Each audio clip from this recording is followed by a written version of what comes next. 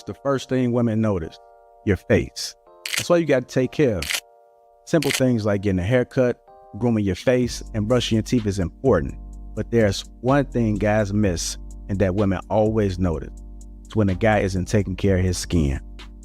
That's why I'm so excited to have T Channeling as a sponsor of today's video. T Channeling simplifies the process of taking care of your skin. They provide you with all the products you need and nothing you don't. Seriously, I don't think some of you believe me when I tell you how much implementing a quality skincare routine will improve your confidence in all aspects of your life. I recommend you start with the level 1 system, which comes with all the basics: daily face wash, exfoliating scrub, an AM moisturizer with an SPF 20 and a PM moisturizer. But and to make it dead simple for you guys, they provide an instruction card in every box that tells you when to use each product, how much to use, and in what order. But because T just sponsoring this video, they're offering you an amazing deal. Just click the first link in the description and get 40% off your first skincare system and free gift. Plus, as a member, you'll get 20% off for life. By the way, one of their new gift options is a silicone body scrubber, which is a $20 value and a complete game changer. Once you use this, you'll never go back to a regular loofah ever again. So don't wait any longer. Click the first link in the description to start your skincare journey today.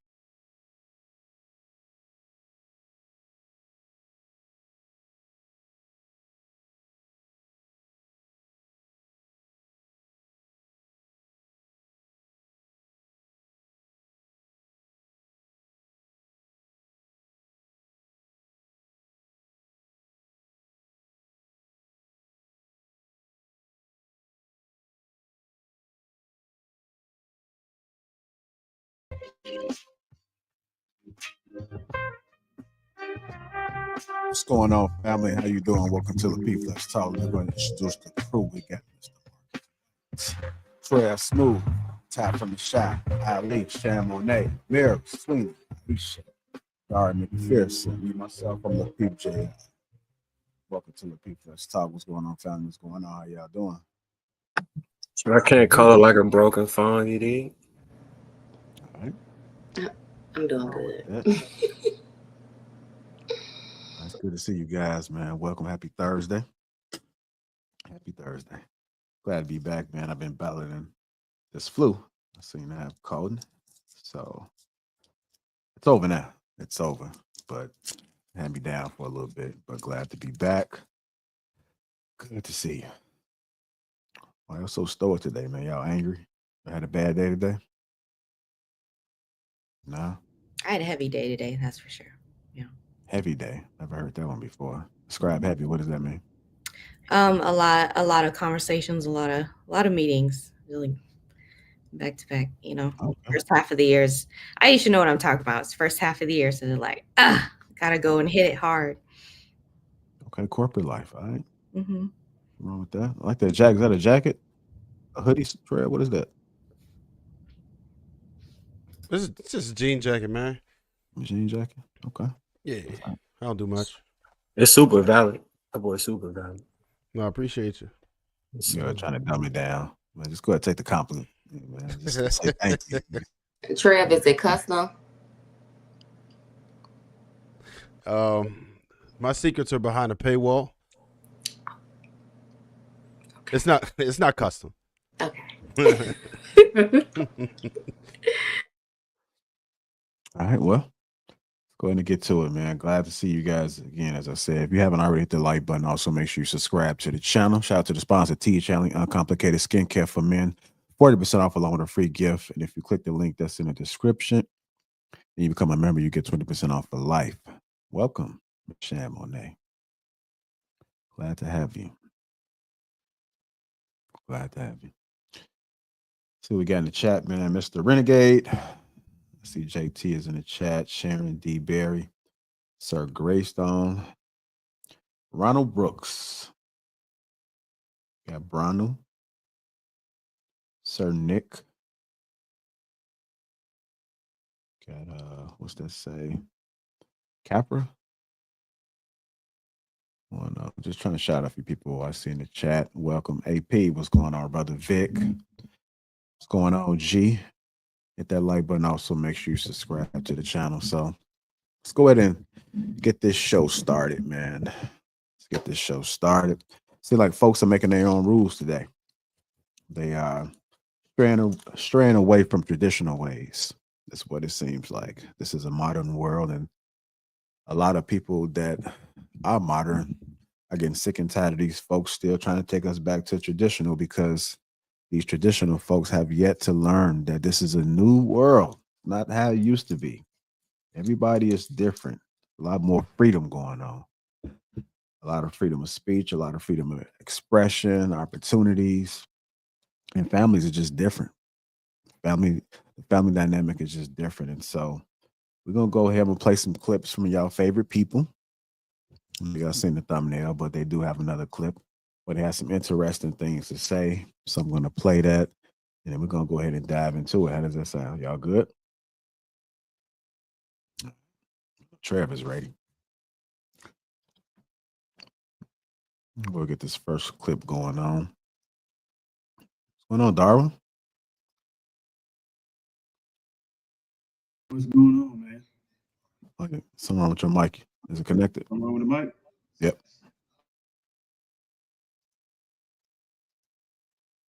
See if we get that corrected. Mic check, Amira, you good? Mic check. Can you hear me? Yes, ma'am, we can hear you. All right, we're good. Aisha, you good? Shan? Yeah, we good. Okay. I don't think we did a formal mic check. We just started. I'm glad we did, because Darwin would have started out talking like he behind the wall.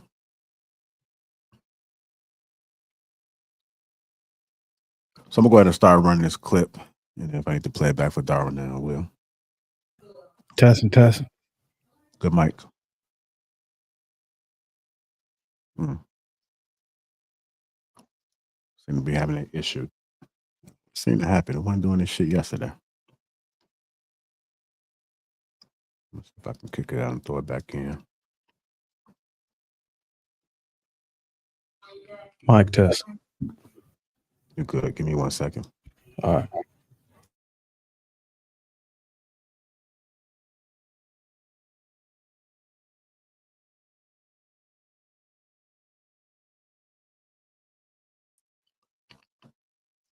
Try this and see if this works. No, not have to go another route. Talk about everything and like how y'all feel about your futures, and it kind of makes me feel a little left out because I feel sometimes confused about what I want. I do know that I do not want to have kids unless I'm married, but when I sit and think about it, am I ready? Because I've been in a position where I almost got to the point where I'm talking about baby, and then I really think about it like, I don't know if I could be with this mother for 65 more. I got to see his ass every day, 65 years. And also, like, getting involved in the entertainment industry really early on, everybody has Peter Pan syndrome. So it's just like, how do you even choose? Yeah. But I feel like, can I offer for you, I think the modern woman gets to choose. Like, I think our mothers and grandmothers and them probably felt like they didn't necessarily get that choice, and they went the way of marriage and all the things because that's what it had to be.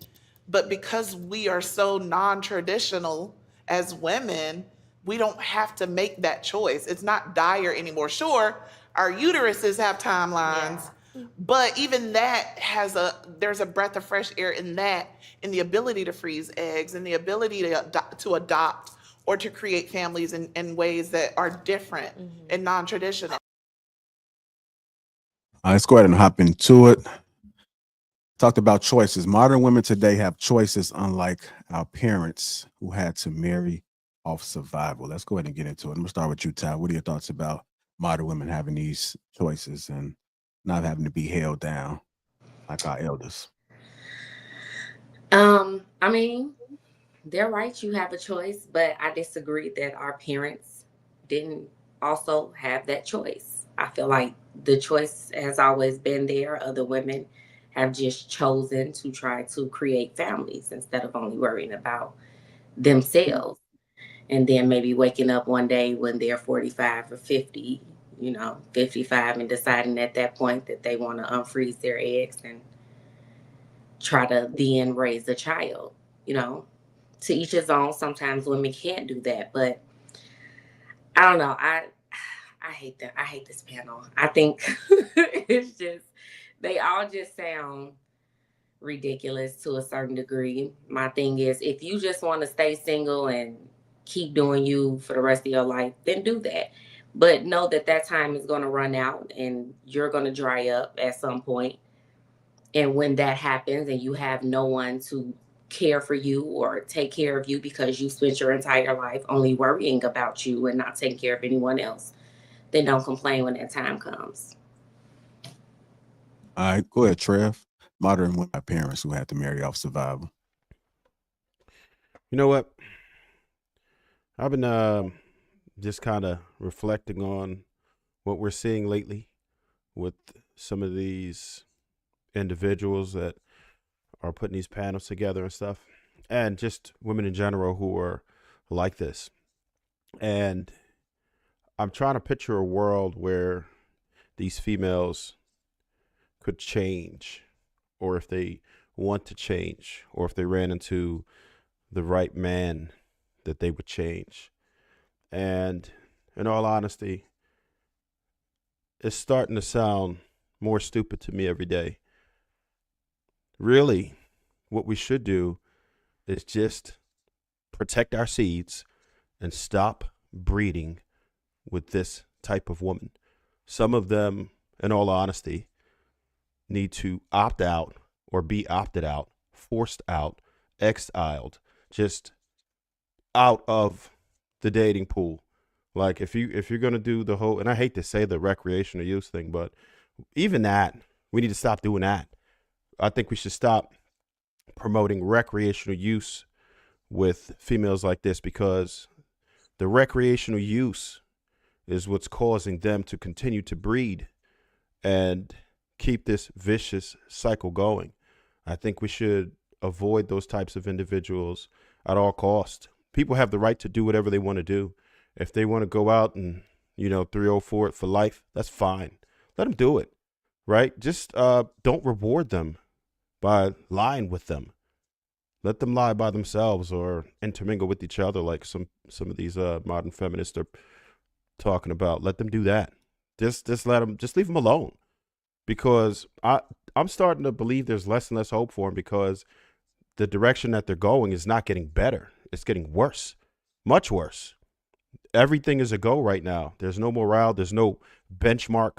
We don't have anything to regulate these types of females.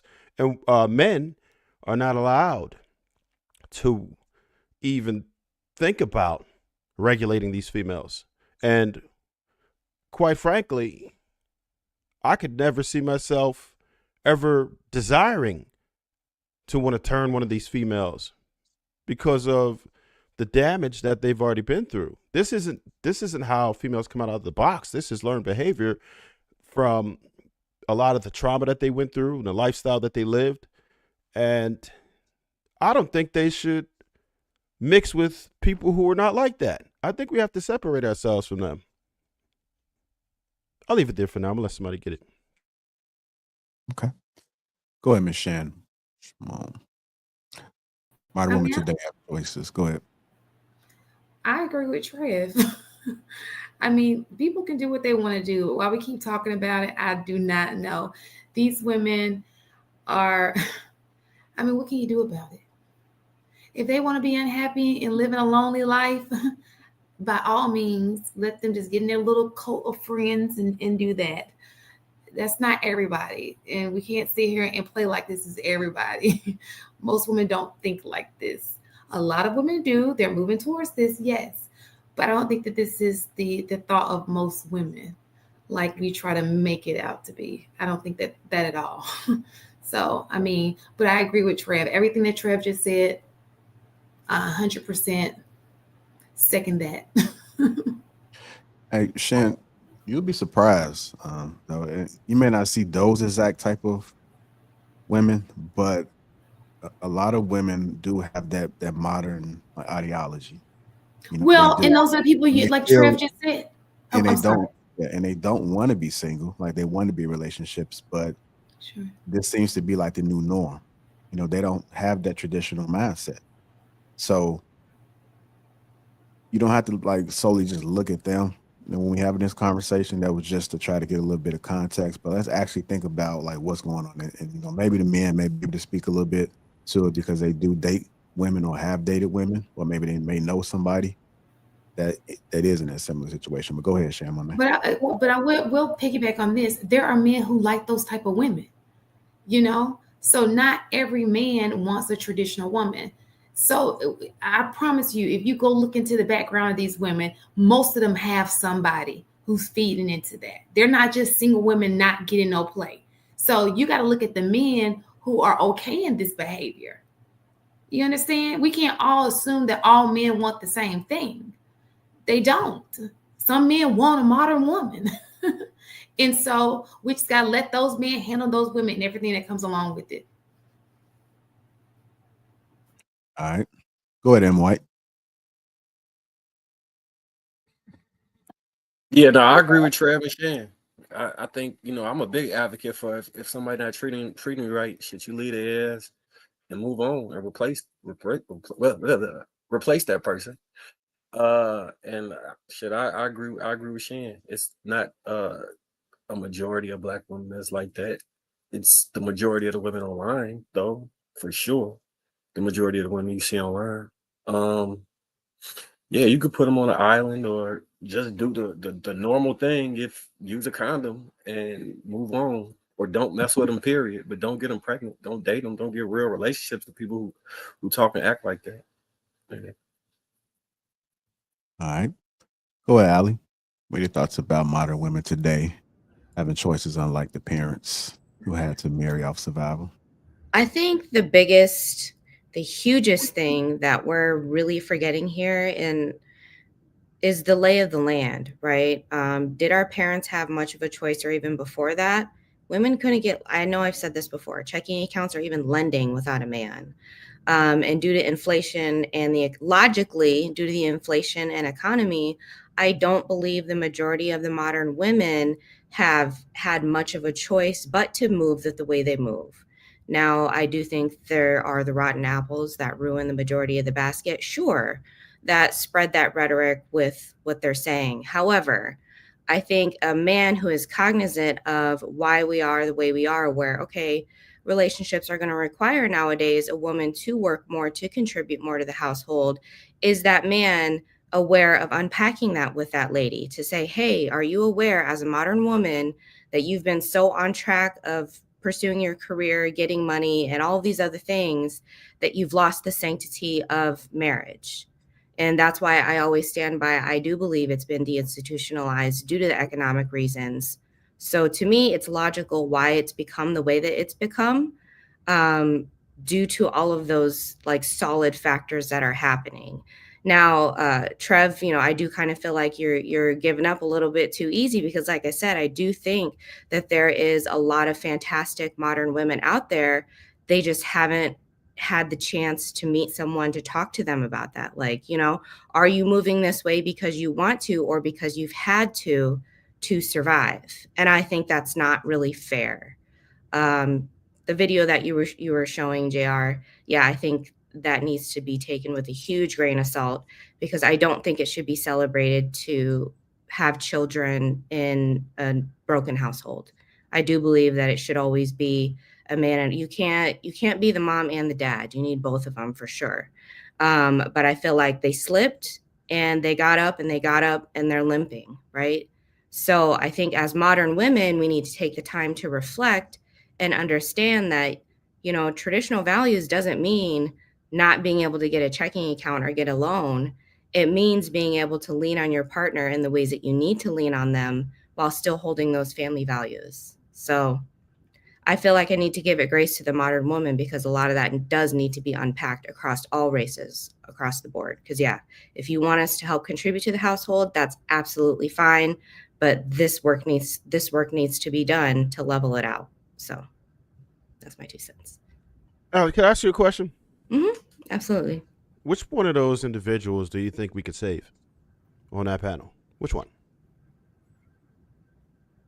I feel like I would need to hear more of them discussing this, because I couldn't get a good gauge. Yeah, I couldn't get a good gauge how celebrated it is. You know what I mean? I don't know. I don't watch that show, obviously, like not regularly, so I don't know them well enough to say that.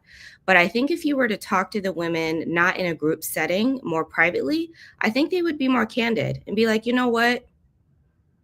It doesn't have to be this way, right? I don't have to sit here and wave the I want to be a single woman producing babies flag, right? Like I do know deep down that just because I'm a modern woman doesn't mean I have to be this far whatever left, right? That's what I think. I think that show is just showing women who are just piling on one another. But if you were to talk to them intimately and separately, I think that you would find different opinions. Got it. So, all right. The problem with what you're saying is, I think you might have misinterpreted what I was saying, right? So, I'm not saying that there aren't women who deserve advice or counsel, right, or direction, right? I do believe in that. But what I'm saying is that these particular individuals, they old, right? You talking about women like in their 40s, man, they out of here. That it's not worth that type of investment. The juice ain't worth the squeeze, right? Like they already on the twilight of their desirableness. So it's like, what are we even doing if not already beyond, right? Like it's a wrap for these broads. I'm sorry. So there are some people who you can help, but not them. They done up like toast. There's no reason to invest in them in any way, shape, or form, whether it be monetarily, whether it be emotionally, spiritually. They're done. And then they have horrible attitudes, and there's a lot of damage and trauma that you could easily see even from this clip. But I'm familiar with some of these individuals beyond that, right before that. And any man who is capable of changing them has a lot better options than these particular females. So it will almost never happen. And I'm not saying that they won't find a dude. They could probably get married and all that.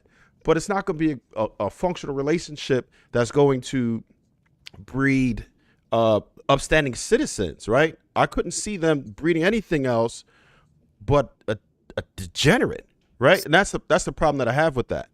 Okay. So then to that point, objectively speaking, if we are thinking generationally wise and projection toward the future, especially toward progression, don't you think that that's an area that does deserve a little bit of focus? I know you've sound exhausted and given up, but if they are producing babies, then what are they telling these babies? I don't feel like it should be ignored.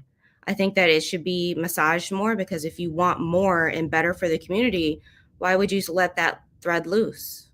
Why would you let it? Because it's not worth it at all. Those individuals are toast. I can't express that enough. Game to play, because in 30 years, they're gonna have a woulda, coulda, shoulda moment, being like, well, we let all these women just preach to the choir to do this, that, and the third, and now we're even more falling apart. But the question is, how could you help change them? Just for instance, like the lady who started off talking about it, if Trev is correct and she is, let's say, in her 40s, right, or up in age, she stated herself that she doesn't even know what she really wants. She's still confused and lost in life at this age, and that's okay, right? Sometimes we lose our way, sometimes we have to refine it, but how is that everyone else's responsibility to then kind of pick these women back up and try to dust them off and help them find their way? The next woman that spoke, I'm not sure if you know exactly who she is, but just her history and everything that she's actually gone through in front of the camera before social media was even a thing, right? Like, we know so much about her past and her history, and for her to still have this same objective at this age shows that there has been no growth. I think to a certain degree, people are only able to receive help if they're willing to want to change, right? You have to want the change. You have to want the help. I don't think they really want that. Yeah. Well, so it may be good that some of them don't have children. The one that we do know about, she does have a son, I believe. Yeah. And unfortunately, he might be messed up because of the decisions that she decided to take. But I don't think it would start with helping them. It would start with someone stepping in and helping their children. Yeah. And they already have. That's why I have a hard time marrying. How can we sit here and say, and I'm not Black, so I'm not in the Black community, but any community, how can we sit here and say, we care about community, but who's the deciding factor to say these fall off? You know what I mean? That's why I'm having a hard time marrying it, where it's like, absolutely, like, you have to protect your future, you have to protect your children. These 304s, as you guys say, are going to be out here running rampant. What are we going to do about it? What's the solution? Right? I think the solution is I'm just not confident that the solution is to just, you know what I mean? I don't know. I'm just not. I get what you're saying. I think some of the people on the panel are not really concerned. Like, you got two different type of people. You got people that identify as Black, but they're not so much concerned with the community like they used to, because I guess, Is that a problem? according to certain circumstances, we kind of lost hope for the degradation and all that stuff that's just been happening with, especially families.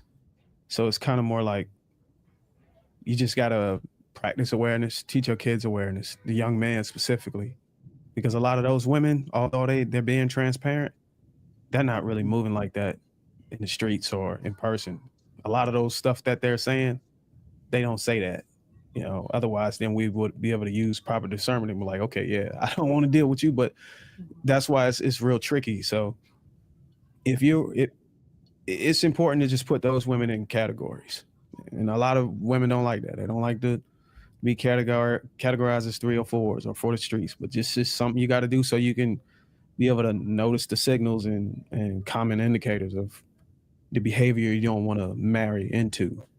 So that's a solution for that. The other part is, which you're absolutely right, is for the concerning party, for the Black people that are like, I want, better for my people. Those people are really going to have to, deal with this, and then I think it starts with, because I think somebody said it's not majority Black women. Then I guess you got to ask, if it's not majority Black women, then what does the numbers show? You know what I'm saying? I think it's important to look at the numbers. Or the numbers. What did the numbers show, Bruiser? I'm not sure. I can bring it up, but I'm pretty sure there's numbers that may indicate concern. As much as we be on this show throwing up stats, I think there's numbers in the Black community, specifically around Black families and marriage rates and divorce rates and single mother rates, whatever you want to name it, crime rate, whatever, incarceration rate, whatever. I think if you look at the numbers, and this is for the people who are concerned with, I want my community. You look at the numbers and you see if the numbers are concerning enough for you to try to be involved or, more outspoken on trying to make change. If those things are important or those things are concerning, then you try to figure out, okay, besides family, because some guys or some people, they'll go and get married and be like, okay, I'm out of the fight. You know what I'm saying? I got my wife, I got my kid, Black community. Yeah, but I got mine. So I'm out of the fight. But then you got those who still want to be in a fight. So then I guess you got to figure out, how does those numbers impact other things? Like, what influence does they have on, like, economics? Like, the more we break up and get divorced, or the more single parent households cause a high crime rate or whatever. So then you got to look at that. Like, is that a concern? And then you got to try to apply pressure in some areas where you can make change. And I think that's the battle for the people that are concerned. But me specifically, I used to be concerned, you know what I'm saying? And it may come back to me, but I'm more on the line of aligning with like-minded or an individual. So people who want the same result, and they might not appear to be the same color as me. You know what I'm saying? So I figured that and I think it was the military that it kind of inspired that kind of mindset, because everybody to my left and right that I was willing to die for didn't come from the same hood for me, and they didn't necessarily have the same color skin, but I was willing to die for them people. So I guess you got to gauge it that way. All right. Well, Aisha, what are your thoughts about it, man? Modern women today having choices. You want me to just say, Oh, sorry. I agree with the majority. I mean, everyone on the panel.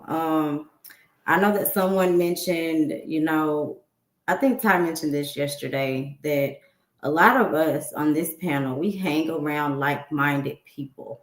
So to us, when you guys talk about these instances of these women that feel this way, it sounds extreme, because we're not encountering these women. It just feels like this is a social media thing. In my opinion, it's social media driven. And I think it's purposely done. And these algorithms and this red pill, blue pill thing about Black men and Black women in relationships, it's all a game to create this image that Black people aren't sticking together and that Black families aren't really on the rise. And they are. Statistically, people are getting married and staying together in the Black community. And I feel like social media does, who's ever controlling the algorithm has done a good job in like pushing all of this red pill, blue pill information. And I think that, to me, as long as we just everybody stay on code and continue to work together, things will work out. But yeah, they're outliers. I mean, they're degenerates and crazy people in every culture. You're gonna always have like your outliers, but we don't always have to polarize that stuff, right? And I think that that's what is making everything such a big deal, because controversy sells. And so that's why we're sitting here having this conversation about it. I feel like we repeat the same conversation over and over. And I'll end. All right. Go ahead, Amir. Hello, everybody. I took some notes because I couldn't remember everything. But the ladies from the video, so there was like one lady who in the first, she said she wants to have her children, but she will only have her children under the umbrella of marriage. And then she said, oh, but then if I get married, I have to see the same guy over and over and daily for 65 plus years. Nobody wants to do that. Just the fact that this is the way a lot of Western women see it. They think, I believe, now anybody can correct me if I'm wrong, but I believe that this generation, it's not just a Western thing, but it's mostly a Western thing, is that we are microwave generation. We're so used to things being fresh and new every so often to keep our attention span. If it's too long or if it's too boring, we get disinterested. You see that people don't even read books anymore because the book is too long and it doesn't have quick instances of information. People want the information fast, quick, in 1 minute segments. And if you can't keep up with that, then they're not interested. And I think the same thing is happening in relationships as well, because Americans or Westerns have been taught that people are disposable. People are like plastic forks and knives. You use one, you get tired of it, it broke, I throw that one away and get a new one.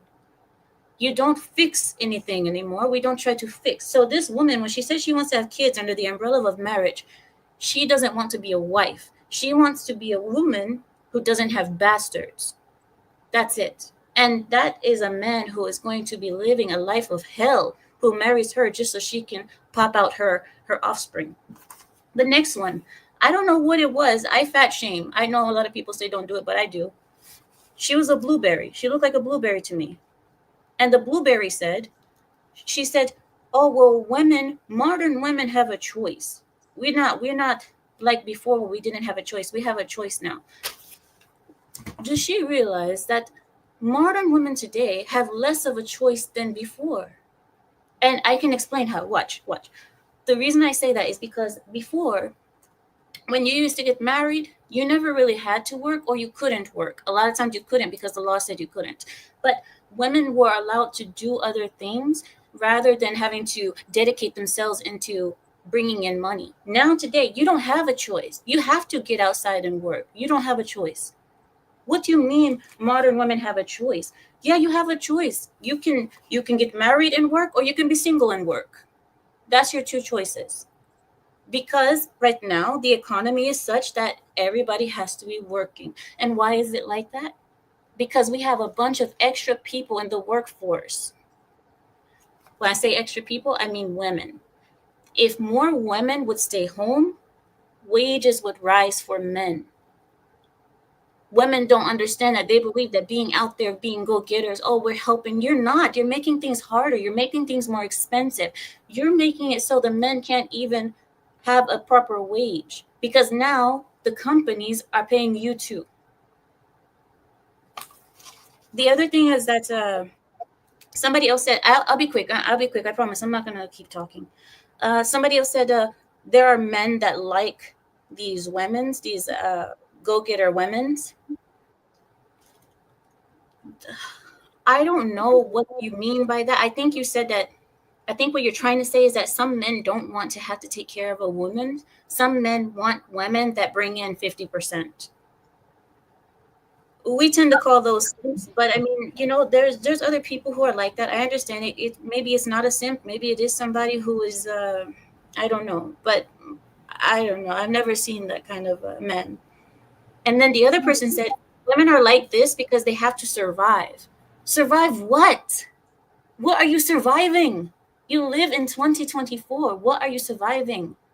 Women are not out there hustling and surviving. You're making your problems. You make your own problems, and then you're trying to fix your own problem. I mean, I would love to go into that if anybody wants to talk about that too. And then we out here surviving. It's hard out here. Like I ain't gonna hold you. You know what I'm saying? But yeah, it's hard out here. I know some women that are definitely trying to survive, right? So the notion that women ain't just like women go to work, get up every day and go to work and work hard. Kids, I know women that are surviving. They're doing a good job, but they barely surviving. And that right there is not a true statement. Maybe the women that you know in your culture, could that be because of decisions? What decisions? Could that be because of the decisions that they made that made themselves in this position where they so-called have to survive? No. This is the decision that we were placed in. When our ancestors were brought over here in James, I feel like we didn't have we don't have a decision. That decision was made for us. So can I? So I think that is different. So we can all marry rich, right? We can marry a guy who's got it like that that can take care of us. That would be wonderful. But some of us, we don't have that luxury. So we have to go in and hustle. And when I said that a lot of men like women like this, you believe it or not, there are men who like strong-minded women. There used to be a thing in our culture called the power couple, right? Where you were really, really strong and he was really, really strong. He liked this strong-headed, Miss Independent. There was actually a song out about it. I don't know if you know this or not. So not to say that is right. I'm just saying that those are some of the things that came to this point.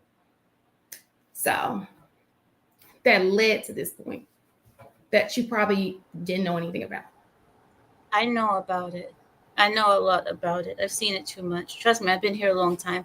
And I've talked to many people on these panels about the same thing, studied it.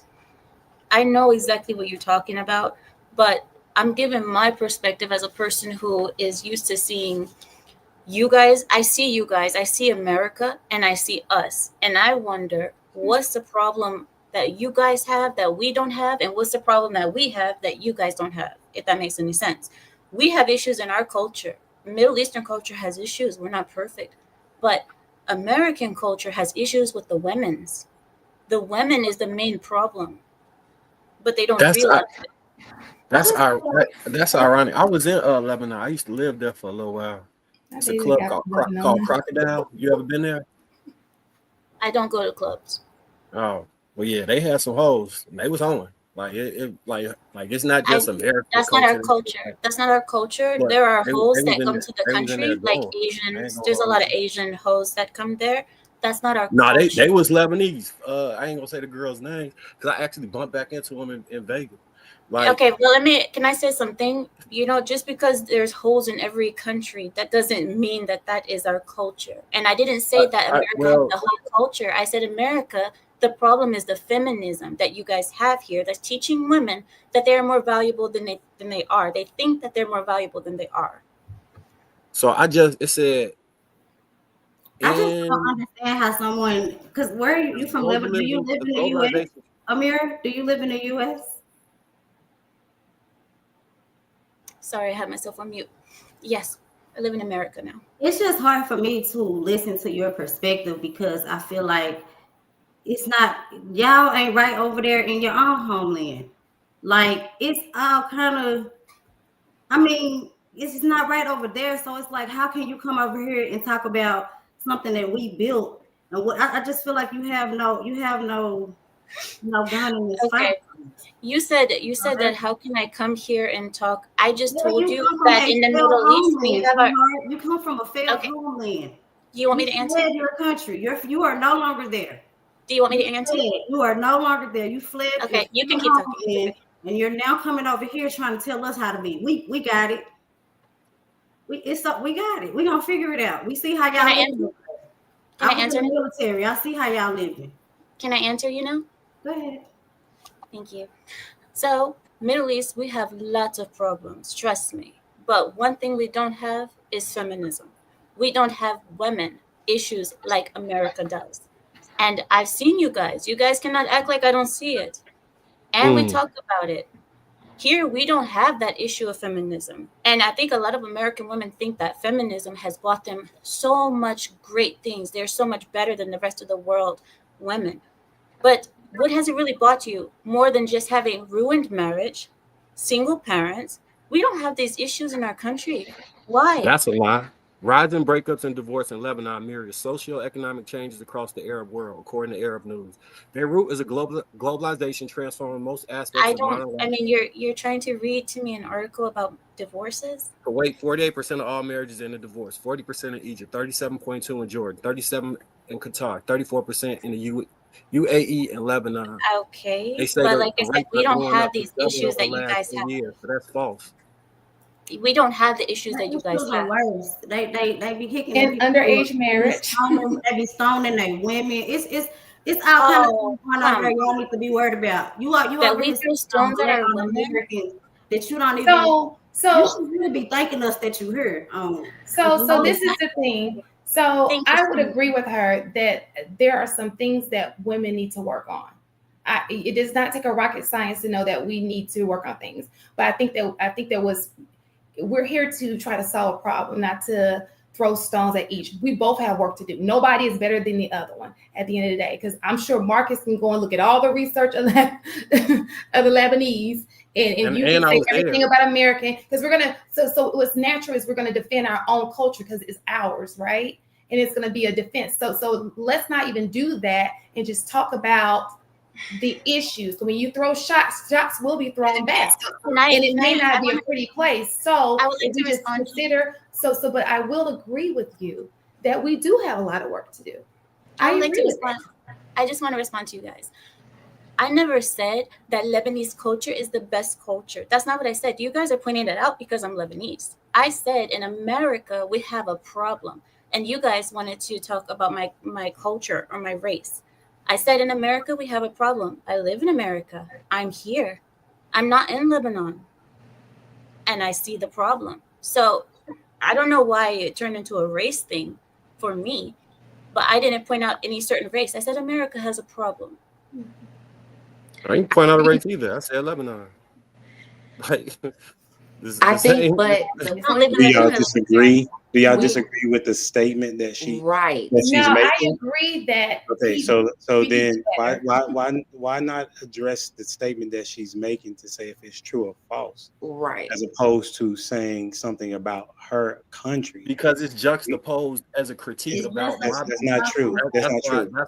It is. I heard it that way. So, for example, if I'm talking to you, like if I'm in a relationship with someone, right, and I'm telling them about something that I don't like about them, their response should not start talking about, well, what you did was that's not a productive conversation, right? So it's important for us to get to the point, which was, do modern women have a choice? That was the question. Most of y'all really didn't answer that question, other than a mirror. And so the question was, do they have a choice? And they don't really have a choice, because they have literally made it about the fact that they want a perfect man, but they don't want any other responsibility. That man does not exist. That's what we're talking about.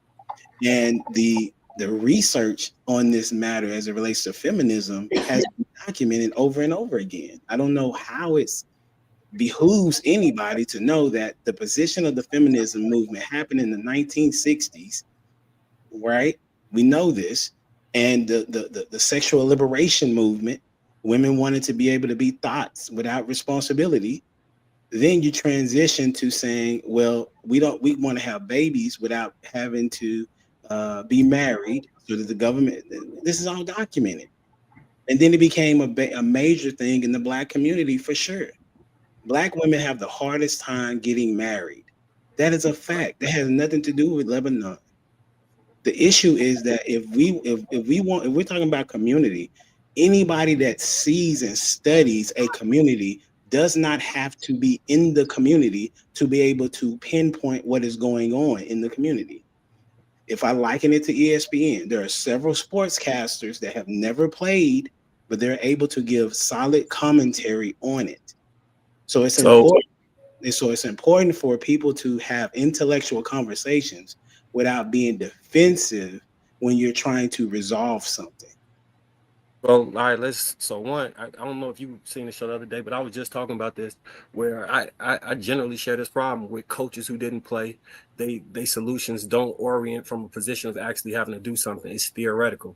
So I have an issue with that. So using your ESPN reference, those people don't have the best takes that are accurate for the game. Maybe to a layman or somebody looking from the outside, but somebody that's actually played in the game is going to be different. And there are different nuances that you can perceive that the person who's observing from the outpost cannot understand nor comprehend. So when we are addressing a perspective and you juxtapose it, then I'm going to juxtapose it back and say, okay, well, this is an issue right here, but it's an issue here too. So when you say we don't have that problem, and I say yes, you do, because I literally saw this shit, how you gonna tell me I'm wrong, dude? Because she said that feminism is not, because the statement was that feminism is the issue in America. You did not address if feminism is an issue in Lebanon. You didn't say that. That's what the statement was about. So in order to have intellectual integrity, you should stay on what what has been the claim is what I'm saying. So I have a question. Okay, do you want me to provide that is growing there? If you so choose. Anybody can provide an article for something that did, but as a person who is Lebanese, my country is not what I'm talking about. I'm talking about the whole Middle Eastern world versus what I've seen in the Latin world, because I lived in Colombia too. I lived in London. I lived in many places. And my viewpoint is the Western world, which is Europe and America, have an issue. And I believe that issue is rooted deeply in feminism. I can see that. So I do have a question though. For Humble Dad, it was something that you stated, and you were talking about the marriage rates. But I know the feminine marriage rate, our marriage rates are down, but don't men control marriage? And in the defense of that, can you be more specific when you say men control marriage? So if a man is in a relationship with a woman, he's the person who takes it to the level of marriage. And I'm saying this because Black men don't always date Black women. It's also interracially that they're not getting married. Well, Black men marry Black women is 80%, and then when they are at a level of financial gain, it's at 90-something%, right? Right, so but I'm talking about in general. Right. Because you were stating that Black women were not getting married, but they would need to marry somebody, right? And most Black women prefer to date Black men. Correct. And so your question is, do men control marriage? Well, yes, men are the ones that's going to be asking a woman for marriage, but that man would also have to be saying that there is a suitable person to marry. Would you agree? Sure. And would you not agree that Black men don't necessarily just date Black women? They have in the Western world, you can usually date interracially, correct? They have options. So Black men have options, and they still choose to mostly marry Black women. Right, but even with the options of interracial dating. Yes. So what I'm saying to you is, if you have a bunch of men and they're saying, okay, I can't find a suitable Black woman to marry, I'm dating other women and they're still not marrying. They have the lowest marriage rates among all men across culture, across races, right? Yes. Would that not also need to be considered? Yes, that should also be considered. But think about this for a moment, right? Because I know women like to bypass responsibility of not being married. No. That's not what I'm doing. I'm asking you Yeah. about men. I'm explaining. I take Hold on, responsibility. Shane. You gotta let him explain, Shane. You gotta let him explain. Let me explain why, right? Because if the man prefers a black woman, he doesn't see a suitable option. He then moves, right? The preference is black woman. Why did he move? Why did he go to another direction and not go with his preference? Because he doesn't see that there is a wife in the black community suitable to his liking. So he goes somewhere else, right? Now, if he goes somewhere else and he doesn't find what he is looking for, then there's a necessary thing that he should look within if he's the issue, right? You follow that, right? So if that is the case, which is not, the majority of guys are remaining single, black men are remaining single because one article talked about that they are able to still get sex and not have to be married. And who is in charge of sex? So again, I agree, but that would still be a man's problem, right? Because if he can marry, if he's not finding anybody, he too will be a problem. His marriage rate should not be. So what I'm saying to you is, I get that, you know, you only want to marry a black woman, right? But the reality of it is there are also white women who have black babies who are not married. There are many cultures of women who have black babies who are not married. So my thing would be, are black men not wanting to marry? Would that not be an issue? Because it's not just an issue with black women, it's also an issue when they date other women as well. That's what I said. They would have to look internally if that's the case. But black men prefer, or any race prefer, to marry within their race. That's just what it is. So what I'm saying to you is that if black women were more wifely, then you will see more marriages, is what I'm saying. Okay. Basically, what he's saying is that black men are, because of how race loyal, and this goes for both of us, black women are also race loyal, but because of how race loyal we are, if we don't see marriage within our group, we tend to just stay single, or we just deal with other women, but we don't marry them because the preference is to still marry within our race.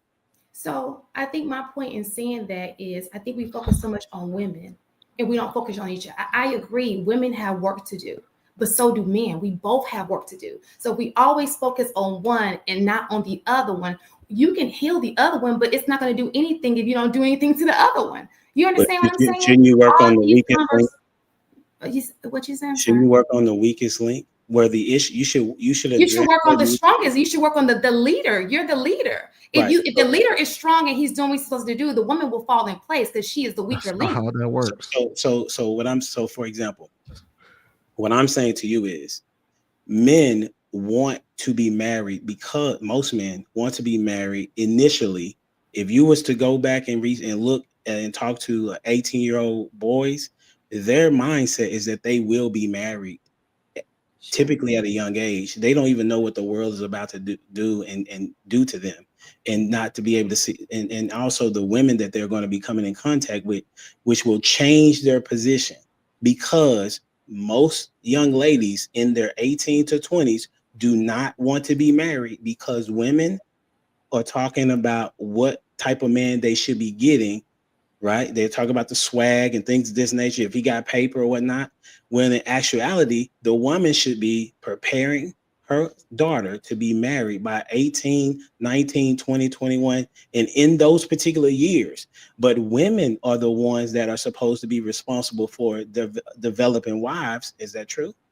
Yes. And if there are wives available, men will be ready to marry them, is what I'm saying. Do men need work? Yes. I'm not opposed to that. I got 2 sons and I got 2 daughters, and I talk to them about the same. You already know how I rock, Shan.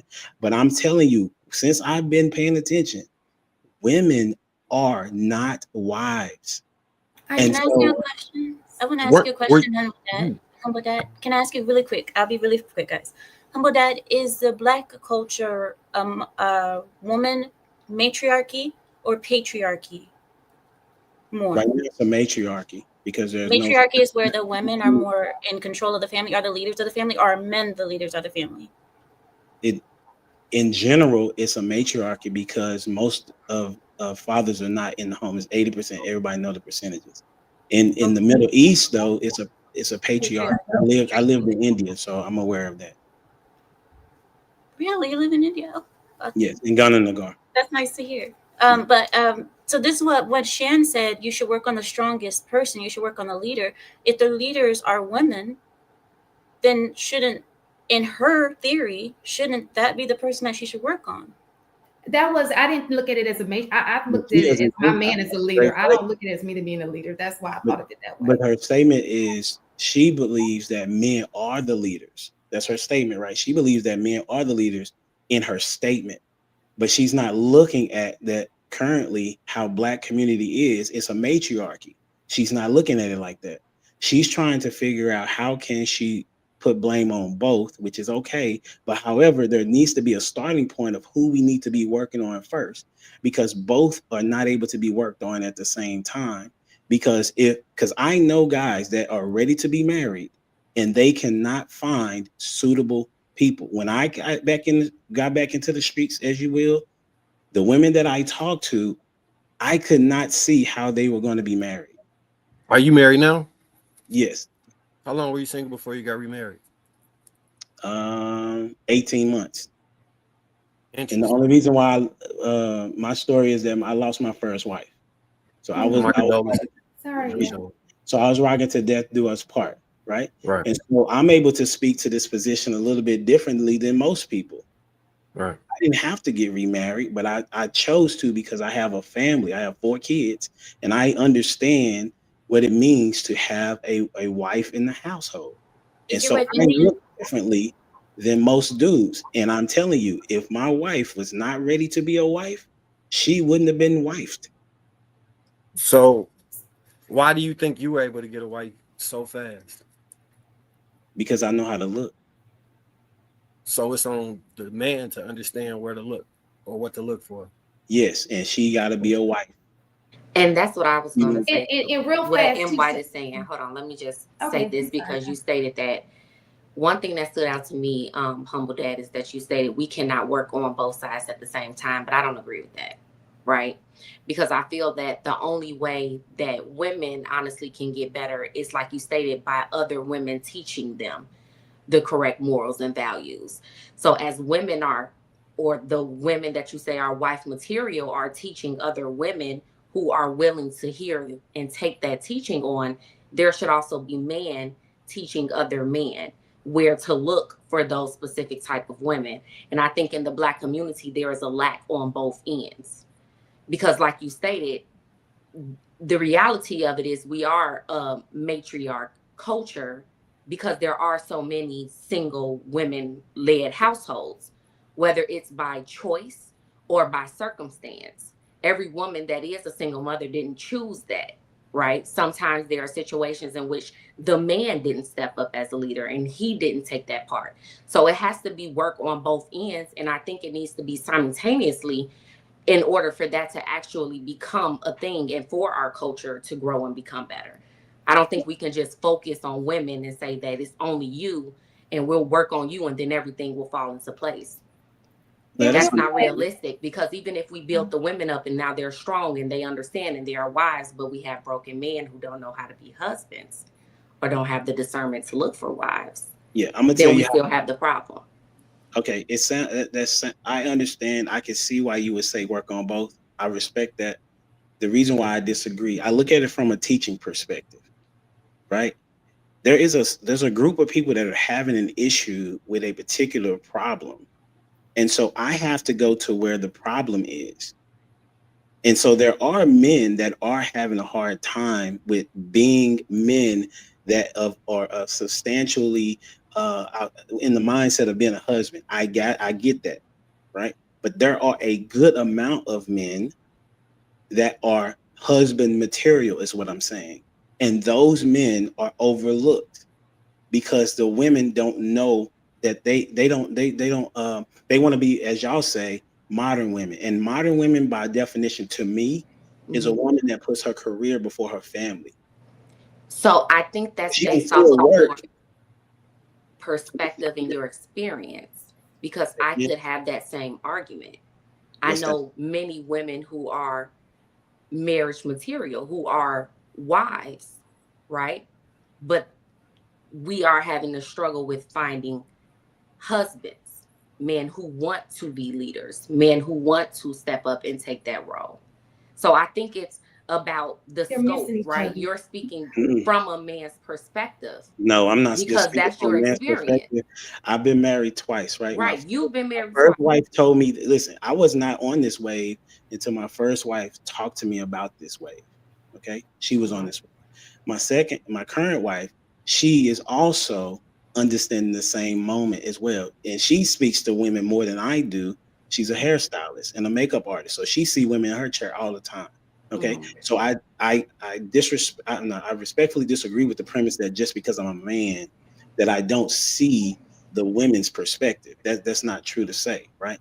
So what I'm saying is that if we work on both, that's fine. Okay. But that's not really going to be helpful, because what's going on is that both parties do not want to move when we begin to. Either way, it's like men are blaming women and women are blaming men. What I'm saying as a man is that I tell my men that I talk to them, listen, are you following God? Do you have a plan? Do you have a vision? Where are you at in these particular steps? Okay. Same with women. I say, are you giving him sex before you even know much about him? And most women are giving up sex before they are even in a serious relationship. And they believe that sex is going to help them somehow get to the ring. And so I'm saying that if women would begin to close their legs and develop themselves, they will be able to get these men to make sure that they come in ready to the party to be a husband. That's what I'm saying. So that's how the I understand that perspective. Real fast. So I was looking at it. So I understand your argument, Humble Dad, but I'm a little blind because I was raised by 5 men. My 2 great granddaddies, my 2 granddaddies, and my daddy. Okay. So I've always come from men are the leaders. And I get it. Some people did not have that privilege of having that, right? So we're going to say that women are the leaders. Should we not even be looking at this whole thing totally different? Because if women are the leaders, isn't that a totally different way of running things? You understand what I'm saying? But according to what you're saying, something I don't agree with, but according to what you're saying. Humble Dad didn't say that. Amira did. No, he did. He answered it. She asked him a question and he gave her the answer. She didn't say it. She asked him a question. Yeah, but his position of fixing the issue wasn't based in fixing the leaders of the community. That was her. She posed the question, but that wasn't the premise of his argument. His argument isn't about whether women are leaders or not and how you address that. Well, I'm asking, this is what I'm bringing up because I want to know.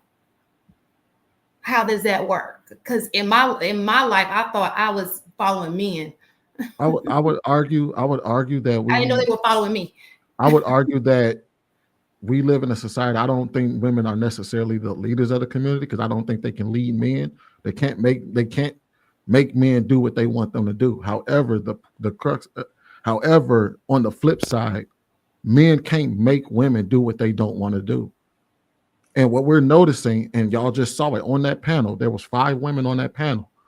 And y'all heard, and matter of fact, Shane, you was on this panel a couple weeks ago when we was reacting to that channel. That the big girl specifically said that she wants a man to take care of her. She would love to be with a man that would take all these problems off of her shoulders. While at the same time, she would come back on a different panel and say something completely different that is completely at odds with what she said to begin with. So to wrap this all around, there is no man that will love a situation like that. None on this planet would love a situation where to encounter a woman that only wants things to go in her way and she gives almost literally nothing in return. She doesn't give anything in return. All she's willing to do is take from men, and she doesn't want to submit. If she doesn't even want to reason with the man. She doesn't even, neither one of them even want to deal with men like that. One of the ladies said she wanted to Amira's point, One of the ladies said that she wants to be married so she can have children, but she doesn't want to be with the man after she has the children because I can't stand to look at a man like that. What man wants that? I don't know a man on this planet that will want a woman that only wants to use him for the baby, but he has to marry her because she also says she wants to be taken care of. She also says she would love for the load to be taken off her shoulder. So a man will walk into a situation where he has to take care of a woman, make children with her, and then she's already having second thoughts of whether she even wants to be with him or not. I don't know a man on this planet that wants that. Very few. That's why I said we So need to just opt like out the of it. last time, I did not. I asked to say this today, and I said it last time. I don't agree with those women. I don't think that they in my life they're not the majority. And the thing is that, and Shane, I don't think you necessarily agree with it, but this I was just more speaking in general about the conversation. But we can't sit here and pretend like there's a reason why only 30% of us are married in the Black community. If we're gonna speak specifically about the Black community, there's a reason for that. And I know we keep saying that this is all just the internet and this is all just these people online, but these people them women had an audience that they were talking in front of, and you heard the cheers. You heard the women clapping their hands saying, yes, sis, you go, sis. When they were talking about prioritizing the whole phase, there were women in that audience that cheered. When they were talking about decentering men, there were women in that audience that cheered. When you go on the Shade Room, they have over 25 to 30 million people who follow them right now. That is a massive portion of a population. When you go on all these comments and you go on TikTok and you see all these toxic ass women that talk about how they treat men and what they want to get from men, but they don't care about what they do for men. You see the likes. You see it getting hundreds of thousands of likes. So them are all real people that see value in what that person said. And if you take that and then you look at the marriage rates in our community, you can sit here and be like, damn, I can see why we ain't getting married. If that's your mindset, I can see why nobody would choose you. So I personally think it's a lot more than that. People don't go to church anymore. They don't believe in they say, oh, I believe in God. It's like a thing they say, right? But they don't follow, right? That's one. We took religion out.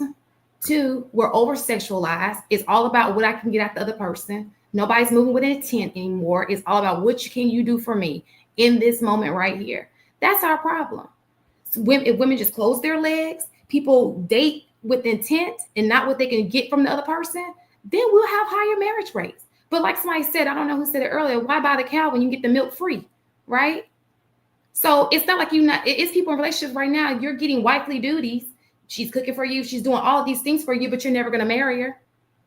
You understand what I'm saying? That's not the catalyst for him not wanting to marry, though. Just because she's doing wifey duties, then don't be with her. Why are you wasting her time? Why would you? That's what I'm saying. There's the answer to your why could be other indicators. She can be doing wifey duties and stuff, but that's not what's predisposing him to not want to marry her. So my question and to Humble Dad's point, that's something that we kind of tell men all the time on Kingdom Talk. Like, don't drag a woman along. You know, that's the mirror part of it, internalizing, not, just dealing with women that you don't have any intentions with. We address that. We acknowledge it as an issue. I think the hard thing is it's just addressing the issue on the women's side and trying to hammer down on that. I mean, I think Sweeney made a good point when he exposed the amount of audiences that gather around and support and promote the foolery. But you kind of agreed to it, but you kind of took light off of it and pointed towards the church or dressing, when I think that was actually a stronger point. Even though not going to church and dressing. It's the number one point. In all honesty, I know I didn't talk on it long enough, which I'm sure you will. I believe that's the first and foremost problem. What's going on today? What is going to church? Oh, going to church. Absolutely. Having fear in God. Absolutely. I will tell you this. I've seen the mega churches and I see the sell out pews just filled. I can't really say that's the number one issue. I think it all starts in the household before you even walk out of your door to step foot in the church. And that's the reason why a lot of the guys on this panel is touching on the family unit first. You know what I'm saying? You got to have something to believe in as a family before you go choose which denomination you want or which church you want to be a join congregation or whatever. It starts in the family, man, and it's the family unit. I keep hearing people saying they tired of talking about it. I don't know why y'all are tired of. I mean, especially if y'all want to see change.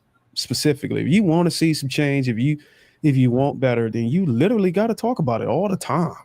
Like you should beat it to his blue in his face at any angle and any aspect you can until we figure it out. But there's I will say there's a lot of guys on this panel that are actually in the trenches doing some work. I think there's some shorties on here too. I mean, some ladies on here too. So big up to y'all. You know, it's hilarious, Shane. Do you know that about roughly 47% of Black Americans attend church regularly? It's not the same though. No, it's not. So attending church is like, okay, Zoom.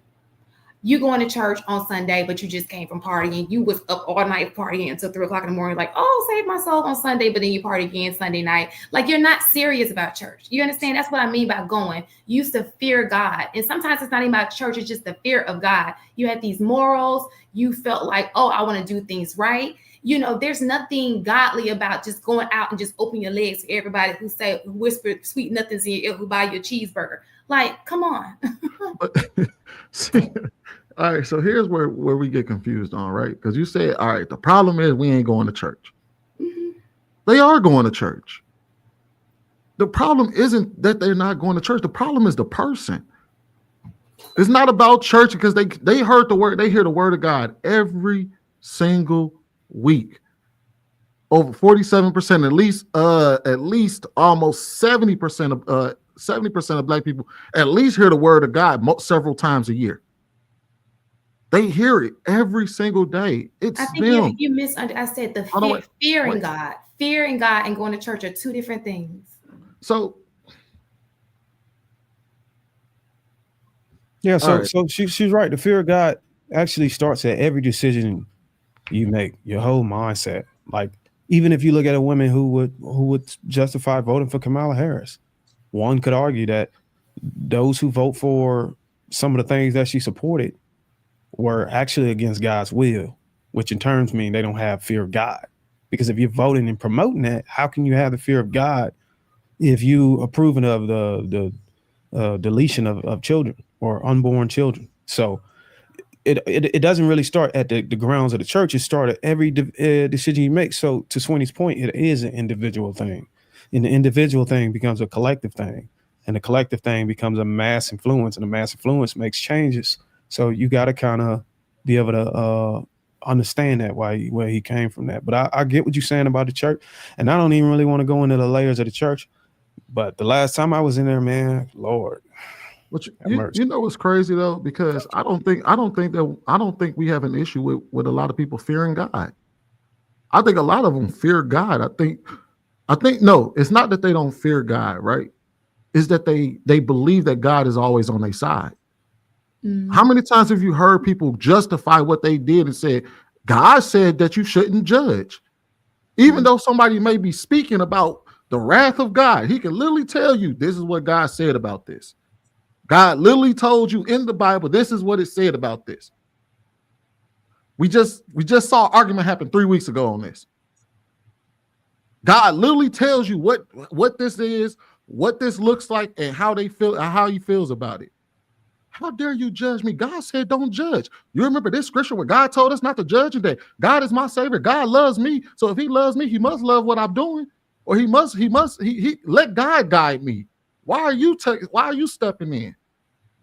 A lot of people use God as a placeholder to dismiss any criticism that they face in the world. Yeah, but that's reinforced by society. I think it's a sickness when people try to skew the word to accommodate their lifestyle, right? Some people do it deliberately too, right? People don't really care. They don't really have the fear of God. I think that they're just manipulating the word so they won't be judged. But at the end of the day, if you know, we'll all be judged at some point, right? But a lot of people don't think towards the future. I know Amir's talking about this is a microwave society, and I say that a lot. It is. We're thinking about right now. We don't really care. There's not many people who play the long game, right? It's what were they saying a couple of years ago? YOLO, right? We just think about the now, the moment, and everybody wants to enjoy it. And then we have FOMO. If you're not doing it, everybody else, you fear of missing out. People don't care. We are now a hyper individualist society, and I don't think it's going to change that easy. And let me get to the super chats right quick and further the conversation. Will 499 says, for Amir, a simp is a man that wants a woman, or does a woman with no reciprocity. T.O. $2 says, what is a strong-minded woman? T.O. again, $2 says 30% compared to 70 to 80%. That's the same, LOL. Brian Scherer, $20. In American feminism made it hard for women to get married. They just made Black women the face of it, just like they did the crime rate. The stats prove that's wrong. Mr. Travolta, I don't know what country that is, but 250. Aisha, you're just triggered because Amira fat shame women. Talk about Amira's opinions. Don't talk about her. She didn't say that. She didn't say where she's from is better. She's pointing out problems with the U.S. T.O. again, $5 says women shouldn't have to fall in line. They should already be in line. That's the problem. T.O. again, $5 says why is having fellowship skills always skipped in these conversations? Mr. Travolta, 125. In white, you seem smart, but you're getting emotional like a son husband. People not in a group can have an opinion about the group. Humble is correct. Kate Pitcher, $5 says the majority of 304s is the church. Free game. Bullseye, I'm just saying. Lastly, Lee, 999. If a woman wants to be 304s, men will have sex and babies. If women want to be wives, men will marry and have families. They choose. You can't deny that women are the gatekeepers for 90% of our interactions. I want to thank everybody who's contributed to the platform thus far. Go ahead and get into it. Let me run the rest of this clip. Feel like if it's not meant for me, God is not gonna let it happen. Recently, my aunt would, because I'm like the last cousin with no kids. Me too. Yeah, they're all like, well, is that, well, your children. My aunt was like, Jessica, you can have your kids by yourself. You don't need no man. Who my best one side? Just have your kids by yourself. They done gave up. You know, yeah, they gave up. They're like, girl, where the kids at? You know, and I'm not gonna let me not finding Prince Charming or me not getting married stop me. Like, I'm going to have kids. Like, I'm going to have children. I don't care if I got to go down to the clinic and say, I want that one, that one, that one. I'm going to have my children. That's not the end of the road. Sometimes, because I was married, I'm divorced. I ended up raising my kids by myself anyway. So you never know how it's going to play out. So marriage isn't a guarantee. That's not a guarantee. Yeah. Well, see, that's something I knew, but that's why I made it clear. That would be an example, like for me, that I would want to set. Like, look, we tried. We was married when we had you. Ain't work, and now his ass is out. I'm saying it based off of experience because my sisters had kids. One of them was married with one of the children, wasn't married with the other. But I saw their struggle. And I do know that the one that was married, he's still around and still prevalent in his child's. All right, let's go ahead. Go ahead. Did you hear what she said, Shan? That's exactly what I'm talking about. God favors me on this. A mess. Like, y'all, they justify all the. A hot mess.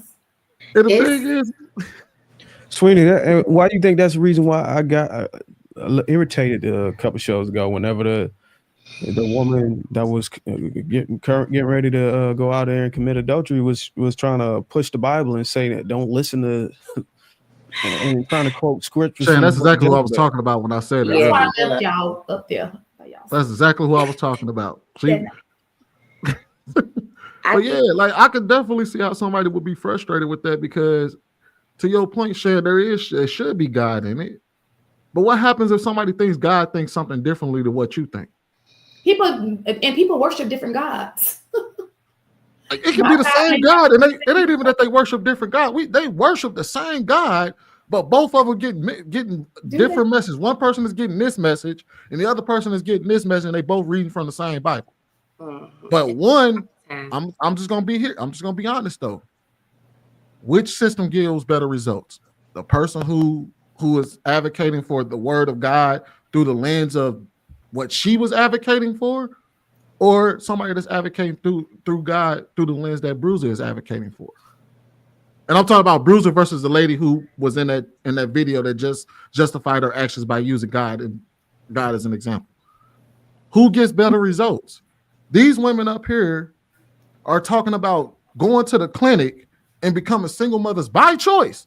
The woman just said, not every woman is a single mother by choice. We don't have a choice sometimes. And then you just said, I don't care if I have to go to the clinic and pick a man off the wall. I'm going to have my kids.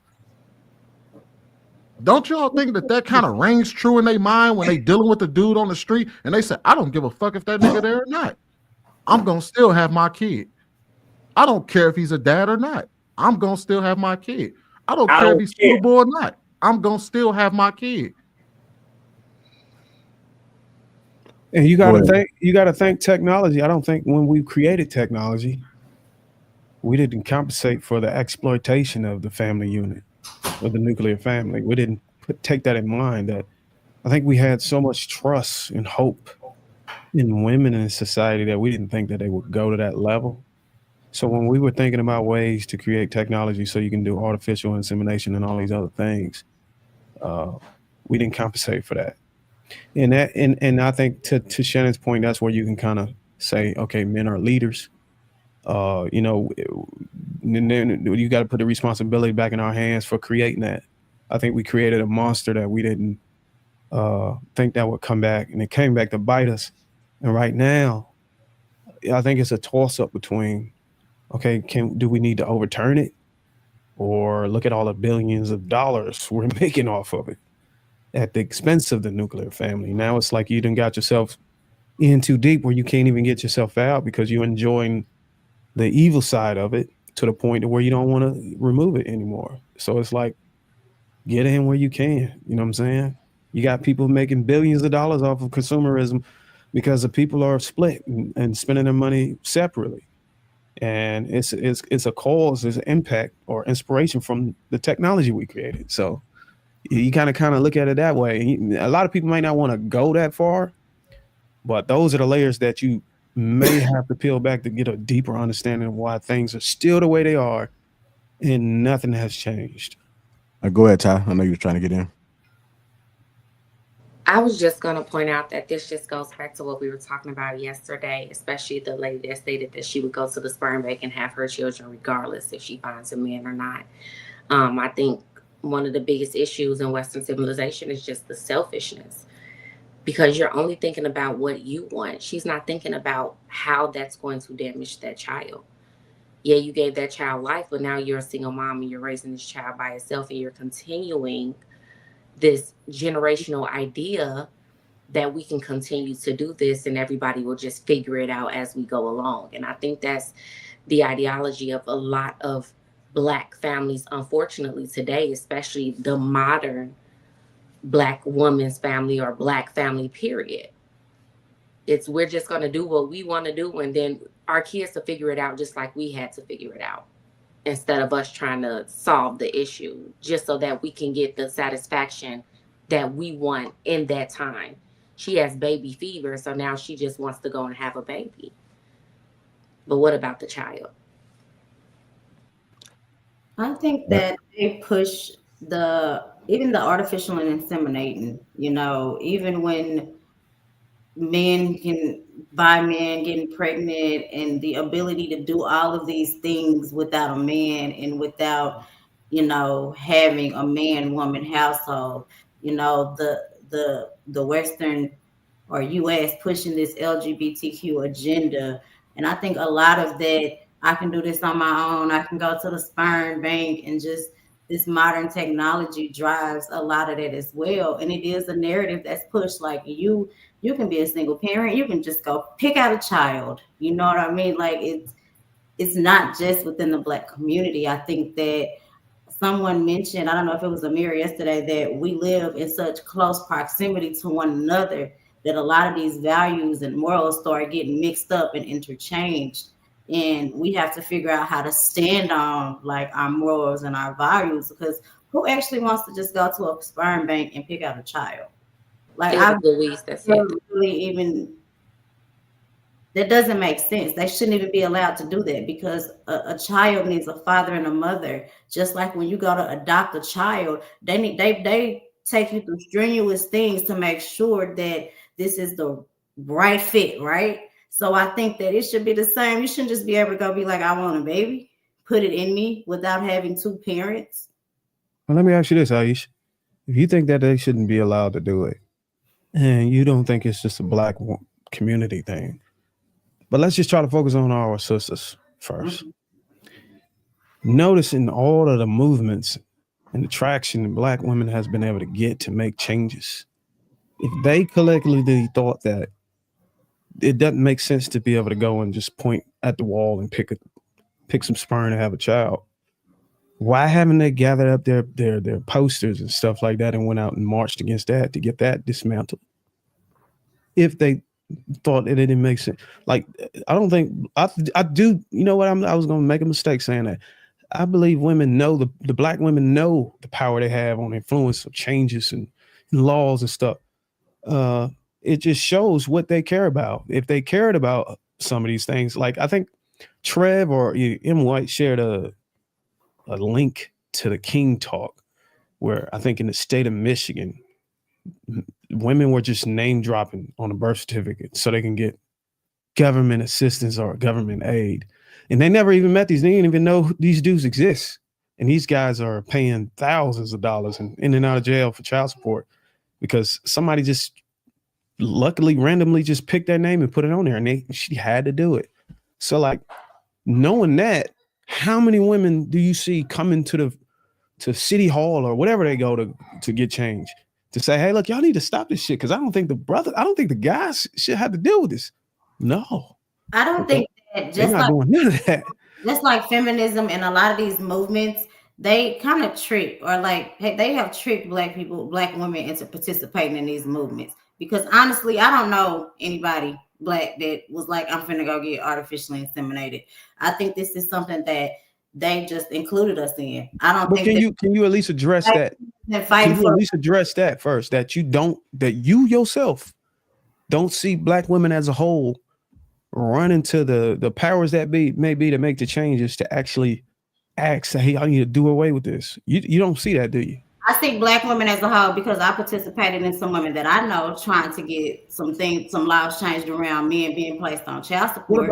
Trying to pass laws about automatically requiring blood tests when a baby's born, because that should be set in place. So I have sat in meetings, I have went down to the city council, I have sat on panels and pushed that effort, because I think it's insane that they don't do the blood test, because I have people that were victims of people that took care of kids that were not theirs for years.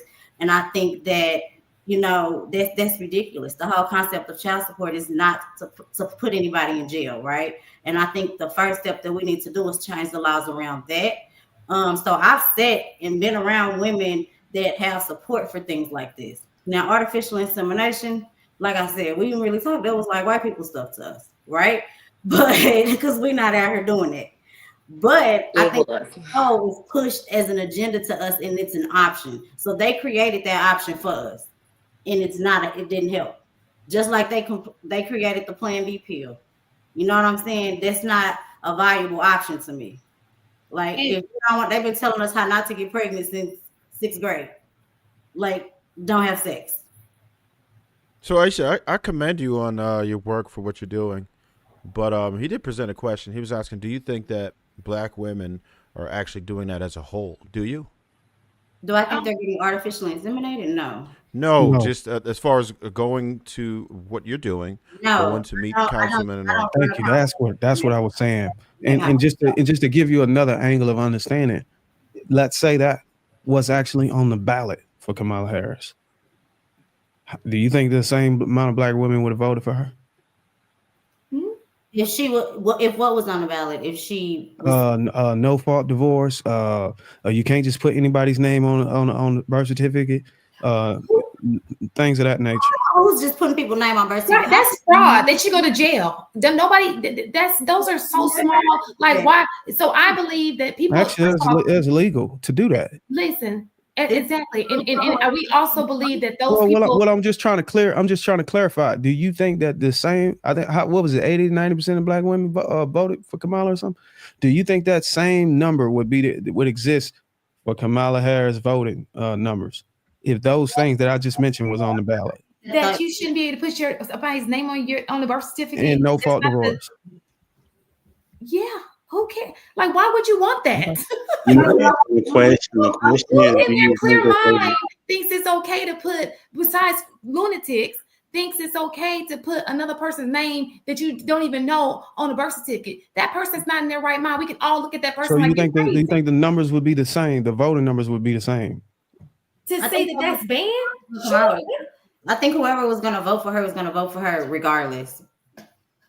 I think that if you put that on the ballot, period, separate from anybody, right? That you should not be able to just put people's names on a birth certificate. I think people will vote for that. Like, you shouldn't. That's crazy as hell. Well, I'm not arguing. I'm not asking you would people vote for it or not. I'm just saying that the amount of black women that actually voted for her, those numbers, do you think they would turn out the same? If those other what things was the numbers on black men? How many black men actually voted for Kamala? Do you think those numbers would be the same? You think that would have went up? If they had no fault divorce and you can't put nobody's name on the birth certificate? Yeah. Hell yeah. I think definitely went up. Probably had 100% of black men. It would have went up. My question is that, but see how I can answer that? It's simply by saying it'll be 100% or the same. Why can't y'all just? No, I said that. It would be 100%. Like, that's crazy. But let me just say this too. You have to, most divorce, those things are by the state. That's not usually, those are state rights most of the time, right? So I'm pretty sure whenever things like that happen, it's probably in a certain state that has a lenient, like they're getting over in that state. So a lot of people in that state need to go in and talk to their leaders to get that stuff moved. That's a state by state thing. That's not a federal thing. Yes, I got a different question. According to these ladies, they believe that they are wife material, which I agree. Because they're saying they have I don't think that they think they're wife. Because they're they saying have to believe that they're wife material. based on what y'all said, women are saying that it's hard to find a man. Correct? So what is it that you think is prohibiting men from asking women to marry them if there are so many suitable women to be married? I think that it's options. And like everybody keeps saying, if you know what I mean, man, then why would he wouldn't want to marry you? He already getting it. You know what I mean? Like, Only the top 20% of men really got options like that. Correct. So yeah, those numbers don't add up. I want to hear what Amir is going to say. Maybe it's the appearance that they have options. They don't necessarily might have not. Well, I think. Wait, Amir. You don't think men have a realistic view on what kind of options they have?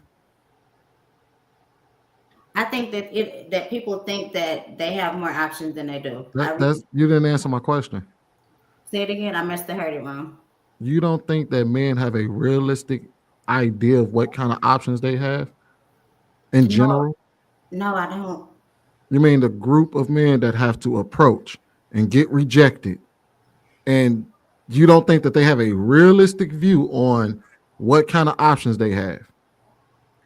I think that you understood what I said wrong. No, I didn't. I didn't. I'm asking you, when you look at men, mm-hmm. and you know that they have to approach, and you know that they have to ask, and you know that they have to gain consent, that they don't have a realistic view on what their options are.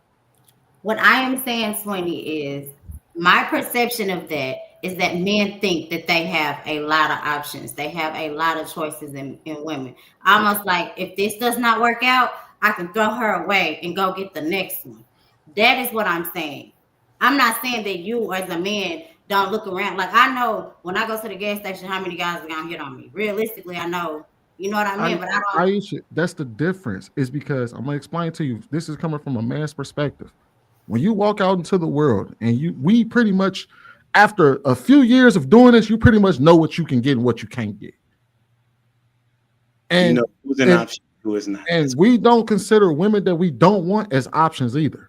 So we know if I don't want these women, but I want these women, but those women don't want me. We know if we get a woman that falls within that category of that she meets somewhere in the middle where it's okay, all right, well, I want her, she want me. We're going to try our hand. We're going to try our hand. But we don't have this, oh, man. If they, like most men don't have the ideology that what one chick won't do, another one will. Like we have that ideology that once you get her, boy, you lucky. What do men always say? We get a buck, boy, you a lucky. When you hear men talk to other men when they actually get a good woman, they tell him, bro, man, you got a good one, man. You might not want to fuck that up. I've been meeting the opposite men. I know that I'm just telling you the men that I've been encountering. I get that, but that's the thing, though. Hold on, wait. Aisha, they are surprised. They Aisha, they have. Let her finish what she's saying, because she just exposed something. She just said something. Yeah. No, I get what you're saying, right? But you understand what you're saying, right? You're saying the men that you encounter, and I'm willing to argue that the men that you find attractive and that you encounter 9 times out of 10, the other women in your circle will also find attractive. So when you encounter a man and you know, like, man, I could definitely fuck with that man. He knows in his mind that that when you say I want him, there's other women that also in your circle that want him. Those are the men that y'all talking about. You're not thinking about the man that you walk past down the street that you didn't give a shit about. You ain't thinking about the man that you walked past who worked as the greeter at Walmart. You didn't walk past him and say, "Oh my God, I could definitely give that man a chance." You didn't run into him, because if you would have talked to him, he would have told you. Like if he walked up to you and say, "Hey, Miss Aisha, I would really love to take you out on a date," and you sat there and you was like, "Yeah," and you showed him a good woman, he would not be sitting there talking about, "Well, if I can't get you, another one will." Y'all don't see men. Y'all see that man. If he get you, Aisha, that nigga that greeting, excuse my language. If the guy that's greeting him at Walmart gets you, the next thing he's about to sit here and be like, "Man, I could get another chicken.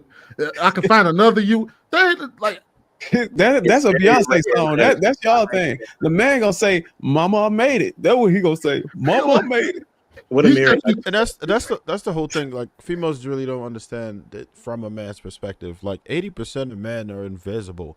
Most men do not have access to most women, right? If we even talk about the 80-20 rule, we know that there's roughly 20% of men that's creating 80% of the babies. If we think about that, it's like, well, damn.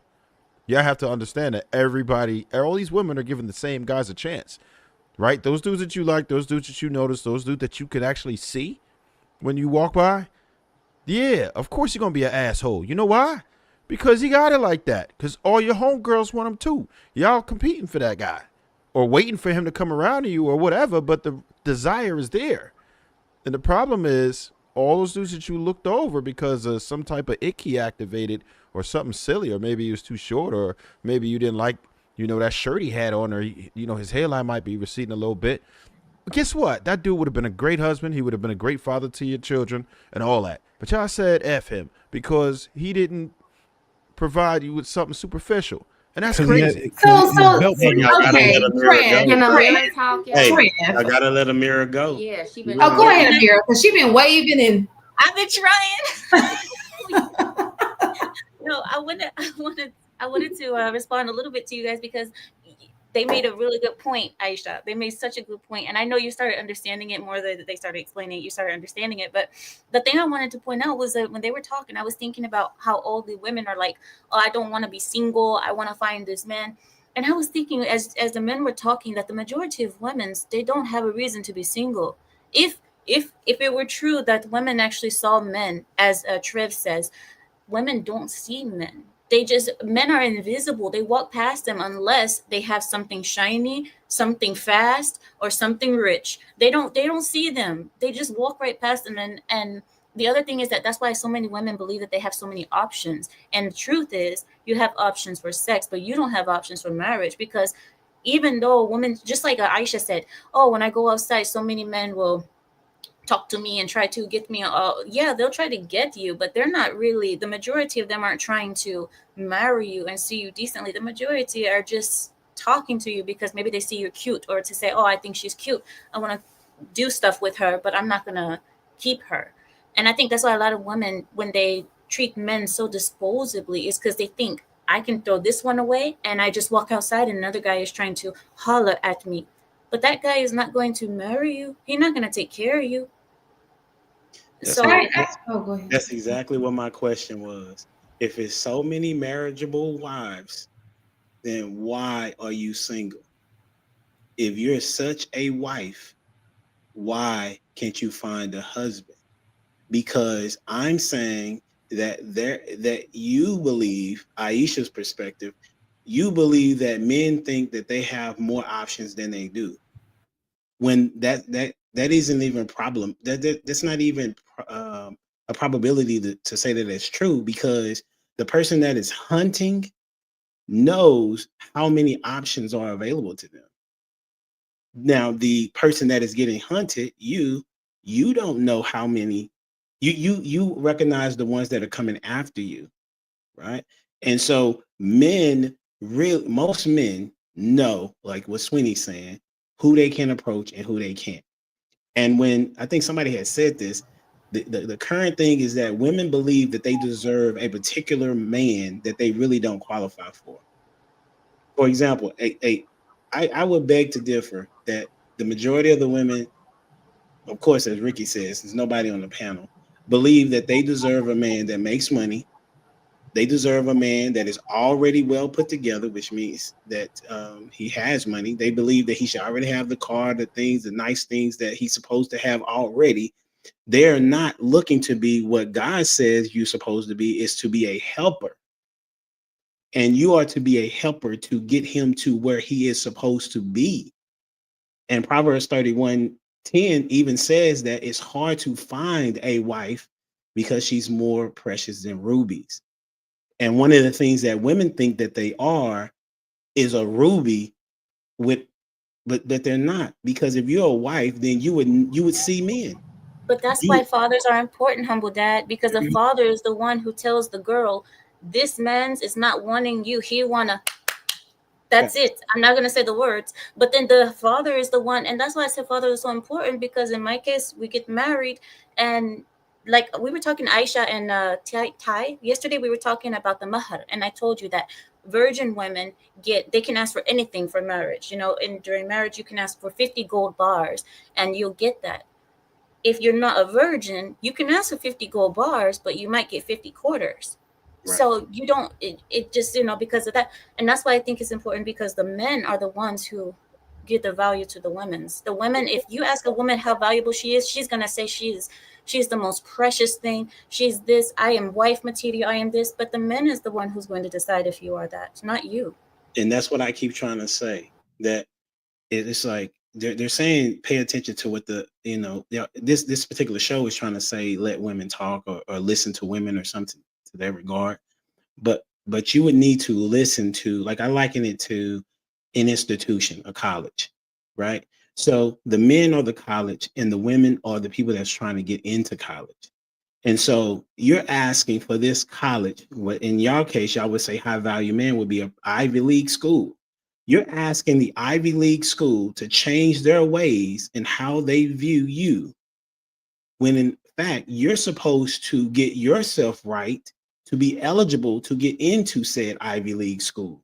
And that's why I'm trying to tell you that if women would change their disposition and say, you know what, I'm going to work on being a wife, right? And read up on what it looks like to be a wife, go around women that are wives, and learn from them.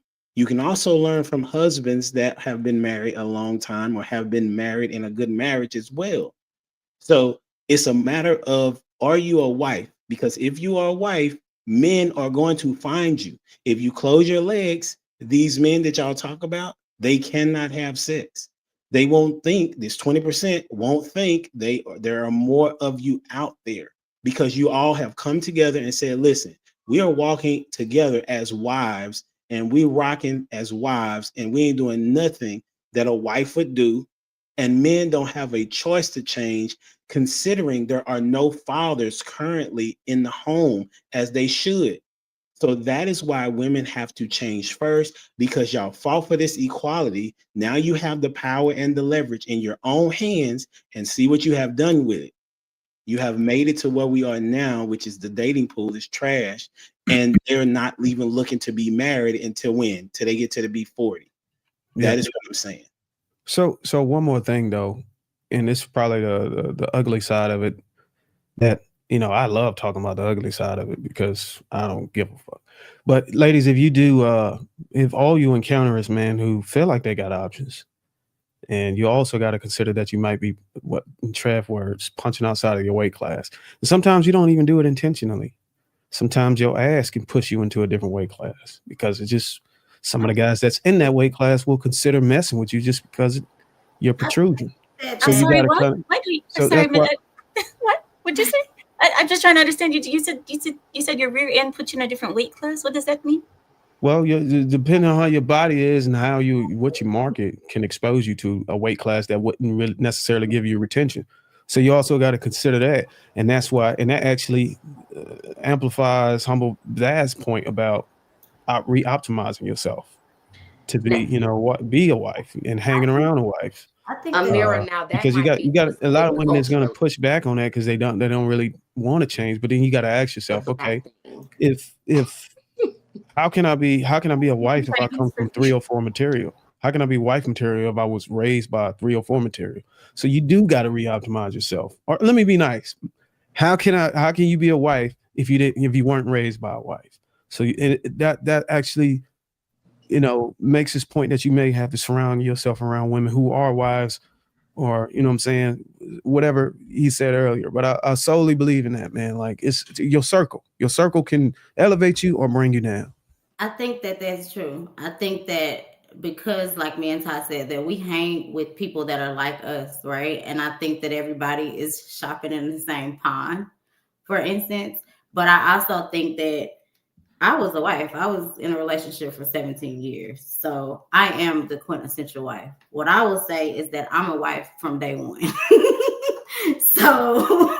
So I have to break out of the, you know, the habits of that right off the bat, because if you give them that up front, which this is what you guys say you want when you're dating, right? I want this and this and this, and it's like I give you all of those things, and then it's still like, oh well, I got options. You know what I mean? So that's just the way the cookie crumbles. Well, what are you giving? Are you giving ass, or are you giving what? Some laundry, dish detergent? What you doing? I mean, I'm very domestic, so I'm gonna cook, I'm gonna clean, I'm gonna do your laundry. Like I do, like girlfriends. Like Are you requesting? Are you demanding anything in return? I mean, Your husband passed also too, right, Aisha? Your husband passed away. Your husband passed away. I said he's no longer with us, so y'all took that as that. Oh Lord, he's no longer with us. How can we not? No, they're divorced. And then you hold on. You I said thought you did that this too. You yesterday, said he's no Aisha. longer They with was us. like, condone. No, I didn't do all that. But I was like, wait, what? No, we were together for 17 years. I actually married my high school sweetheart. We went over this yesterday. He took my virginity. Like I did everything the right way, guys. Like that's why I have such a hard time dating too, right? Because I did have a husband that was like, you don't have to work. You know, I was very traditional. I grew up in the country.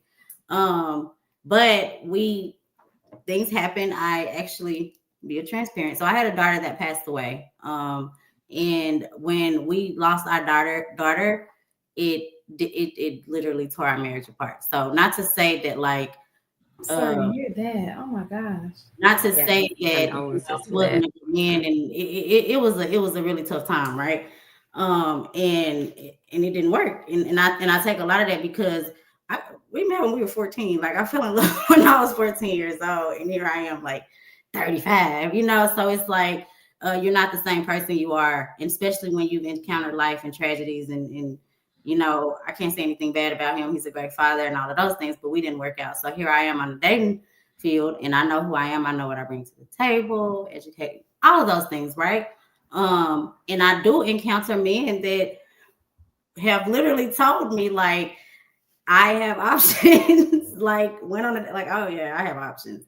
You know what I mean? I like you too, but I have options. So I'm immediately like shut down to dating because I'm like, if you have that many options, then go date them.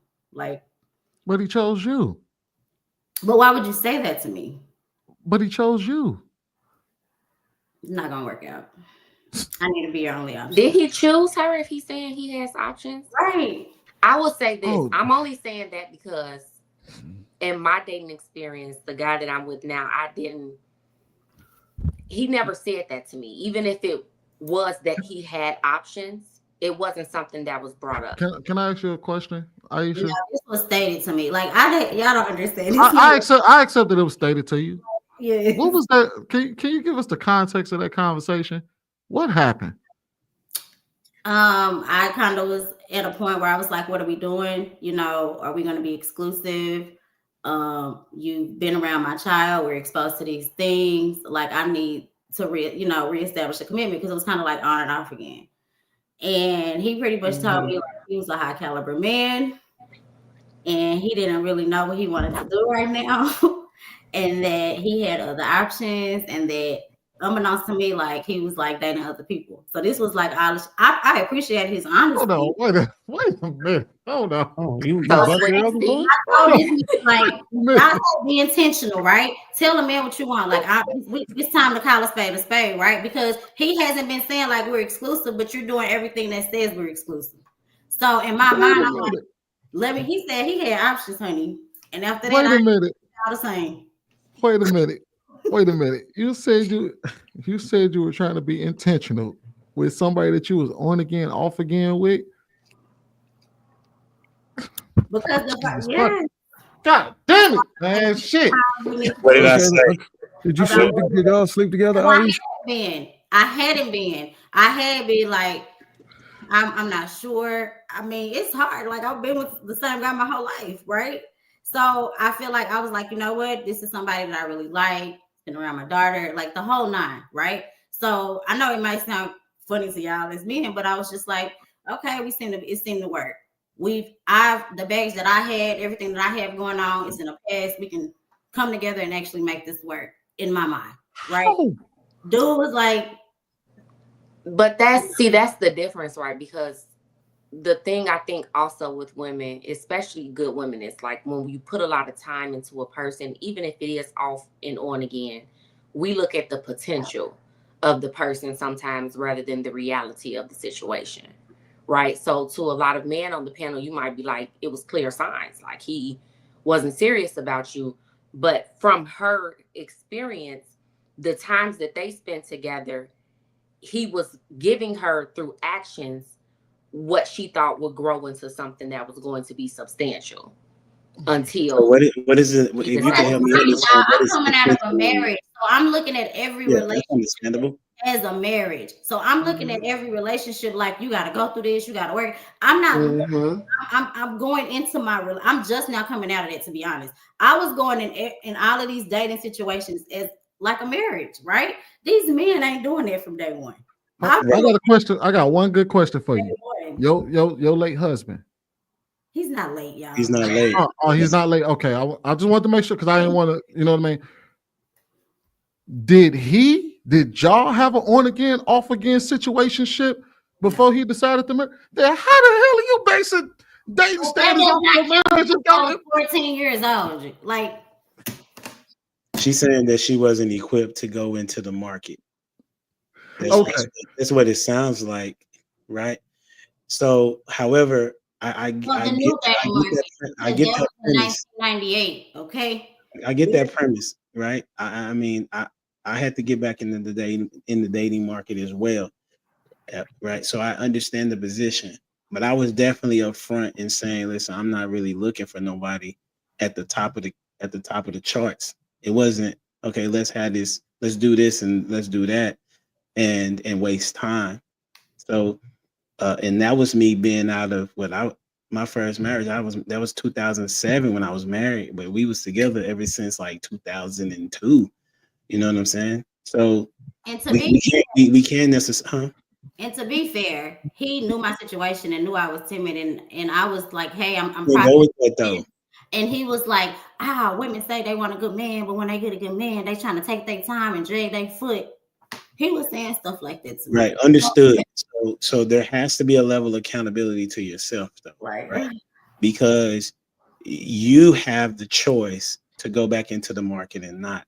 You have the choice. You have a kid, right? And so how would you have talked to your kid about what you would like to see from them if they was to be dating? This is what I was referring to earlier, that women really have a hard time accepting accountability. There are things that I knew that if I didn't get myself mentally right before I entered into the market, that I wouldn't be good at all as a husband. I knew that from the jump. Okay. So maybe women look at it differently. That's fine. But there has to be, you know what? It was on me. Like, I should have not done what I did. Looking back on it, I should have operated differently. Now that I have taken a step back in that situation, he told me XYZ, I know that I can see red flags now, as opposed to say, well, he already knew this and he took it. No, I don't believe in manipulation. I believe in the fact that you have boundaries and you let people walk through them. So what I'm saying is, it's sad to hear that you had that situation, but say, you know what, I'm gonna learn from that situation. And when I get back out here, I'm gonna have my stuff together. I'm only gonna give man a little bit of my time as it relates to what I do for him, because at the jump, I need to know, I need to know, is this a situation where you're trying to be married, or is this a situation where you're just trying to be having a good time? Now, based on what he says, now you're gonna have to look at what his actions are. And if they do not align, you have to say, I can't do this. I got to roll. You got to be willing to move out and not give up the goods as well. I'm telling you, that's where y'all lose y'all leverage. Y'all wanted it, and this is what's going on with it now. And that's the reason why I inserted myself around men. You know what I'm saying? Because you're right with that, where she got to figure out whether or not she want to give her the goods. But I believe there's another side to that influence women to be more compelled to be all right with giving up the goods, because there's so many brothers that still would try to date them and would consider trying to be in a relationship with them for moving like that. We got a plethora of men that still want to deal with these women and knowing they shouldn't, you know what I'm saying, because of the likelihood of it not working. That's why I inserted myself on the men's side. And I'm like, okay, look, there's some vetting issues going on, serious vetting issues. I mean, me and Trev and NY and I had conversations in the back chat 24 hours about how these guys are just creating a population of men that makes women feel justified to operate the way they, because there's a sort of safety net for them. Like, yeah, there's some guy some jerk, some idiot is gonna still deal with me. I don't care if I had 100 bodies last week. So it's like, what do? We got to go and try to calm these guys down. Like, yo, chill, bro. Like, y'all messing everything up, bro. So You're on mute, Ms. Di. Ms. Di, you have to take it off mute. Can you hear me now? Yes. It was my actual mic that was on mute.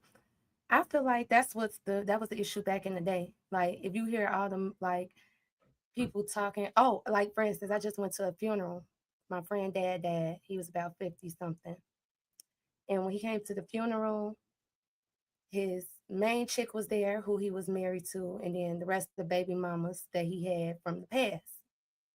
And they all knew that he was still messing with. They like that's what men do. They cheat. What men have been doing to women in relationships have been justified for so long that at this point, women are not taking that, oh, this is what, like, men and their sexual habits. And they're not, modern day women is not accepting that anymore. And one thing I'm enjoying about these new modern day men, some of them are like, okay, pussy is not catching our eye like that no more. We don't care about pussy like that no more, because of how some of these modern day women is just overly sexualizing themselves. The things that used to make a man just, no, like I understand we was in this in between where these girls was like this, but things are changing because at this point, men are seeing that women are leveraging their pussy to get what they want.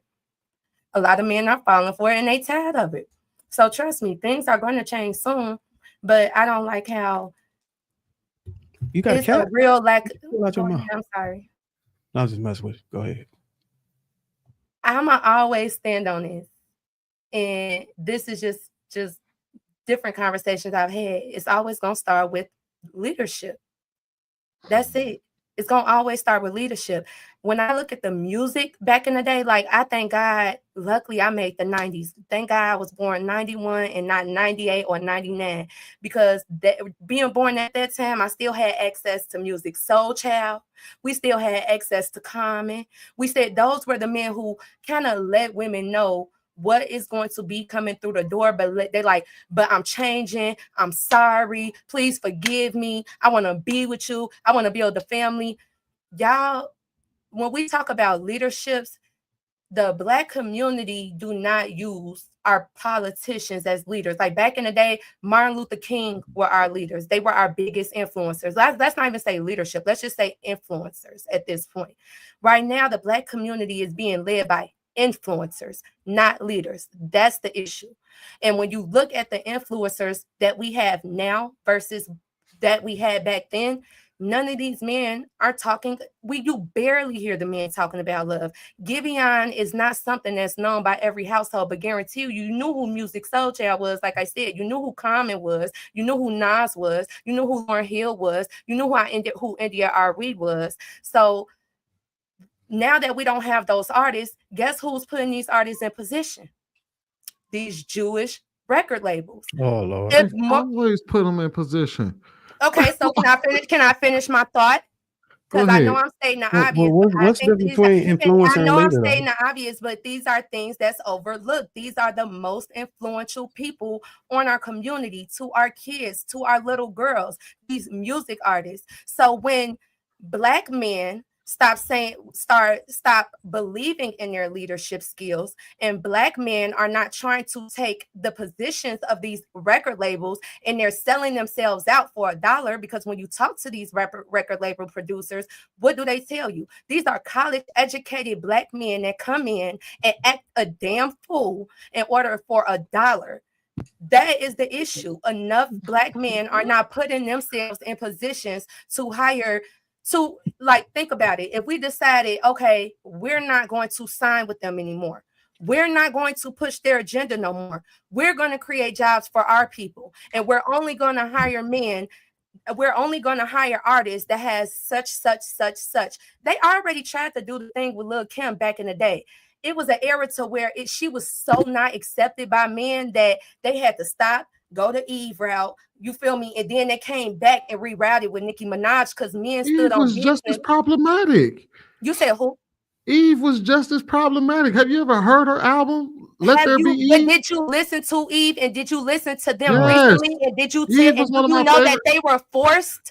They were forced. Most of the music that they made that was not related to their experience, they were forced to. Trina would go in the booth and write a song, and they like, no, you got to make it nastier. You have to make it this. Well, let me ask you before you continue to talk about music. Like, what's the whole?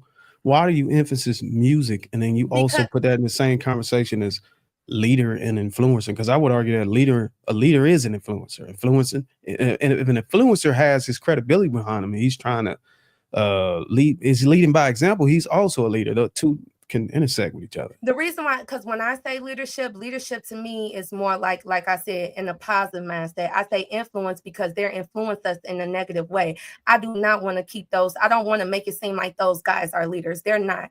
They're influencers. They're not putting out their own agenda. They're doing someone else's agenda, and that's the issue.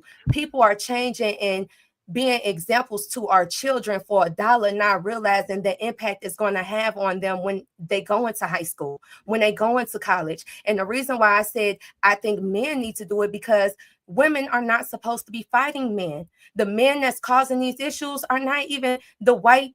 It's not the Black record labels. When you look at the the quality of Jay-Z artists versus the quality that Nicki Minaj and them are signed under, that's a big difference. If more Black men would step up and come together and put their money together and take those leadership roles and say, we're only going to support this and leave Who them signed dry. under Jay-Z?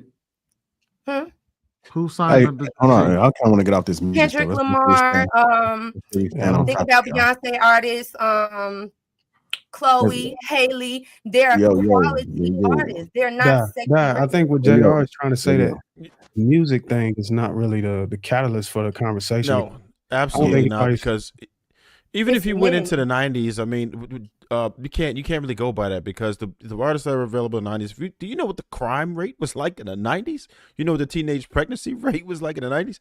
Like, the 90s was on some shit, man. Like, it's not just, you gotta, I know you were born in the 90s, but I've lived in the 90s, and it was way worse. And the music was not as bad as this right now, right? We weren't exposing nearly as much, so I don't think that that's the catalyst at all. We have to point in another direction. It is, because guess what? When they start taking out the male artists talking about love, the women start singing about love. They stopped talking about love. They stopped going about love. Y'all have to understand, we follow y'all. Whatever y'all do, we end up following regardless of what y'all think, because y'all are leaders. That's just what it is. So y'all have to understand, and that's why I'm understanding about this new generation. I think you got a misassociation. The older generation, I don't know what it is when I'm on these podcasts versus when I'm talking to the men that's like closer to my age. They feel like they should hold each other accountable, because only a man gonna understand where a man comes from. Yeah, but this is how we hold ourselves accountable. We don't associate our leadership in the same role or the same capacity of a person that is an entertainer. So I think you're misassociating. If you're a leader, it don't matter if you have the clout or not. You should be able to lead the man if you're in contact with. I'm tell you why there should be contrast and exclusive, because the people that control the artists don't have the same standards and principles we as leaders stem or operate from. So it wouldn't even be in our best interest. So why not take their position? What? Why not take their position? What do you mean take their position? Why not put yourself in a position to hire? Why not put yourself in a position to say, because we're not going to let them control our artists? Because a musician or entertainer is not the only avenue of expressing leadership. We can do it in our homes. We can do it as content creators. We can do it as preachers. We can do it as teachers. We can do it. And do you believe you're going to have as much as an effect absolutely, as the artist? Absolutely. It's not true, because look at what's going on. It's been men like you talking about this on podcasts. Muhammad Ali had never stopped talking. It's been men like this. But the thing is, if they're taking our educated men, like I said, these are educated men who know better. And I call them sellouts, coons, people who like, I'll do whatever I need to do to get out for $1. That's the problem. Too many are men selling out. Another thing is, a lot of men don't like to hold their homies accountable. He gonna do what he want to do anyway. Can't tell him nothing. Y'all keep making excuses for these men. Okay, here go. That was the case. Hold on. Let me interrupt you real quick. You said we don't do it, and we should. So on a scale from 1 to 10, if you take 1,000 men, what are the chances of these men go to Jay-Z for advice on relationships? Versus back in the 90s, hold on, wait. Let me finish this. Let me finish the question. What are the chances of these thousands of men going to Jay-Z for relationship advice versus Kevin Samuels for relationship advice? If you take 1,000 people, since you say that we should take the artist route instead of building our own platforms. Darren, do you think you would rather hear advice from a man that's married or a man that wasn't? Can you just answer that question? Just a simple question. Jay-Z is one of the biggest. I would take advice from the man that's married. No, that's not what I'm asking you. I'm not asking you what you would do. You said men gotta start practicing accountability. Take the Jay-Z route. You want to know why? Because Jay-Z talks about hold on. equity. Are you saying? Hold on. Wait. Are you going on the record to say 1,000 men is going to go to Jay-Z for marriage or relationship advice today in today's society versus going to Kevin Samuels? I feel like they did go to Kevin Samuels. Yes, I feel like they did. No, I'm asking you. I'm just asking, if you just take 1,000 people, they're know both of them. They got to go choose a person to go get a relationship advice for they can build a family and have a successful marriage. Who are they going to go to? She answered you. But that's See, my point. That's where they're going wrong. And I answered the question. I said Kevin Samuels, and that's why they went wrong. They're not going to the man that's talking about building equity and the things that you need to be a marriage. The thing is, a lot of men, don't get me wrong, I feel like they do want to get married, but a lot of men in my generation are not coming prepared. Like Dad, Humble let me ask Dad you a said, question. he Let me knew ask you a what was question. needed to be married, and a lot of these men do not have what's Dad, needed to be married. Dad, And let that's me why ask the you. women are not going for them. Dad, let me ask you a question. Let's say you were in a relationship, right? And your man was doing something that caused you to leave him, whatever the reason may be. You think of it, right? And me, Trev, Marcus, Darwin, and Humble Dad went and fucked him up. We shamed him. We did whatever we had to do. We jacked him up. He came back to you, a better man, a marriageable man. On a scale from 1 to 10, how likely are you to take him back? 10. Any other ladies agree with her?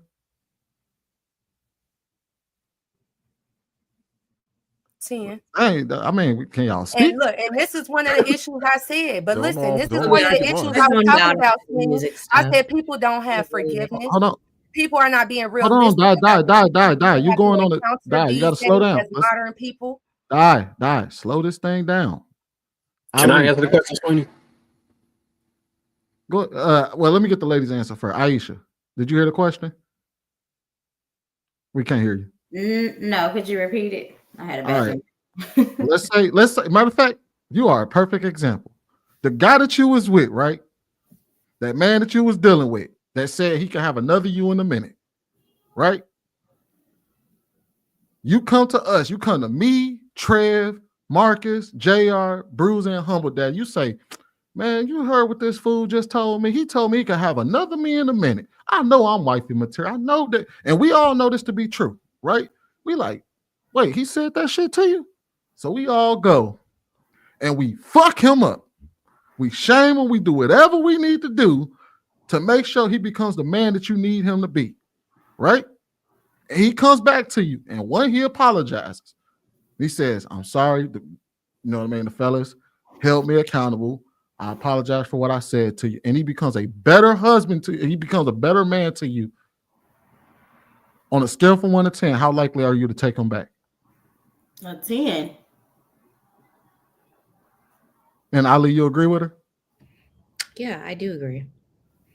So now what's yours? Keep going. All right. So I know the answer you was looking for. But and I think can about tell it, you why. Sweeney. I have a question. Say if I said Oh my 0, God. do you not agree that man will still be a better man and have a better chance at securing a wife, even if I don't take him back?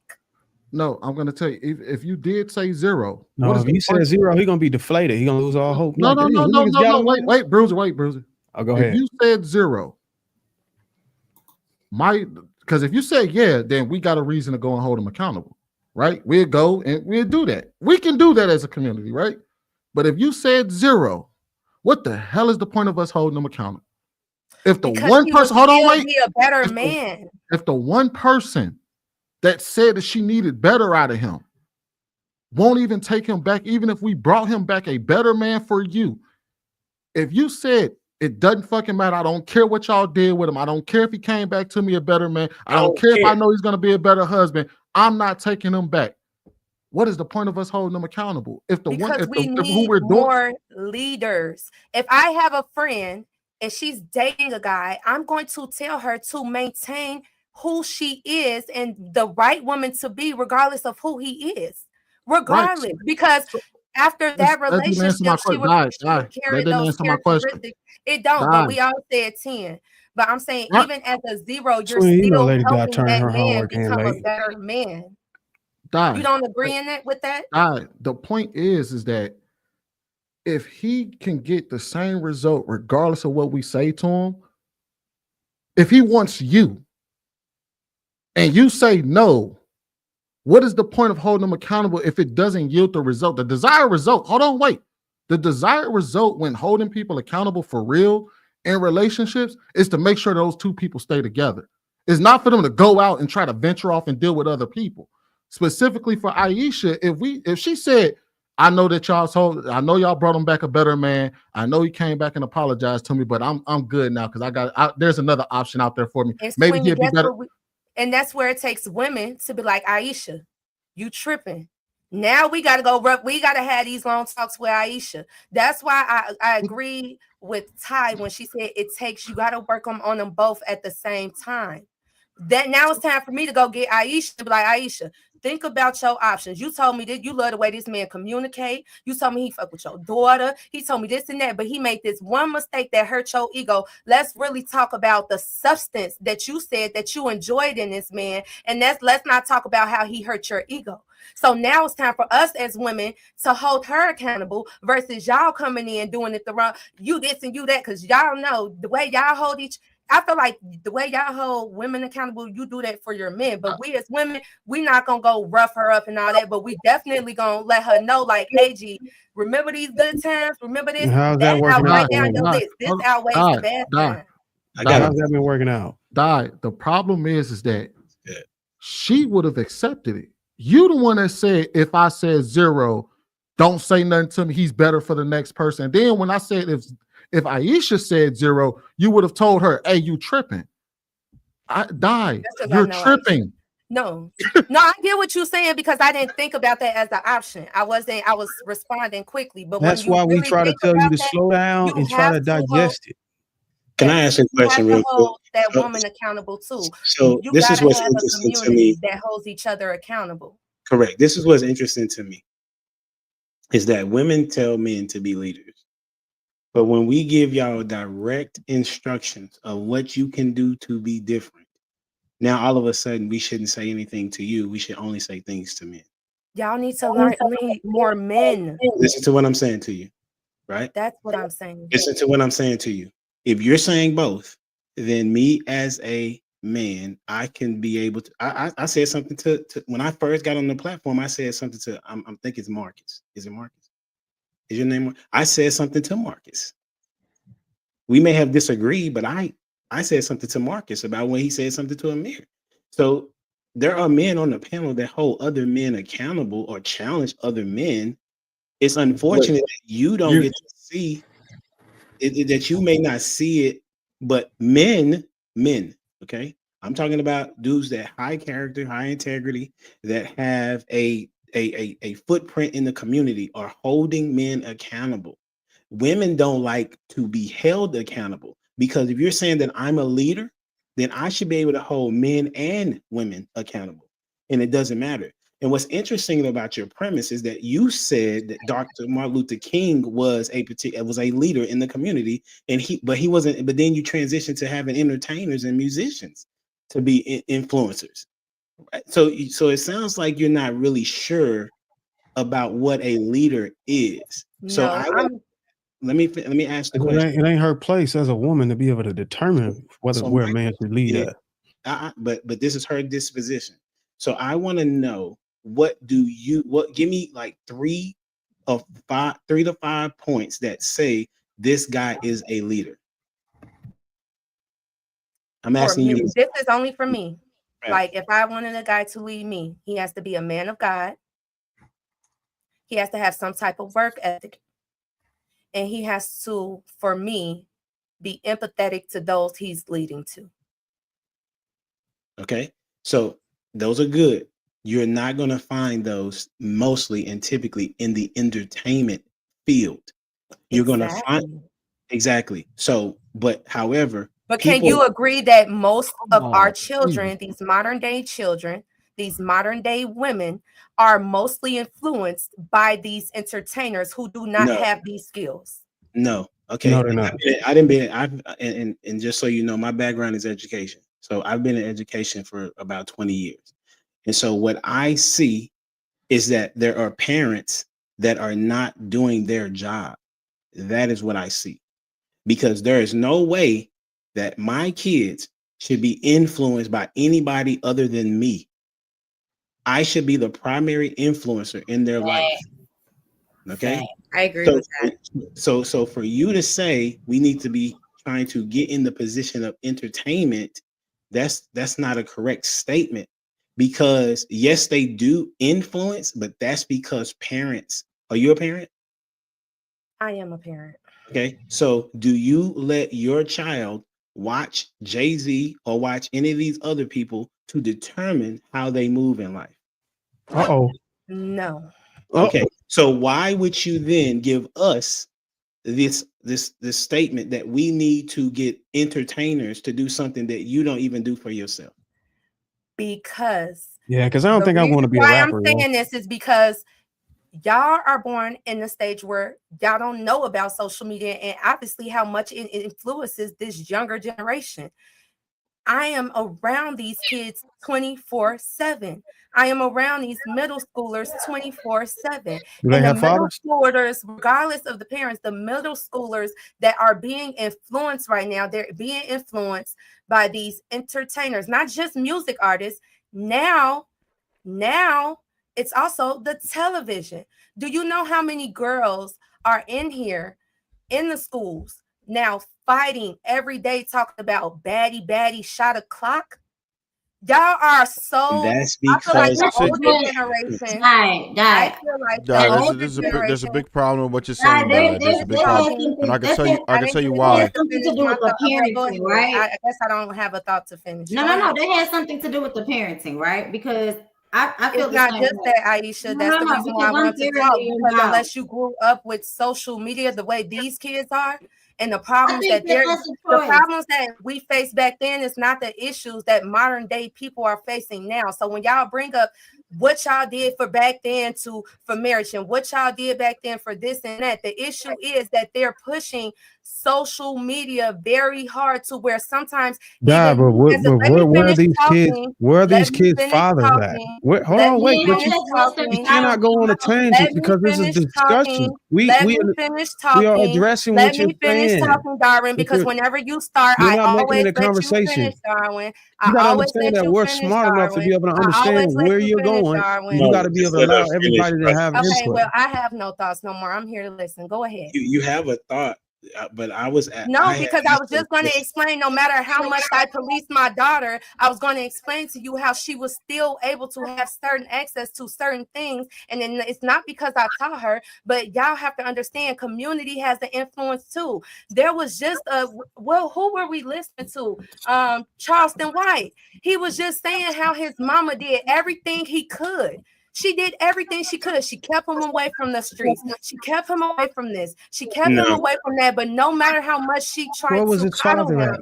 the and community he as also a tells you whole. that his father wasn't around, and that was the main reason why he detoured from him. And I'm close to the situation with Charleston, so I know a little bit more about the situation, right? So, you cannot say, right? You cannot come and say that the issue is entertainment when you, as a parent, decide if your kid has a phone, what they watch, what they eat. You have distinction over that. How do I know? I have kids, and 3 of my kids do not even have access other than when I let them to the internet. Okay. They have, my son is, I have what? I have 15. She has a phone. I have 13, I have 10, and I have 6. And the younger 3 do not have a phone. They don't have access to internet.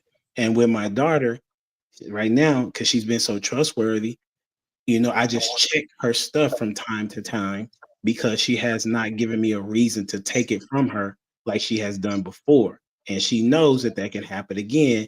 So she only goes to things that have been Humble said that Dad, I have a question. yeah. When Miley Cyrus, Azalea Banks, people who displayed and talked about things we did, rock star artists, Yeah. when they started to take over the white community, what did the white community do? Because the white They community shamed them. understands I think they shamed them, if I'm not community mistaken. understands the impact, the psychological impact that Yeah. your influencers have over your community. They don't play that shit. And notice They what you don't play said. that shit. Notice what you said, right? Those people that was in the community were parents. Notice that. that you just said on your own But premise. do you understand this dates back? Do you understand? I understand what you're saying, but do can you you address him understand first that? before you try to move it? I'm talking to him, Darwin. Let me finish. Well, we're Do you listening too, so we can understand? input. Do you understand that? Look at the people back in the day that our parents, like my grandma and them, would not have supported the artists that supported today. So they ended up starting making younger parents, right? Parents who don't know better. This starts all, like you said, it starts back to the parents. But just to go back to what y'all said, which I strongly believe in, it's the fathers in the household. Y'all said half these issues wouldn't be happening if it was if we had fathers in the household. I feel like a lot of what made parents being easier to influence and harder for them to understand the importance that they need in their children's life. A lot of people in our community start being kids having kids. You know what I'm saying? So now you know what I'm saying? By the time they get older, by the time they're 34 and their kid's 17, they trying to tell their kid, hey, listen, I taught you wrong when I had you when I was 17. But now this 17-year-old already think he grown, and now the cycles continue. But those first parents back in the day in the 90s, they were influenced by rap artists. They were influenced by Biggie, Pac, so forth, so forth. I see what you're saying. So let And the me white interject. people understood how much of an impact that could have on their community, and they shut it down. Got you. They And so, shut it down. So, Di, you said you still come back to the premise that it was the people that are in the community, the people that you're referring to, are parents. Those are, and in other communities, they have their, of course, fathers are the mainstays, if you will, and they're able to operate their situation differently, right, and to get more control over what's going on. But if I say anything, that's going to deter us to go to do a different rabbit hole. But we'll just say that fathers are absent, and there is a reason for why they are absent. Okay, but I wanted to speak to your point. I don't know if you've moved and come back to the point that it's not about entertainers. I'll give you a quick story. I was talking to my daughter. She's 15, and she's lost her mother, and I'm talking to her about how her grief is, and she's saying that her grief is well. And I say, I'm concerned about you because I don't want you to, get away from, because she'll be in college in about 2.5 years. And I'm talking to her and trying to spend as much time as I can with her and talking to her about promiscuity as well as maintaining her virginity. Right. And she is exposed in the sense of, because she goes to school. So therefore she's exposed to social media and what other people say. So when people ask her questions like, did you know Beyonce? Did you know Taylor Swift? Did you know XYZ? And she's like, I don't know who these people are.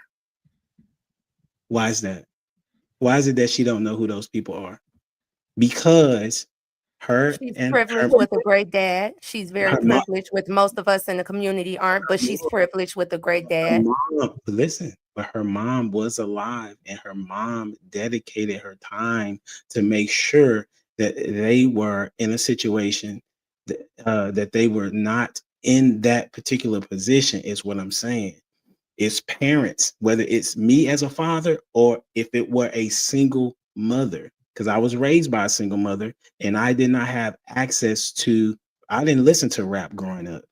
I listened to a lot of gospel music and a lot of love songs because that's not what was allowed for me to listen to. So once again, what I'm communicating to you is that parents are not being parents. And so, in matter of fact, your kids shouldn't even have a phone unless it's dire need to have a phone until they may be like 14, 15 years old. And you supposed to be in charge of that. Nobody else is what I'm saying. And Humble Dad, Hold that thought. I gotta get to your super chats right quick. Hold that thought. I'll come right back to you, Dad. AP Accountability Partner $5. You let somebody else go at her. Look like a giant blueberry. Oh my God. AP Accountability Partner $5 says, I'm trying to have a Romans 14 mindset, but falling short. Thanks, Amira. Now all I see is a giant blueberry. The will. 499 says, child support is not for support of the child or the mother of the child. It's another revenue stream for the states. Mr. Travolta, The 125 modern women just learn how to get along with a man in a relationship. Also, no one is saying don't have sex, just marry before you carry. It's not hard. Coco with the 199. The Will 499 says 30% of paternity tests done prove that the father listed on a birth certificate are not the biological father. JJ $5 says women can never answer straight up questions, shaking my effing head. It's very irritating. Also got a One thing you got to understand, guys. Oh, go ahead. Oh my God. AP kind of be Oh, part of shit. $100. Shout out to AP. Blueberries aside, I refuse to move male culpability. We continue to give unacceptable women attention. As long as we continue to do that, they'll continue to behave this way. We can't continue to say we're leaders, but acquiesce to them. Are we who we say we are? Thank you. AP with the big bucks. Salute to you, sir. Got Brother Ali, 1999. There, Aisha, do you realize you say most the men you know say they got options, but you say you don't? And you know any women the men are talking about. How's that possible if you know the man that got options who don't marry? AP again, $20 says, but the cow, when we get the milk for free? Buy the cow. When can we get the milk for free? Do we want to get married, or do you just want box? If all we want is box, why complain about women? If we want marriage, why give 304's attention? Make them adjust to our standard.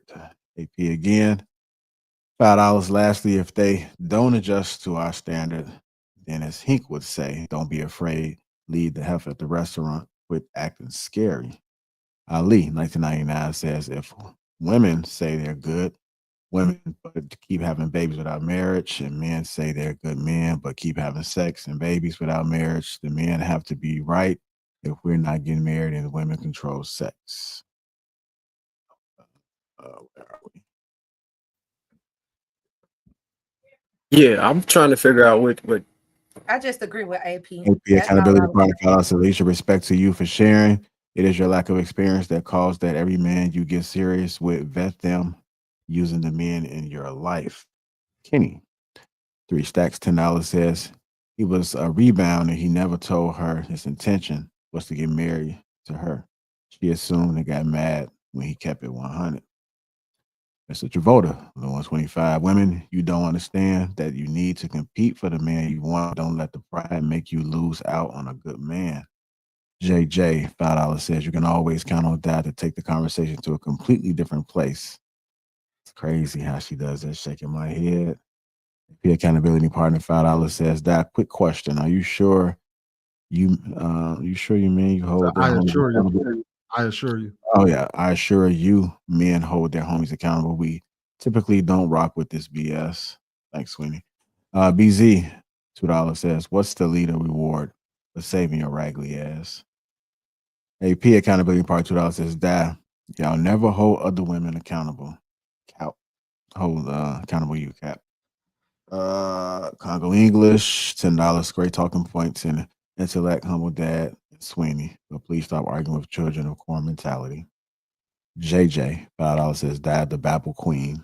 Laugh my ass off. I done forgot about the original topic.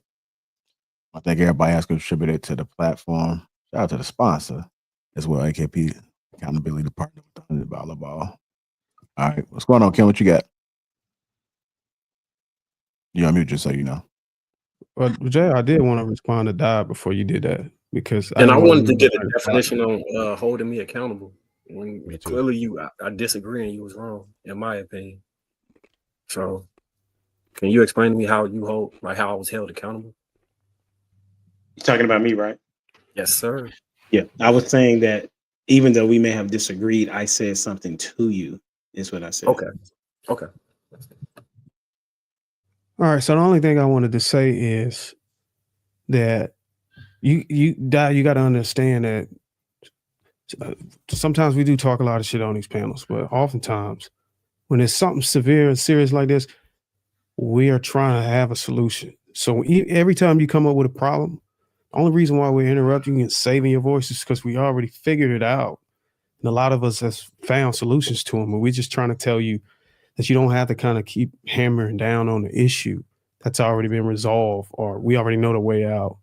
And you say you're around kids 24/7, but you wouldn't allow me to interrupt you to ask about a father. And I think you did that intentionally, because then you would have to admit that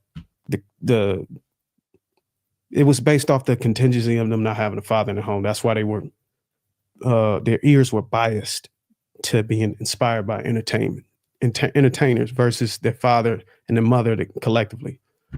And I think anybody who's listening to you should be able to understand why you shouldn't. It should give men a sense of urgency to activate themselves if they have found a solution, or if they are leaders, to activate themselves, because you just exposed that you're around all these kids and you're inspiring them, and look how you are inspiring them. You're telling men to go be rappers and entertainers instead of what we are doing. So That's not what I said. I said stop supporting those people. That's what I said. You also mentioned that we should become entertainers. That's not what I said. Maybe that's what you implied, but I said the entertainers right now are the influencers. As much as I don't agree with it, that is who the influencers are. Do you think most kids in our community are saying, let's be like Obama, or let's be like so I could continue? Future? Like, let's be realistic. Okay. But the reason why I know you said it is because I would have never made a comparison between Kevin Samuels and Jay-Z, and you actually answered the question based off what you were saying. So Kevin this right Samuels here, was I would image consultant. hold on real quick. But what I would advise you to do, if you're going to be around kids 24/7, is to maybe step away from that. If you're going to not give them sound advice, sort of like what Humble Dad was doing, because we're constantly throwing solutions at you, and you keep talking about all these entertainers and stuff. I think right now you may be indirectly poisoning the kids that you're around based off of what you think you call leadership. And I would advise you to halt until you can recalibrate your own mindset and reapproach it. Okay. So the one thing that I wanted to say is that I know Ken was supposed to go next, right? Yeah, but we was just finishing up because we didn't really they were trying to finish it up. To really jump in. Yeah. So a lot of people who are of age on a panel are generally discredited because they are deemed to be out of touch. But in real life, we actually have what I refer to as XP, right? We have experience points because we have the wisdom. And I can't speak for everyone on the panel, but me personally, I'll be outside. I'll be in a mix. Secondly, I have 2 teenagers who I talk to on a daily basis, and I meet some of their friends, right? And I interact with young people in their 20s on a daily basis, right? So we all do this. Not to mention, most of us on the panel are influencers. So of course, we understand. I've studied thousands of hours on analytics and different things like that, and the effects, adverse and otherwise, on social media. And I would say that there's other people on the panel who do the same thing. So I don't think we should disparage or discredit anyone based on age, because we definitely understand what's going on in social media just by how deeply involved we are into it. Okay, Darwin, I think I don't want to go down the conversation, but I just want to clarify. She wasn't saying anything about them being leaders. She was saying that influence is undue, and by having negative influences, they can influence a culture of people to act a certain way. Similar to like when Charleston White said, if you want to know who your kid is, find out who their favorite rapper is. Not because they are who we would put in place as the leaders, but if they act as ad hoc or surrogates for people who don't have men or these other people in your home, then a negative message I don't think is 100% responsible, but it can play a part. I think that was the point she was trying to make. At least on the people that's an issue in our community, because I feel like y'all talk about, when I hear y'all talk, it be like, I'm like, okay, y'all sound like y'all came from a privileged background. Y'all had some type of male leaders in y'all society. Y'all, I mean, in your family to help guide you in a way.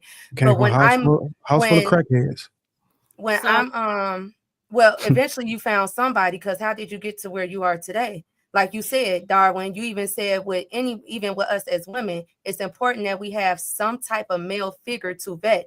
I just found this at 33, and this is somebody who graduated high school at 16. I wasn't running around as no thought. My mama tried to police everything that I did. You get what I'm saying? But regardless of what she tried to police, most of the people in my high school were not being policed. So a lot of the stuff y'all saying, y'all don't realize the issue they begin with starts with fatherless homes. Regardless of what y'all talking about, the issue is how are we going to fix that's true in some instances, right? Because I came from, I had a mother and a dad, right? I come from a very, very huge family. My grandmother had 1 million kids, right? I'm from down south. And I remember, because I was kind of like humble dad, like we had a sneak to listen to UGK. Like we only listen, it was no secular music. Like it wasn't happening, right? So I remember like having to sneak to do these things. So I do understand what Di is saying. No matter what you do, you're going to have exposure to it. And in this day and age with social media, like and also to Humble Dad's point as well, like my daughter's young, she's 7, right? I'm very active. I go up to the school, they know my name, they see me coming, right? And my daughter did not know who Meg Thee Stallion was, right? Those other little kids, they knew, and they were like surprised at me that my daughter didn't know Meg, she didn't know Cardi, she knew that she had heard like the songs on the radio, right? But she knew that she had never seen these people. She's never been exposed to them. She just like dancing the little top. She'd never seen these artists, right? Because I don't expose her to it. When we get in the car, my daughter literally knows Aretha Franklin, okay? So I think that it is what you expose your kids to. And if you're going to be around these kids, because I choose my kids' friends, okay? Choosing them, I judge all of those things. And I think that the people that you're around, like Darwin said, you have to be giving them the right message. Because they have exposure to those things, but you got to let them know them things ain't right. Not just that, Aisha. What I realized is a lot of parents, especially single moms, that's why I said the fatherless households have a lot to do with it. Because you've had help or some type of support, you have the time to put that into your kids. A lot of these moms, especially where I'm living at, Chicago, they work so much, almost from 7 a.m. to 11 p.m. Damn near they don't have the time to provide for their household. And also, my grandmother had 11 children, G. It's to me, that's what Aisha, like I said, why would you have a child and then say you don't have time to take care of it? Aisha, they have that. You think these people just have kids? They're having kids where men, the men are offering promises, just like the guy who did everything he was supposed to do for you. I mean, the guy came and pretended like he was going to, he was ready for marriage. This is something that's going on. So to be like, oh, that ain't no excuse. It is an excuse. It is an excuse because they don't have help.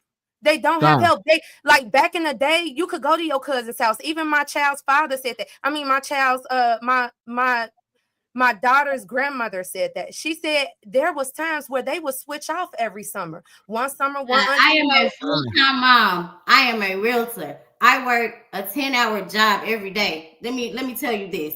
I moved to Chicago. I live here alone. I don't have 1 inch of family. I don't know a person. My daughter is in gymnastics. She does competitive cheer. She does Western piano, and I've never missed a program. So what you're saying is not registering with me.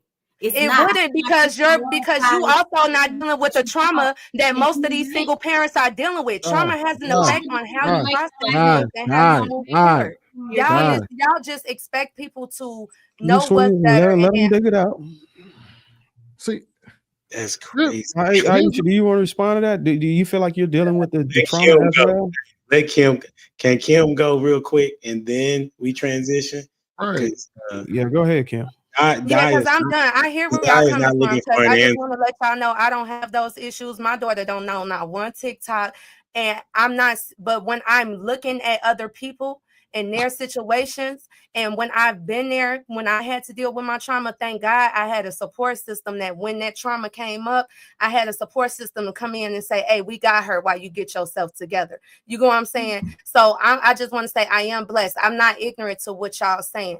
But what I'm saying is they've conditioned us to a point to where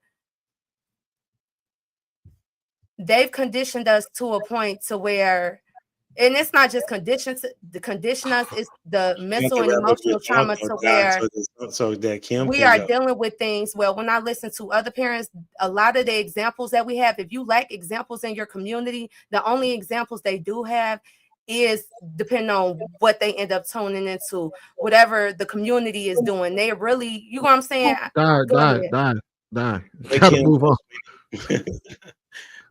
go ahead, Kim. You're on mute. I was gonna take it back to marriage, the original.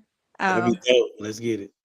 So there was a young lady earlier that made the comment that women created the problem, a lot of the problem with feminism, and we entered the workforce in large masses.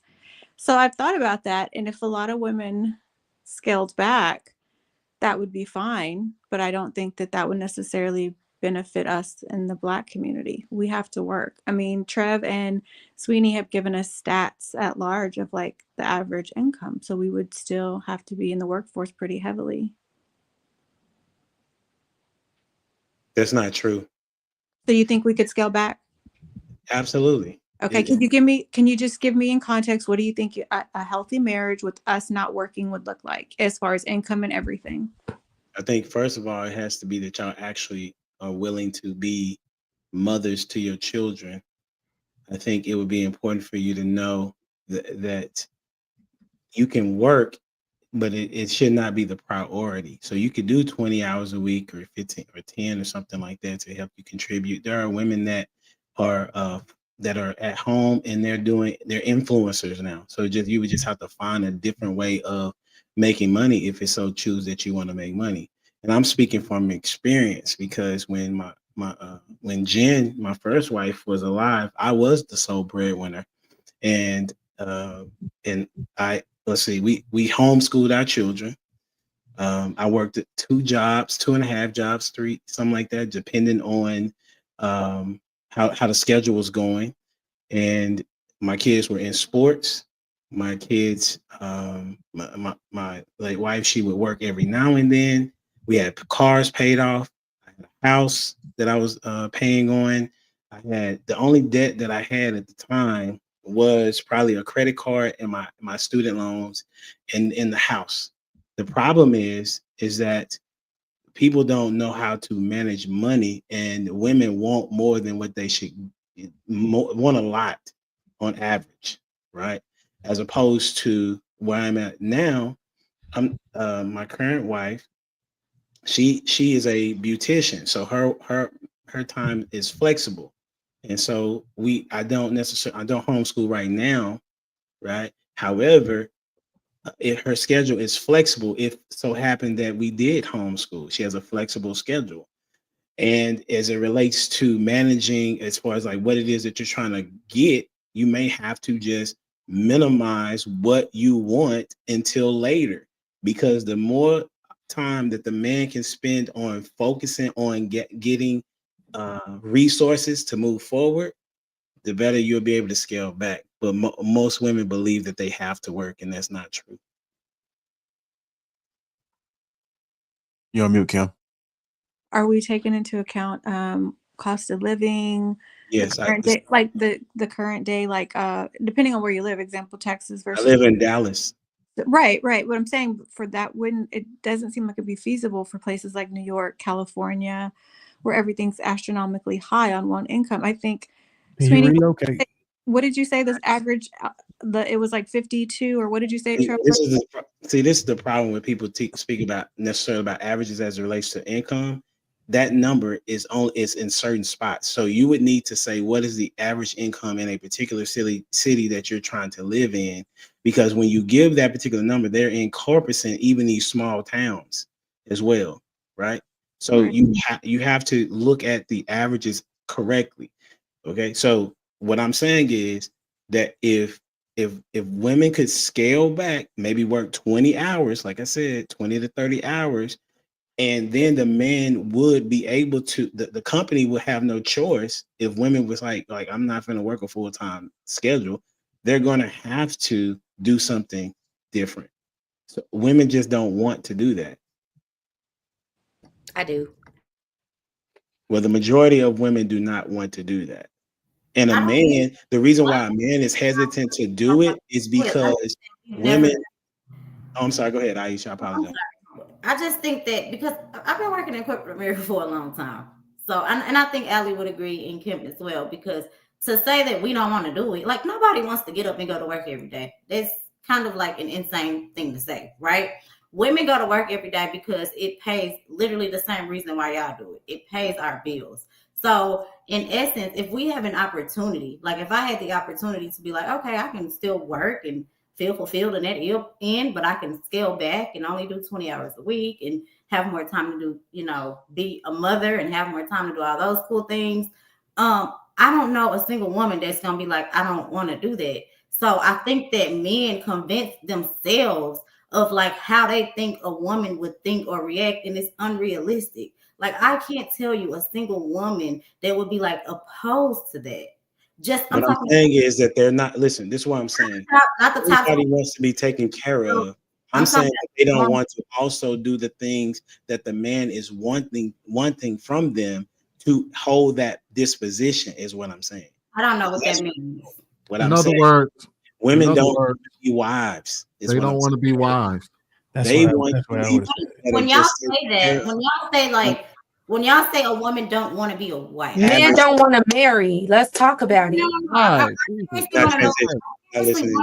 the answer to this question because I have been a wife. I was married. I was in a relationship and married for 12, together for 17. So in my essence, I date to marry, right? So for y'all to say that, I can't fathom that in my mind, because what is the purpose of a woman? Like our purpose, we are supposed to be covered by a man.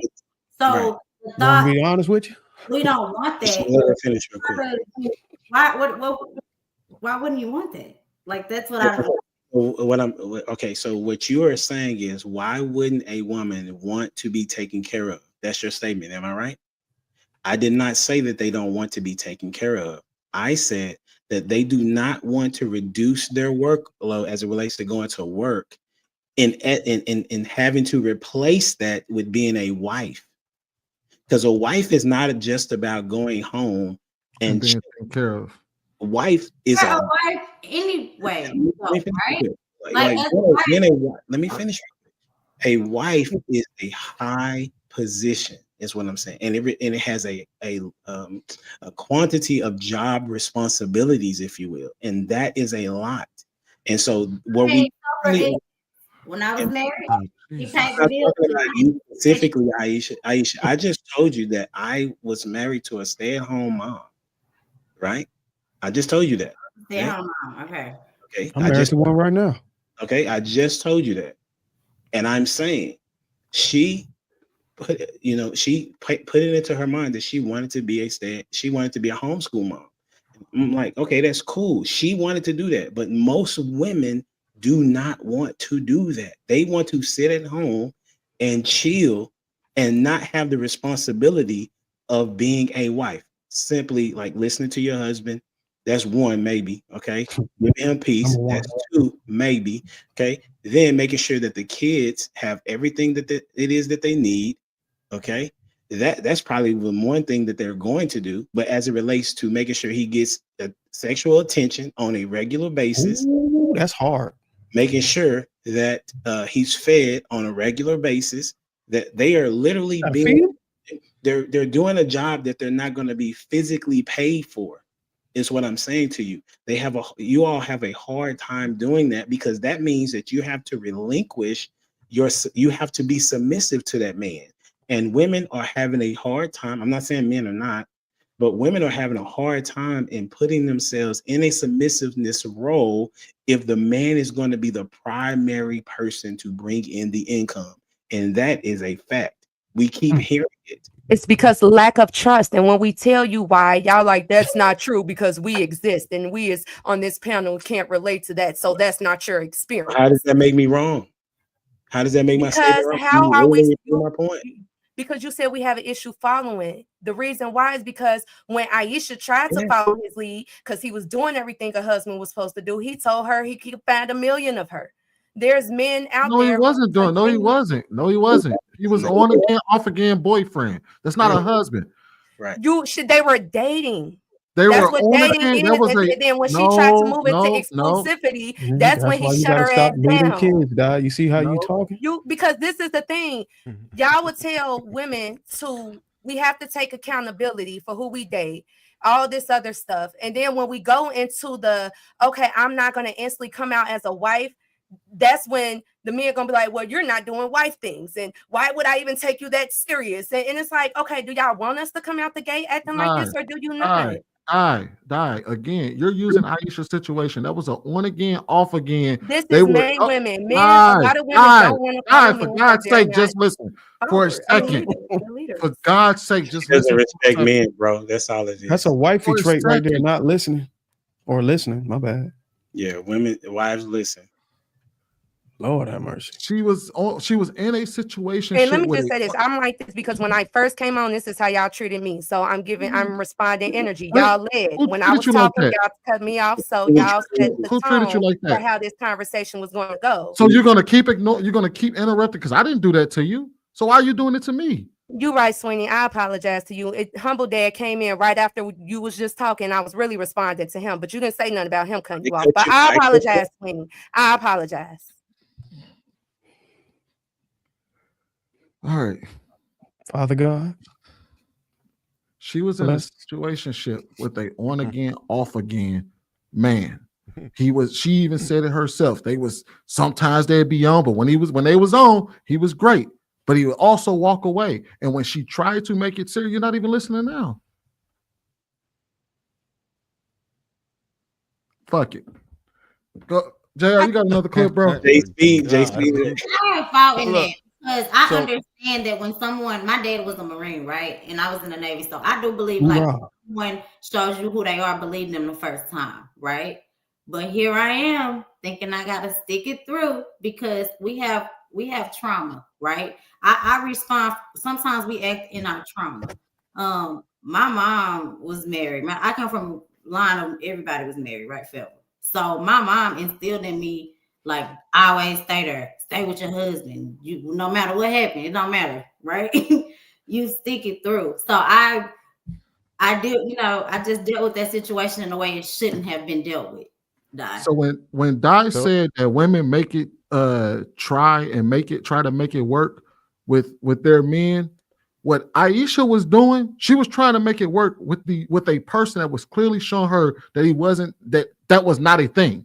That was not a relationship. We get it that y'all do try to make it work. The problem is that some strange reason y'all always saying to try to make it work with somebody that don't make no sense that you're trying to make it work with. Because I'm quite sure, Aisha, do you have any shortage of men who are shooting a shot at you?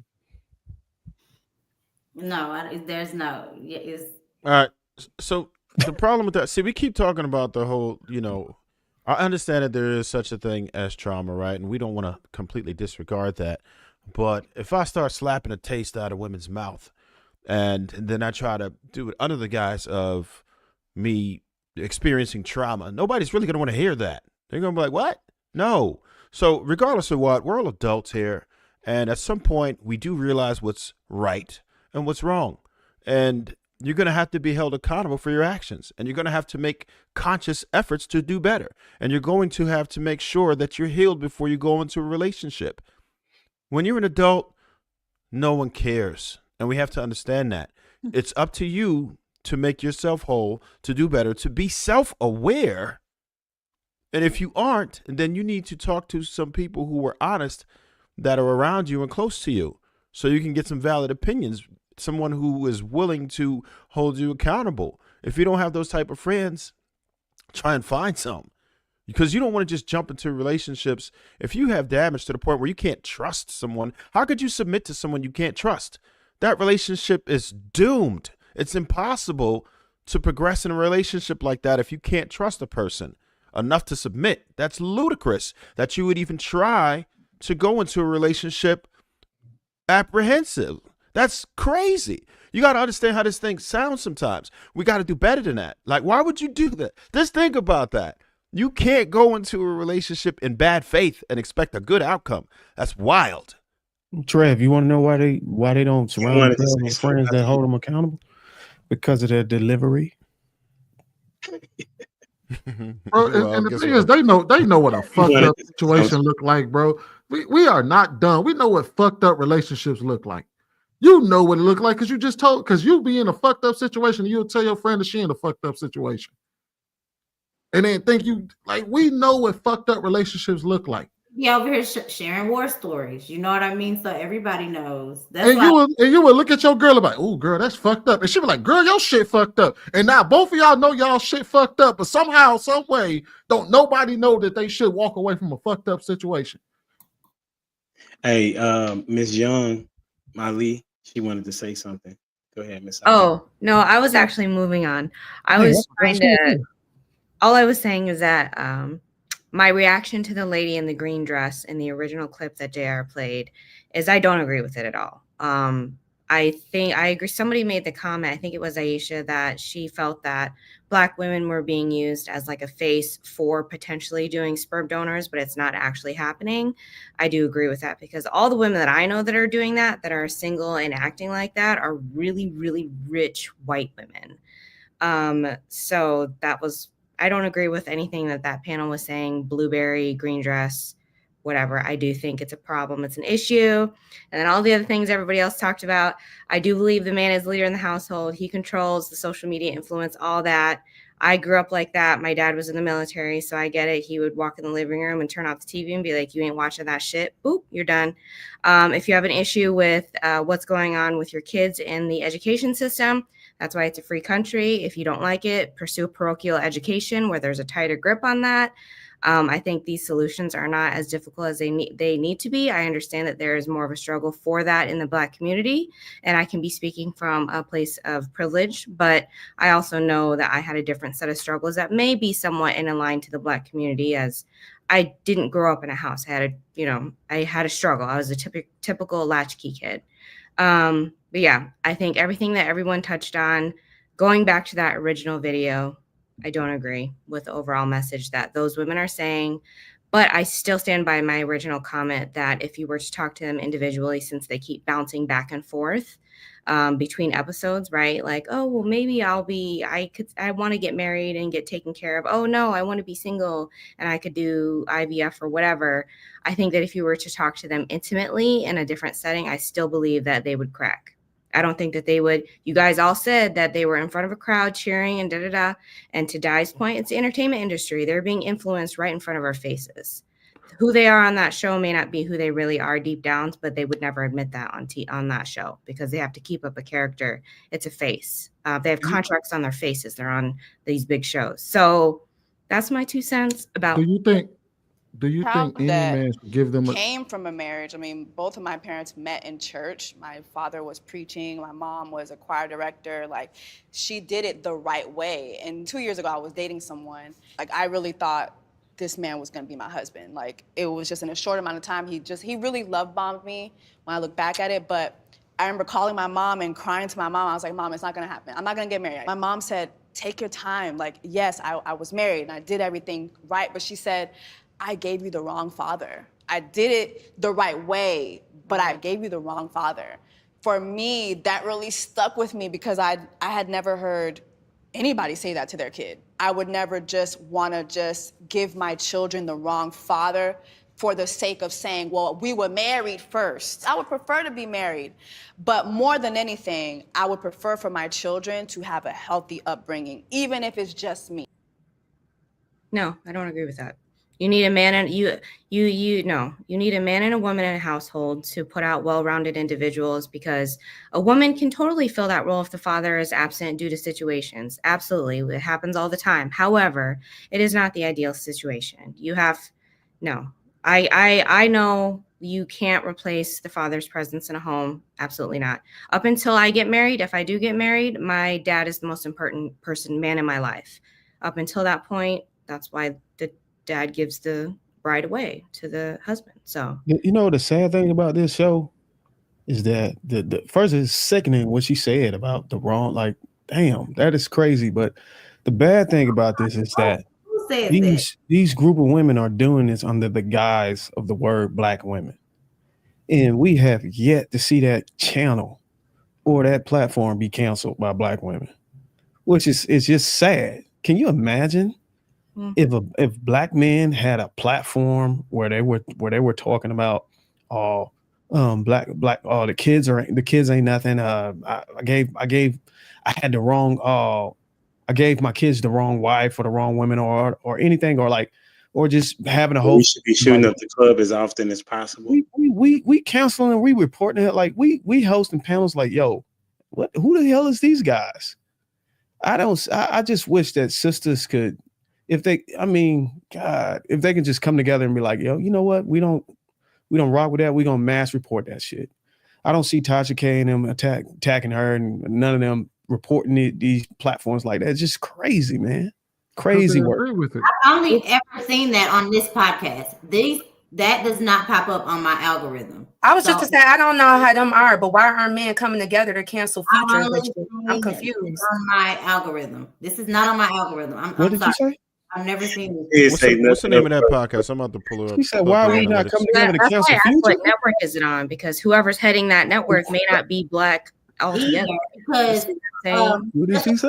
Ain't black. She's a Jamaican. The other girl ain't black. She's She something Haitian. else. She So Haitian. I don't know why they're speaking for us in the first place.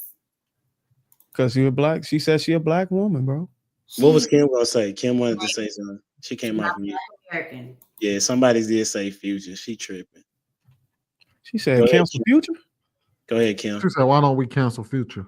Go ahead, Kim. Let Kim Oh go. no, I was just going back to what Humble Dad. I'm still trying to process when he said, not process, but like just trying to see realistically when he said we could, I think the average black woman wants to get married. I know that for a fact. I know social media puts out something very differently.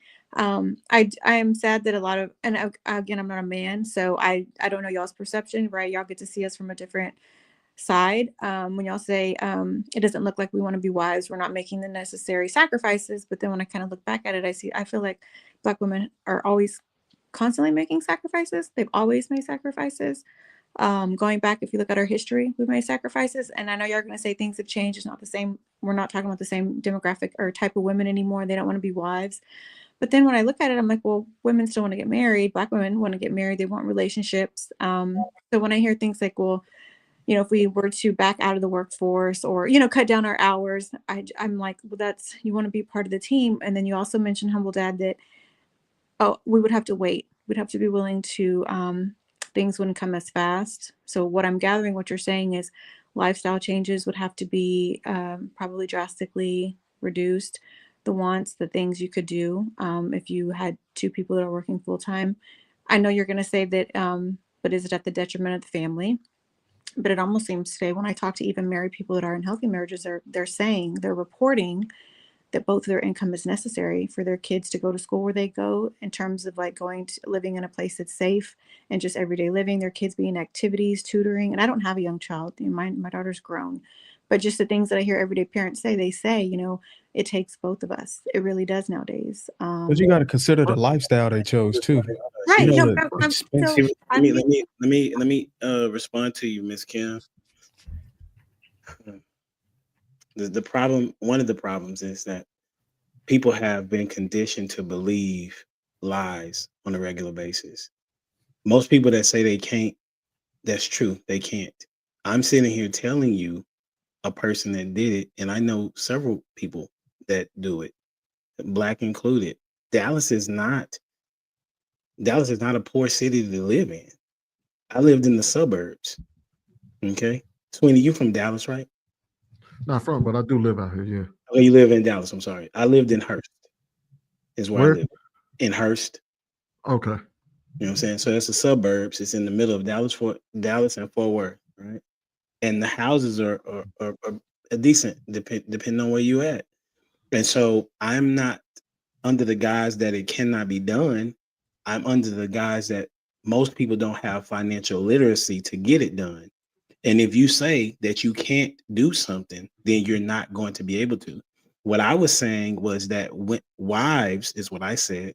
And I know for sure 2 dudes on here that are married. I don't know the other guys, right? And so I'm saying to you that women don't want to be wives because they don't really know what it takes to be one. It's a hard job is what I'm saying. And women would have to change their disposition in order to be a wife. Like you all are currently, not all, but currently are arguing with men that are saying that you would need to change in order for us to say you are worthy to be our wives. That's what I'm saying to you. And if you wanted to, and I said you don't have to be staying at home. I was just addressing what you said, that staying at home can be an option, but there are also requirements that you would have to have in order to do that. Go ahead, Sweeney. I was gonna say that first and foremost, I come from a working household. Both my parents work full time. Me and my wife both work full time. I don't think necessarily, me personally, I don't think necessarily the issue is women working. I think the issue with a lot of women is that y'all use work as a placeholder for men. Like when you say I work because and that is your job becomes your man, and you think that replaces a father, a husband, a marriage, a relationship, a marriage. That's where we have to draw the line at. When y'all say I don't need this because I got this, that's where we have a problem at. If you say I go to work because I need to support my family alongside my man, like my wife does, and like I'm sure many other working class people out here do, would nobody have a problem with y'all being at work? But every time you use your work as a jab and say, well, because I have this, fuck you. That's Right. what we like. No, I think that's what I'm in line with what you're saying. Like whenever he was talking, when Humble Dad was speaking of work, I'm thinking of it just what you said. Like, oh, hold on, like I want my kids, or I would want my young kids if I had them to go to good schools, activities. That's how I'm thinking, and I'm thinking of the current climate economically, how one person can do it. So I'm thinking of it like you are, like not just for my own selfishness, but for like the better of my children. That's how I was thinking. So when y'all say, if a woman were to, step back or scale back, I'm like, I'm thinking of it in terms of. So I'm about to throw a curveball at you, Kim. Sweeney, don't throw. I'm about to throw a curveball at you. I agree with you. I can Hold on, wait, see. I'm about to throw a curveball at you. I don't have a glove. If money is no longer an issue in a person's life, because I'm gonna be real with you, this is only a conversation that we tend to some degree, but like in this space, we only hear women who earn a significant amount of money have issues with finding men. And they say things like, I don't feel safe. I don't know. It's kind of volatile. So if money is no longer, because this is how men think. We are reductive. Money's no longer an issue. Okay, I can focus on this. We say, all right, I don't need her for this. I can get this, and this from her. I can finally take care of a family. I'm good. If money is no longer an issue for a woman, that's what we will hope that y'all would say. All the other values start to hold a lot more weight in y'all lives from a man. But what happens is that even when we would say, okay, you found a man that has every value. We're not talking about you dealing with somebody that ain't got no money. We're talking about you find a decent man that makes a decent wage. He makes $65,000 to $80,000 a year. He makes a decent wage working as a garbage man. Right. And we would sit there and we would ask a woman who is a high earner, and money is not an issue. She works a good paying job, done worked her way up the corporate ladder. She's doing just fine. And we would sit there and be like, so why don't these qualities hold any weight over the money? Well, I don't know. I just can't see myself being with a guy that only makes that amount. I mean, I couldn't even just possibly. I mean, I just need to be protected. It's like, but you like, it's not. I don't feel secure. But you got the job. You should feel secure in your own work at least. And then if y'all combine it, they tell you why though in their stories, Sweeney. Why do y'all overlook these women's stories? No, they don't. Because when we would tell them, hey, the man meets. They tell us they meet good men all the time. They tell us this. They have horror stories. We get that. Women have horror stories of niggas that they fucked with that wasn't shit. Just like men have horror stories of women that we fucked with that wasn't shit. But they run into good men and we say, well, what happened with him? And it's always I just can't because of this and then he didn't mesh well. He wasn't good for me. He wasn't sexy flexy. Dude was also what I've heard women say when they said they dated men that had less money than them, he had insecurity issues. He was threatened by how much she made. Hold on, wait. They had issues. What? You're right. They always say that, but then when we say, did he say that to you? It's always no. How he's treating them because because how they're being treated. They say some of them say they invested in those men businesses and it stopped. They just like didn't follow all the way through with it. Some of them said he continued to have sex outside, continue to want to do him while she's paying all the bills. These are some of the horror stories I've heard. Or they say they've seen a mother. You gotta let her finish her point. And other women deal with a situation that's similar. So instead of trying it out, they just decide to avoid it. All right, I'm gonna use your example against you, right? We had a woman on this panel who made the argument that made that same argument as you, right? And we asked her, we was like, give us an example of this man feeling insecure. We was like, did he ever say that to you? She said, no, he never said it, but I can tell by the way he treated me. We said, okay, how did he treat you? She was like, oh, well, when me and my homegirls, we used to plan vacations. And then what we did was, what my homegirls went back to their man and said, hey, this is what we planned. Are we going? And the man says, that's not enough. We can't afford that. And she would say, well, I will just pay half. Even though, and she was talking about women that actually had the money to pay for the trip. But she told that man, hey, look, I want to do this. And what happens is I'm going to tell you this. This is how men get insecure about a woman with money, right? If I'm dating you and I'm with you and I know I cannot afford something and you come to me and you plan a trip and it's outside my price range and you bring me a bill, what man wouldn't be like, we can't afford that? And then you say, well, I want to go anyway. So either I'm going to go without you or you got to come up with your half. That's not cooperation. And let me ask you this, homie dad, because this will be the first time I actually questioned you. My question, oh shit, well damn. My bad, bro. We was having a go ahead, goddamn, go ahead. But I'm gonna tell you this, Di. Most of the time, we've heard women tell these stories, and every time we start to ask them, and we ask them 3 layers deep, we ask them questions 3 layers deep, it normally always backfires to them doing something that will make a man feel insecure. It's never he just comes out the woodworks and just treat her wrong. It's never that he feels any type of way about it. We hear they all of a sudden they get their money, then they say, my money is my money and your money is your money, or my money is my money, your money is my money. Anytime I've seen men feel insecure about money, it's because there was something that was going on in that relationship where she's done something or said something to him that will make him put him in a position to be like, I can't deal with this. So how I feel is when I see women get to that point, they've been working with that man for more than a year, more than almost 2 years, and he's still making the same excuses. So eventually she's going to put fire under his ass. And if that makes you insecure, then maybe you need to move around. Why you're insecure has nothing to do with me. You're insecure because of your ability to not perform. So if you come in making $180,000 a year and I make 75 doing a job that I love, and you say you're going to put fire under my ass. We can't go on a trip, and we can't go on a trip with that much money. That's a masculine. You're telling. Hold on, wait. See, the problem is you just said I put fire under his ass. I'm doing the job that I like to do.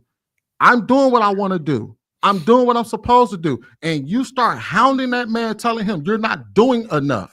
Because I'm doing better than you. Di, listen.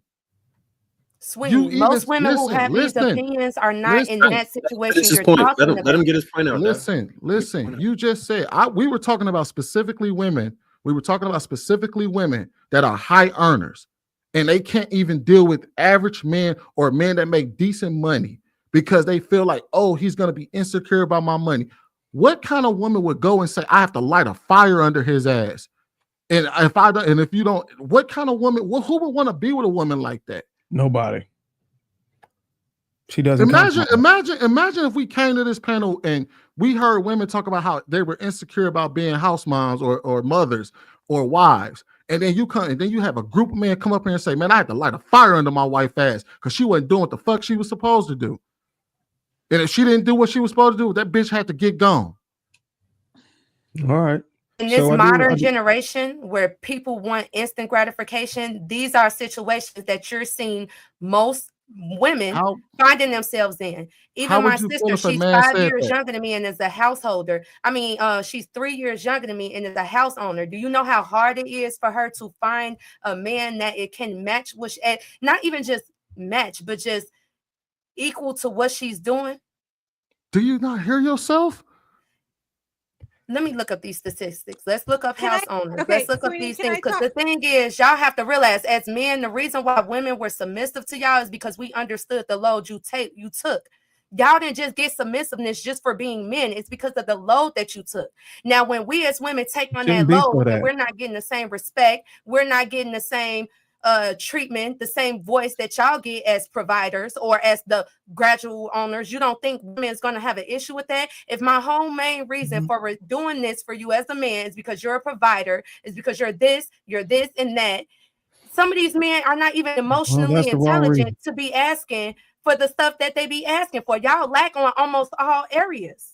Well, I advise you to read your Bible to figure out the actual reason why you should commit to a man. I'm speaking about most of the issues that's contributing to the problems we talk about. Well, whoever's submitting to a man based off that, they need to go and read their Bible to figure out why they should be submitting. But the question I wanted to throw in there was to humble dad, and it relates to the topic. So don't feel bad that I'm taking it away from that. You can still have the floor. But my question to you, humble dad, we believe in the same thing, obviously. We believe in the umbrella of the hierarchy in the word. You know, you got God, you got Christ, you got husband, you got wife, you got kids. What if I told you, I'm not going to name anybody, that a woman said she wouldn't marry her ideal man and submit to him? Let's say the man want to have kids because of her calling. And the argument is, or the question is, does the man's purpose and what he wants of his wife supersede this woman's calling? Was that a real question? Yeah. God damn it, Bruce. I know, Marcus. I'm just asking simple questions to make sure that. I'm just asking simple questions to make sure that whatever way I responded, it's going to showcase that how two brothers are coming from the same standard, pretty much speaking the same thing from it.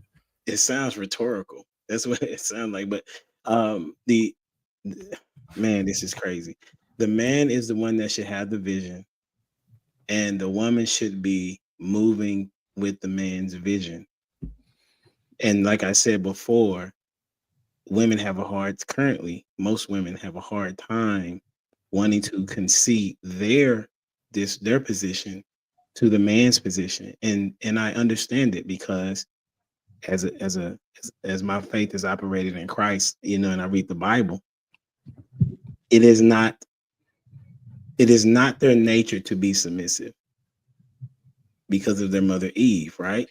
So it's always been for them to take the headship away from the man. So they would think that they supposed to, like this feminist thing, movement, it makes this make more sense for them to believe that they should have the same position or authority as a man, because it's been going on for several centuries, if you will. So to answer your question, women should be falling in line with trying to help their man obtain their vision, and God would not align a woman with a man that it would be a healthy marriage to where the woman would say, you know, I have a vision and I think that supersedes yours.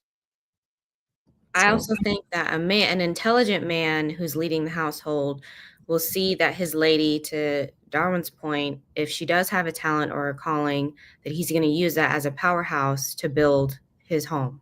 That's what I think. I think an intelligent man will play that in the favor of the family in one way, shape, or form.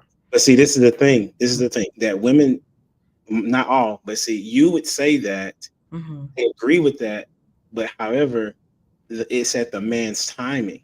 Mm-hmm. And that's fine. It's Right. however he wants to weave the basket, And I agree literally. on that. The situation is that in most cases, the woman believes that, one, she's not operating from a position of understanding how to submit to God, so she don't even understand how to submit to this man, right? Or even walk in that particular counsel. So she believes that what she is feeling is what's supposed to be what is accurate, which is not true, because feelings are not how you should even move as it relates to being in a marriage, right? Sometimes, but not most times not. It is at the, and I say I agree with you, Miss Ali, that a man that is a husband, a good man is what I'm saying specifically, will honor his wife in seeing her as a counsel person that he can consult with about what the plan is and how she can come alongside, and also how he can also have her be the person that she would like to be. Case in point, my wife, she has a business that she wants to do. It makes sense to do. I have a business that I'm doing, but she's currently using her business to help me with my business. Mm-hmm. And so that is a way in which we will maintain and get to financial wealth. So This is under the operation of a helpmeet. Correct. The concept, right? Correct. Okay. That's great. Good evening, everybody. Oh, go ahead. Good evening, everybody. Can you hear me loud and clear? Yeah. Everybody can hear me? I see you shaking head. Okay, so that must mean yes. Before I give my input, I hope everybody's at peace. You know, I'm out in California. You know, we're having a little fire out here, but I hope everybody else is well and at peace. I like to take, before I give any input into this conversation tonight, I would like to take a little poll on the people who was on the panel.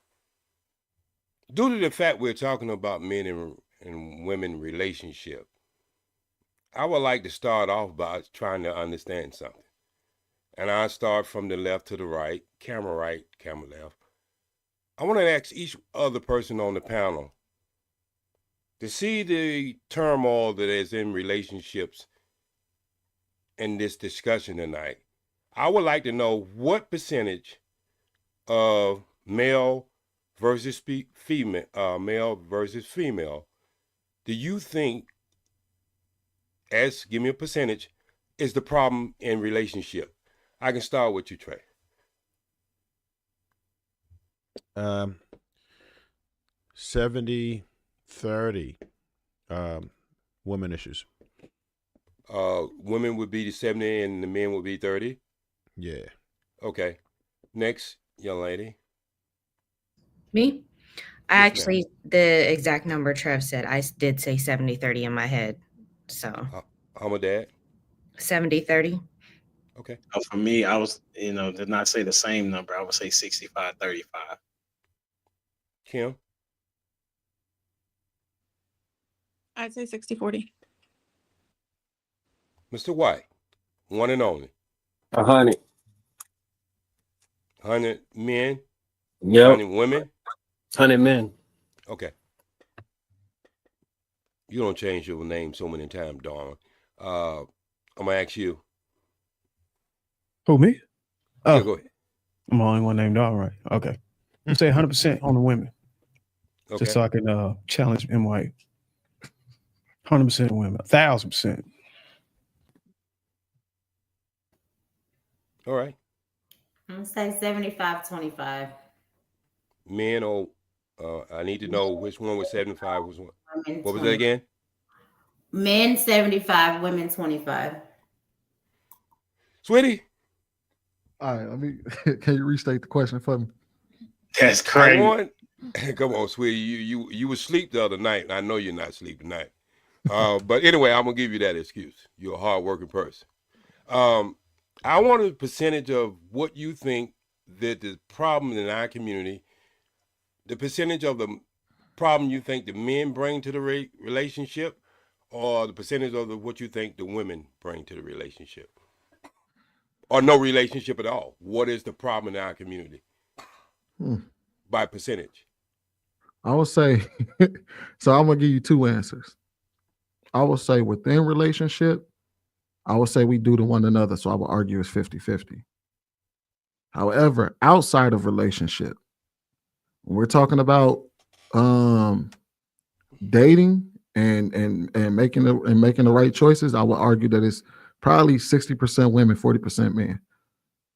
Okay, that's fair. Dry dye, my eyes are bad. I'm 66 years old, so I'm trying to, you've been getting it on tonight, so I won't. JSP, you know why I said 100? Can you explain? No. We'll go get to that in a minute. Young lady. God. She turned her homework in late. Your mic is mute, I believe. Come on, Di. She gotta do the math first, ain't it? She muted. We can't hear shit you saying. Just say it for her then. Y'all know what she gonna say. 100% man. It's the leader's fault. 60-40 or something, 50-50. She gonna go on a tangent with her response. You can do it with fingers if you want to. If you can't hear, we can't hear you. So you can do it with fingers if you The want. Lord ain't gonna let her lie. That's why her mic muted. That's what it is. The question is, what percentage? She lied too much today. She can't. She out of lie, so she can't talk. Okay, but I will get back to her, and the reason why I asked that question, people, me being a member of a structured religion and a way of life, and most of y'all know what that is, Nation of Islam. And the reason why I asked that question, because when we are having a discussion about something, we start off the conversation that way so we'll know where we at. And see, I don't think that question as a whole been asked so you can feel the gauge and feel the room of what's really going on.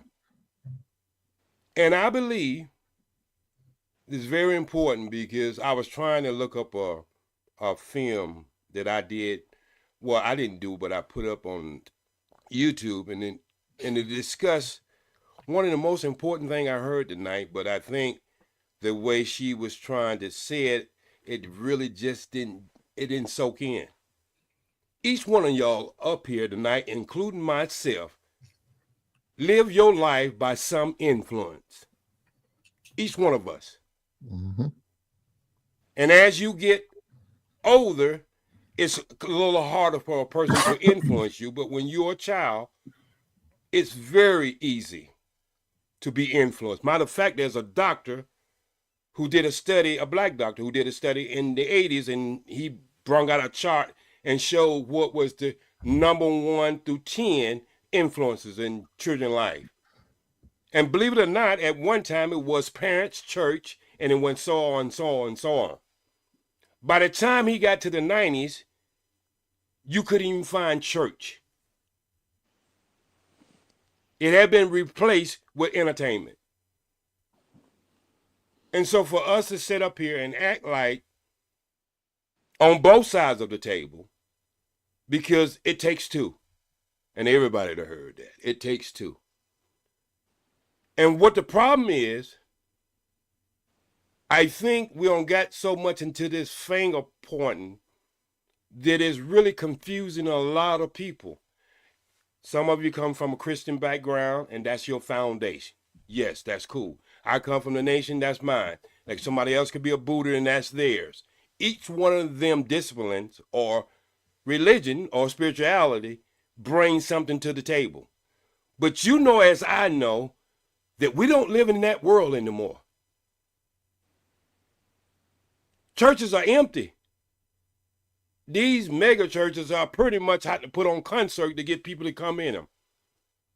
Men are not in churches anymore because they're saying the churches is not where they're going anymore. And that's where a lot of our leadership came from. Be transparent. There's a rainbow on the front of it. But I got you. But that rainbow didn't get up there because it just fell out of the sky. Somebody went to sleep on the job. And most likely it was the preacher. And when you seen his hand turning into the question mark sign, you should have known something was wrong. So what I'm trying to say here, we can have these discussions, but we're going to have to start to be a lot more honest. I think what we do sometimes, we get into this male and female thing and pointing fingers and tick for tat for so long, we don't get shit done. None at all.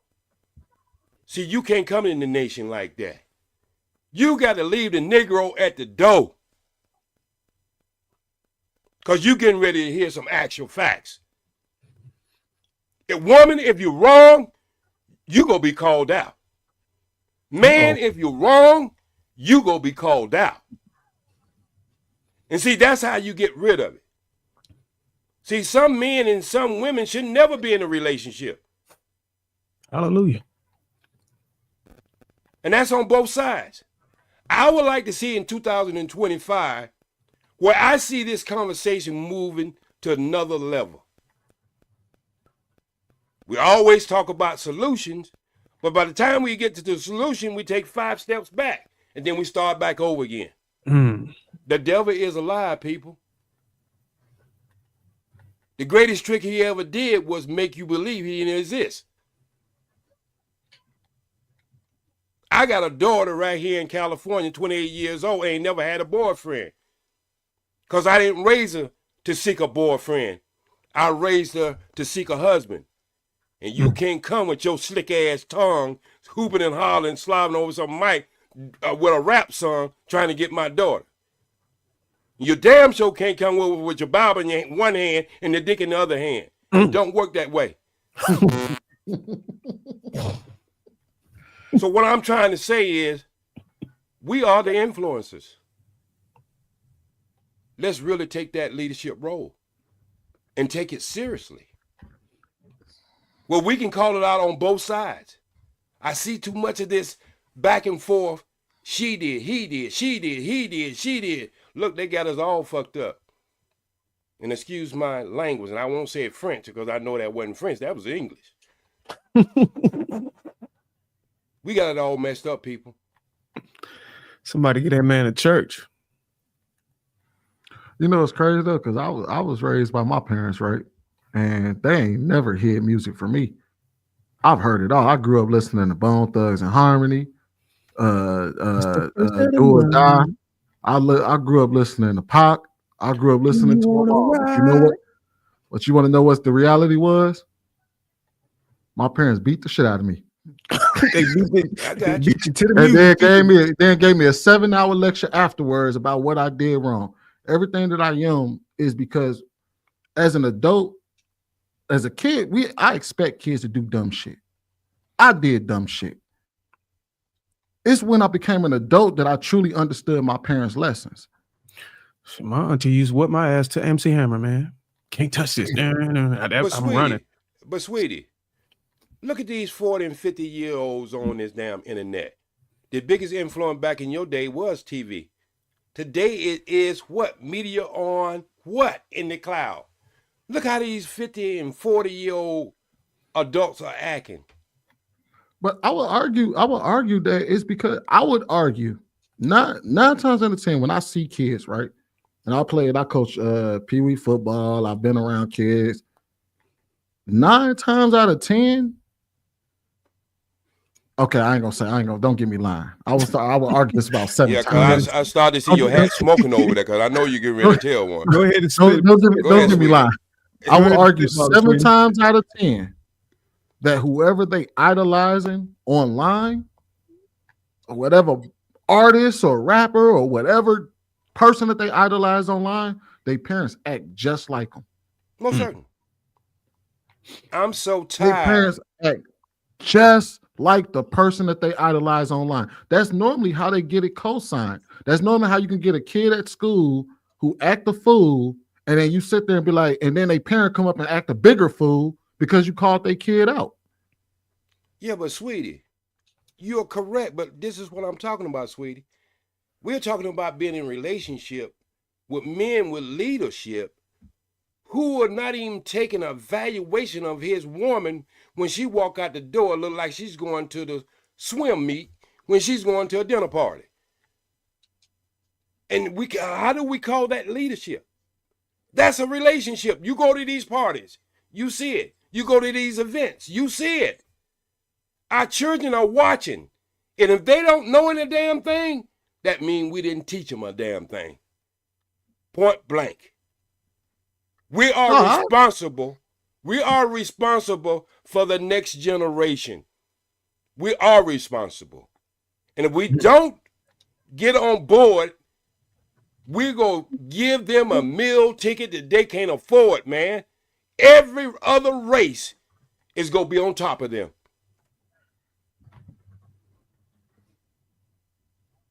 So Hold on, wait. On top of them? What you mean? Hold on, wait. You know what I'm talking about. I know what you mean. Walking on their shoulders like they don't even exist. So I'm saying for us who are in the position of influencers, let's start influencing. Let's teach young men. I feel like we got to have empathy for each other. Most certainly. Yes, empathy matters. So when I hear people on here saying, well, they should just know better by these age doesn't come with knowledge. Like he said, it's still 40 and 41-year-olds out there doing the wrong thing and still being influences to our kids. But we go have to be accountable on every level. That's men and women. And so much, you got to understand why the devil was here with Adam, and the devil never was able to tell Adam what to do. But as soon as he found out who Adam was in love with, his soulmate, he said, I can't be Adam, but I know who Adam do love. So sometime a lot of that bullshit come through y'all. Oh. And I can agree on that. I agree. I agree. And so till we start to understand that, see, the enemy of all of us don't give a damn about none of us. But I tell all black women, if they kill all black men today, who in the hell you think is next? You the only one that can produce us. Jay, to your point, I said that they first tried to condition the black men, and now they're going after the women right now. If you haven't noticed that for this generation, they're going after them hard, and I don't agree that women should be doing what they do. Can I tell you something? They don't went past that, sister. They going for our kids now. Yeah, I agree. They went way past that. When you got men with size 15 and 48 breasts with a deep voice, Adam apples, reading books to your child in a novelty store sanctioned by the school, they don't went past you and me. They're going for the kids now. Because you got to understand, this is old tricks. See, back in the days when people used to explore the world, they would always bring trinkets for the kids. And the reason they would do that is because they know them kids would go grow up one day, and them little trinkets that they invested in them kids, that they know them kids gonna become kings and queens, that they can maneuver them kids just from them little trinkets they gave them when they was kids. So now, the adults are already wild, men and women. And they got y'all, I have to say this, sister. They got y'all so butt naked now that I was looking at a swim meet. The woman who was swimming had more clothes in than the woman who was running around the track. What? Hold on, Speed. I got to say this joke since we down to one woman. I think this is a perfect time to say a joke, and then I'll let you finish. Yes, Look sir. like you dried up the pussy on the panel, OG. I mean, Well, ever if since that we been wait, talking, hey, look, we down to one. no, but look like this. Now, if I was coming out in the start macking, I would have my ways to the side and stuff, but that put that African hat on, that do dry up the pussy sometime, and I believe that's the problem in our community. A lot of pussy need to be dried up. We using it too much. Until we get some in our head, I think a lot of women should close their legs. Amen, my brother. So I don't mind scouting the house, because when I come in, I gonna come in on left or right. I come to tell the truth. Like it or not. So OGJP, the reason I said 100% is I adamantly believe that men in the position of leadership will correct and fix these things. And the only way that we move forward, like collectively, is the same strategy that I utilize in my home. There's a clear structure of how my family is set up and who's in control, because power dynamics is the thing I think we struggle with the most. Feminism, or just the interpersonal relationships between men and women, and the push for equality has put us in a position where it's almost taboo to say I'm in control, or this is my situation, yada yada yada. And if men just say, look, this is the only type of relationship I'm entertaining, and move forward specifically only entertaining that, then you can set the terms and parameters for how you want your house ran. But if you allow yourself to get into a relationship where you do not set the parameters, it's fair game for whatever happened to you, because you allow a scenario to exist where you're dating a woman who does not listen or does not respect you, and move forward with it. Like, we have to be able to spot these traps, understand when, when someone just can't fit in, or you don't have the specific skill level, or they don't like you enough to be able to get on your plan or program or whatever it is you're trying to move forward with, and be able to cut your losses. You can't be caught up by how pretty she is, that she look better than the other girls you can get that will be on that plan. You need to have some discipline and discernment when it comes to selecting who you want to be with.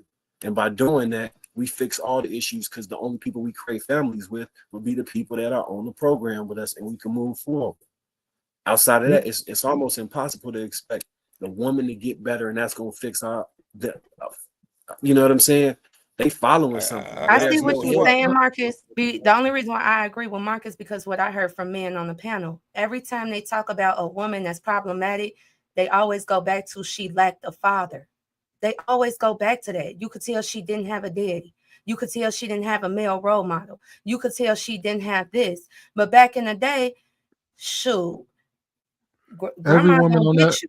The whole community, it was more of a community type thing. But most of the time when they talk about problematic women, they saying it's because of the lack of a male leadership in her house. We can't go against these white men that's up here doing this against us.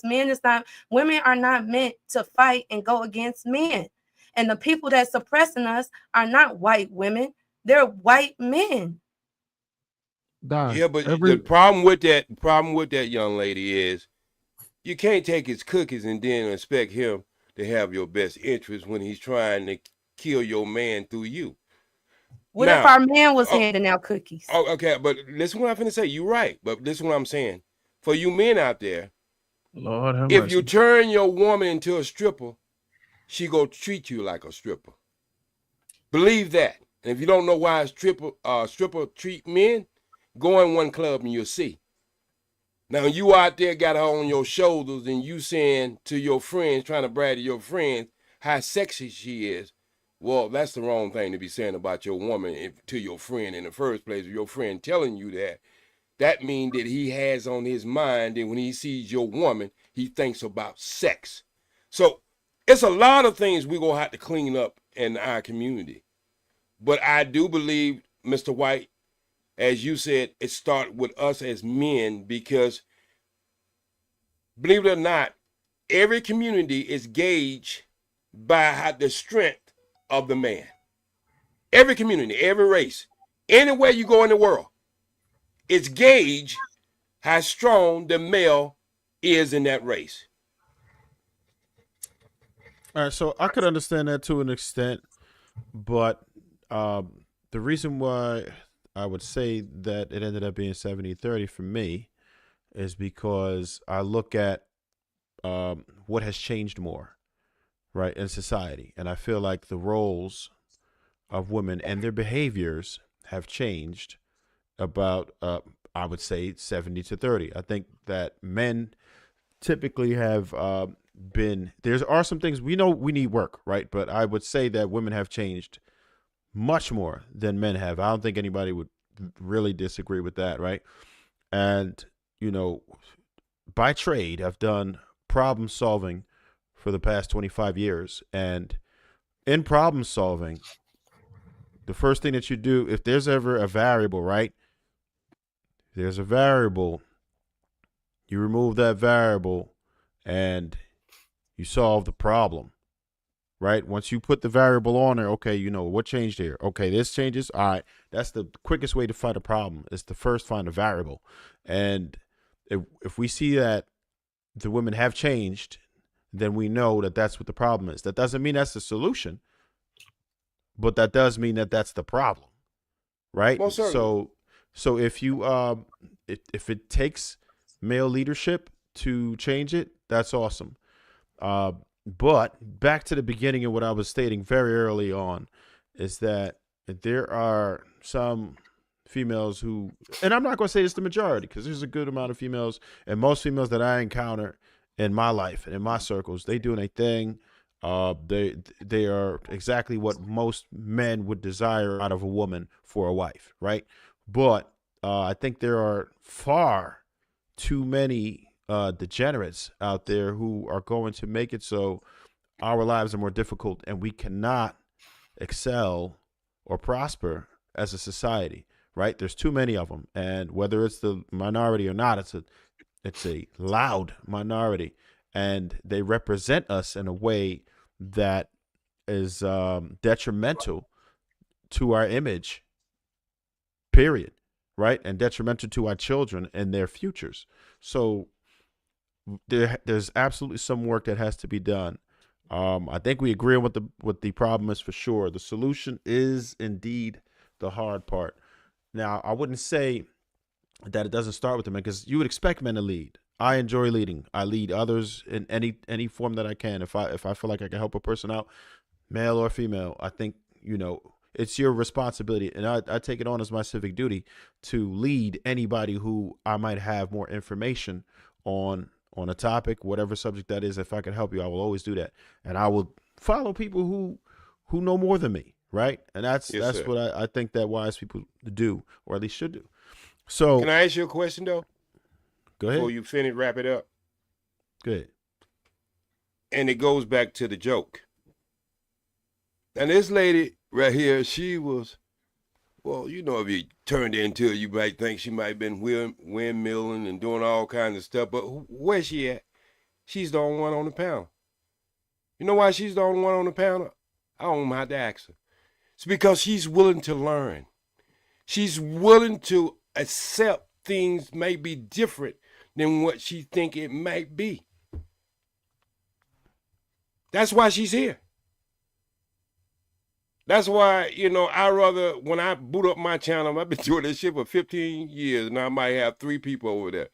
But I know the 3 people over there is willing to listen to whatever I got to say, versus having a whole crowd of people, and they just there for the bullshit. She stayed regardless if y'all were giving her a rough time or she was giving herself a rough time. She's willing to take the information and say, you know what? I may have been wrong. I might be putting this influence too much in front. There might be some other things that is a mercy in our community that I need to learn about. And then I can balance my conversation out so I won't go into this blame game or victim game or whatever. I might be able to put it all together, compartment together, so I can deliver my message a lot better. OG, she gonna make you think she listening to you. He's trying, dog. OG, just let me ask you a question. When I tell you I listen to you, I just want to say I listen to you, Jay. I do believe that this is what I stress to my friends.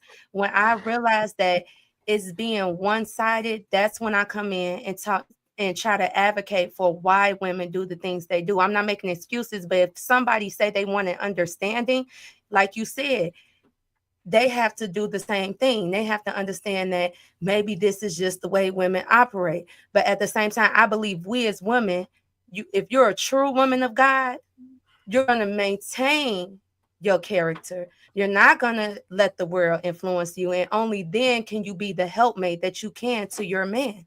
I do believe that I said this. I said, if women start going this route and trying to be tit for tat for men, our community fucked.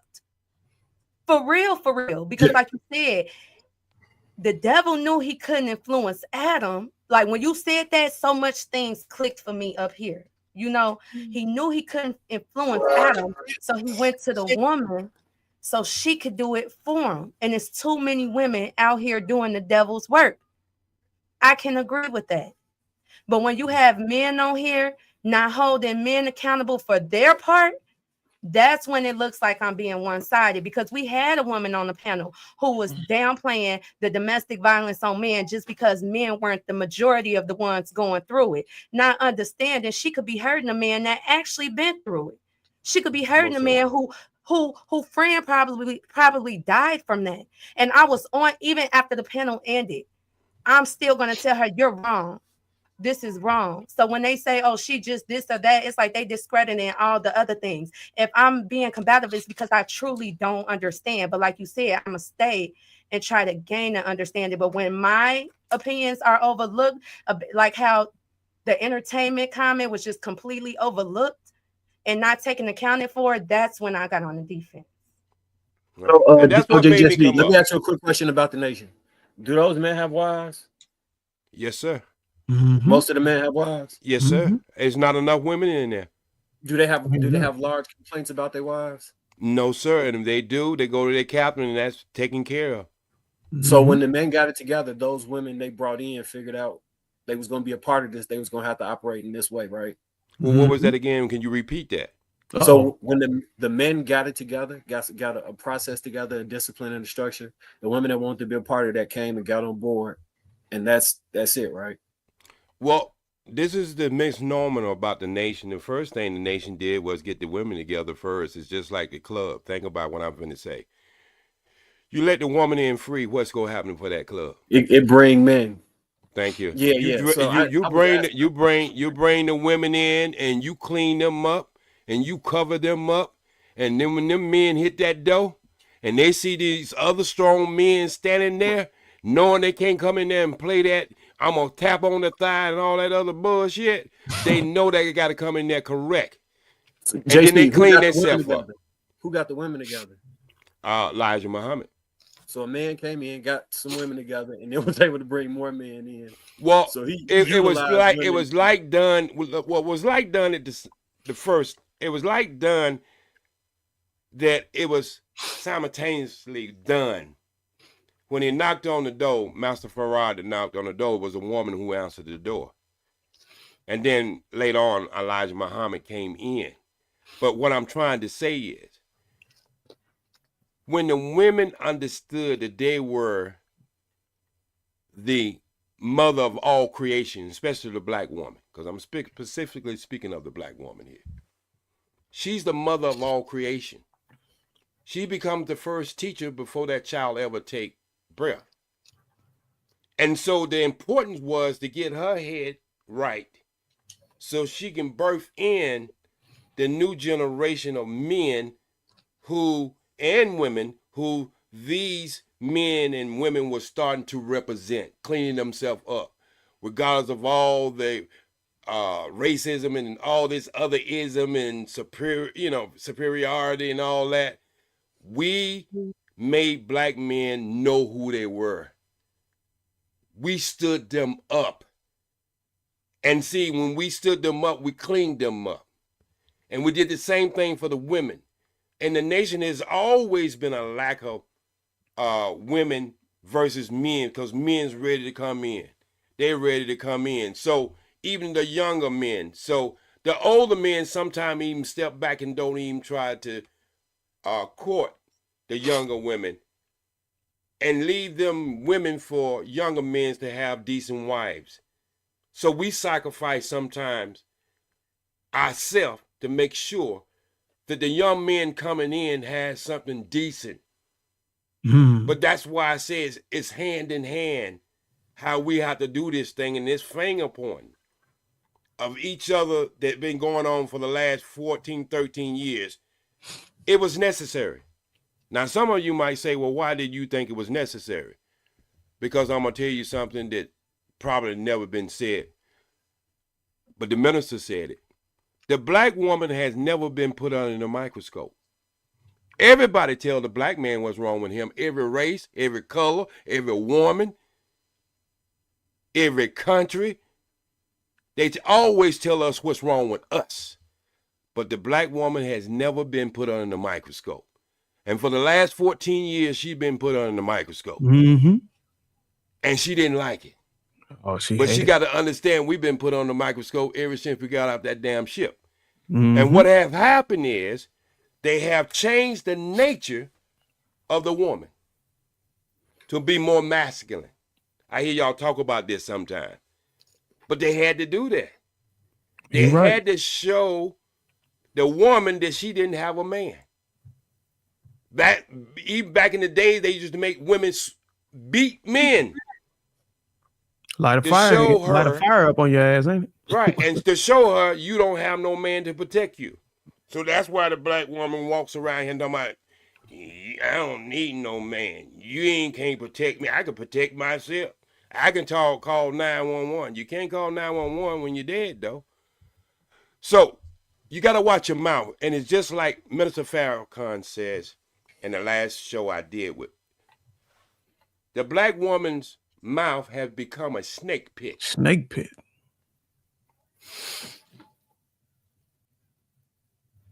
And this is the teacher, the first teacher of our children. We're going to have to correct that, man. And I just as a woman to take accountability for that. Right before my child's father died, he accidentally killed himself. I had the worst tongue ever because of how I was taught. I didn't know any better.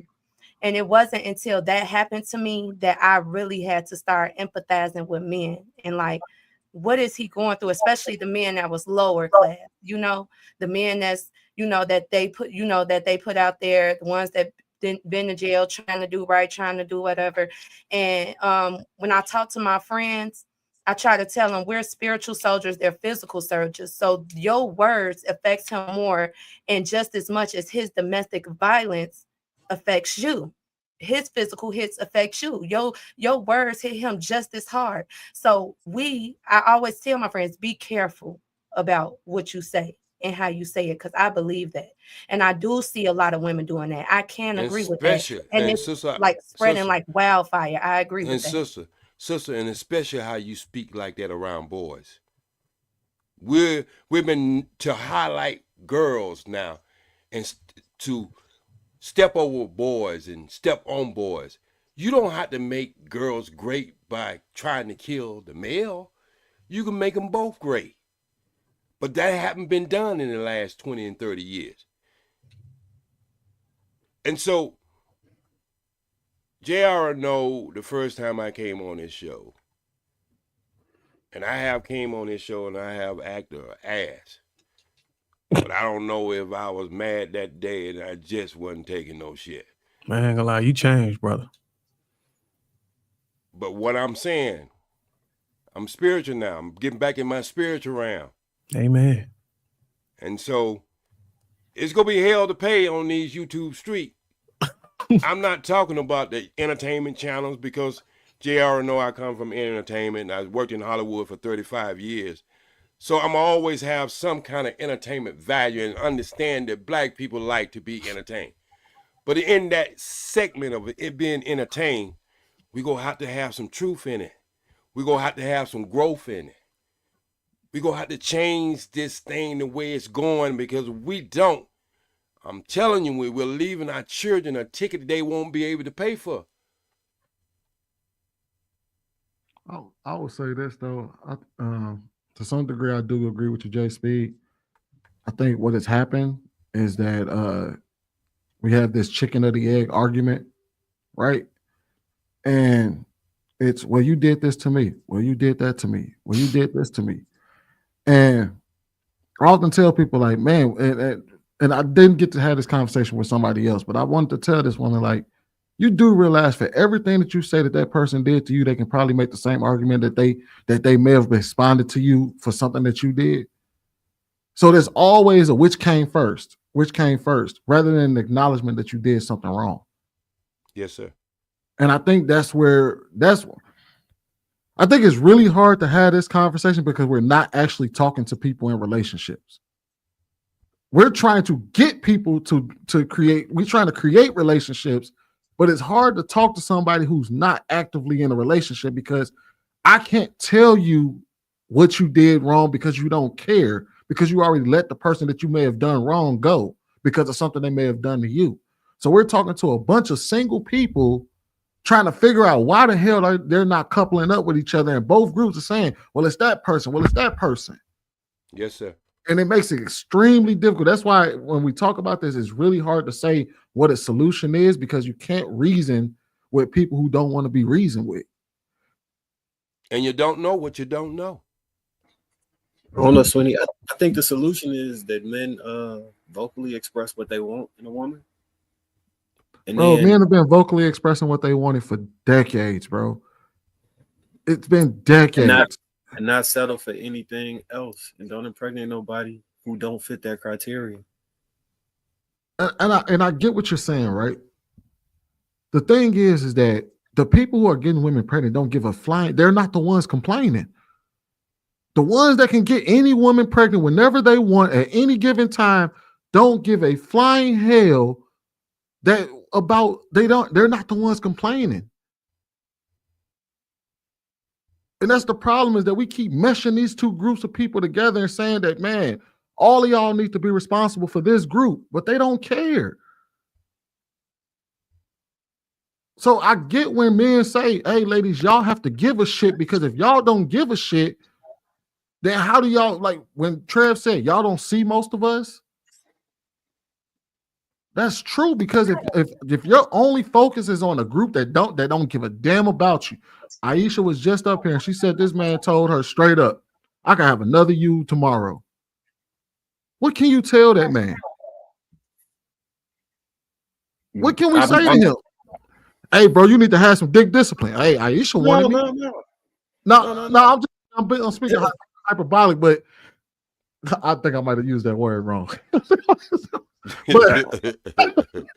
Don't worry about it. I mess up words all the time. But like when I'm sitting up, hell no, this nigga went and got it for real. Bruiser went and bought that motherfucker for real. But yeah, but he's not that good at it either, man. It's hard. Trapping that shit. It's really hard to have this conversation because it's like I'm probably about as regular as they come, bro. But sweetie, there ain't nothing too spectacular about me. I'm about as regular as a dude may come. But sweetie, let's put some think tanks together to make it more easy. There's some experts out there.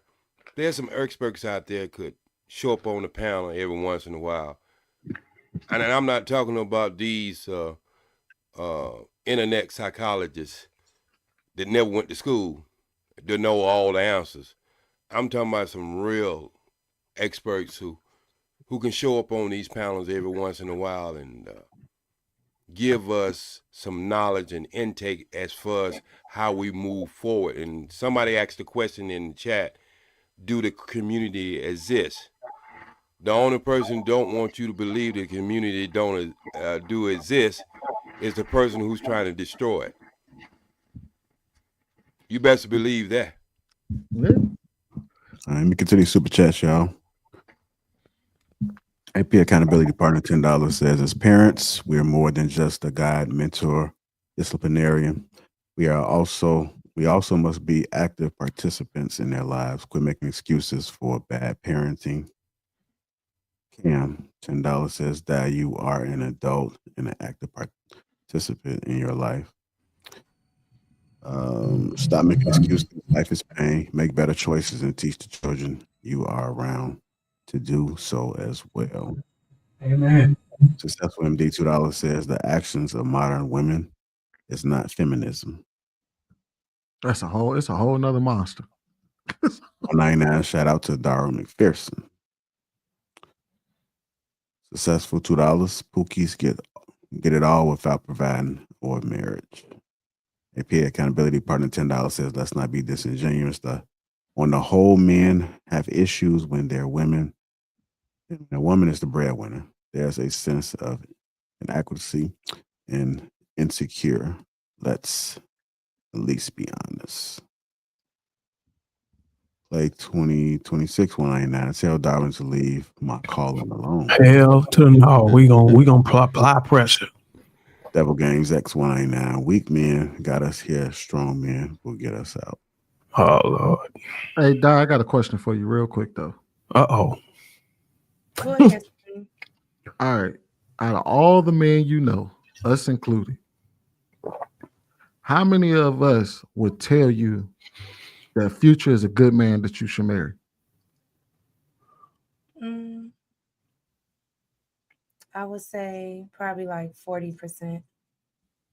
Out of all the men I know, right? You said out of mine, but I You need to That's too many. Shit. Okay. But this is what I want to say. I feel like the reason why I haven't succumbed, and this is what I feel about a lot of people. If you endure what most of the community has, and you have not succumbed to it like the community have, that's because you're a leader. You're one of the people that's meant to get us up out this situation. And I feel like the only reason why you endure what most of the community has, because now you can relate to them. But when people has not fully healed, I feel like they hate their past instead of embracing it in order to help the next person. I'm with you on that, dog. That's the reason why I do what I do, because hold on real quick. Because I feel activated in this to where I gotta try to pull together a group of men to get us out of this situation. But here's the bad part about it. A lot of these women, a lot of these heathens ain't gonna be able to come along. They're gonna have to die Darren, alone. I'm gonna try to get them together. Darren. I'm gonna try. I got a follow up. But I know I want to try to remember, and especially for you, Darwin, because you're a man of God. We have to remember we're just the messengers, but you really got to have faith that God is going to be that change. And faith is the substance of things hoped for, but the evidence of things not seen. So although you might not see any evidence that change is coming, you got to have that faith that God is going to move and work. And especially if I believe it. I got a follow up question for you. Certain individuals are just not gonna have faith in, man. Like if you realize you had a dude, right, that was let's just say he was a violator, right? He violates people, right, including young people. Would you have him around your children, or would you have faith that he's gonna do better? I would set my boundaries, but I'm still gonna have faith in everyone, because what did God say?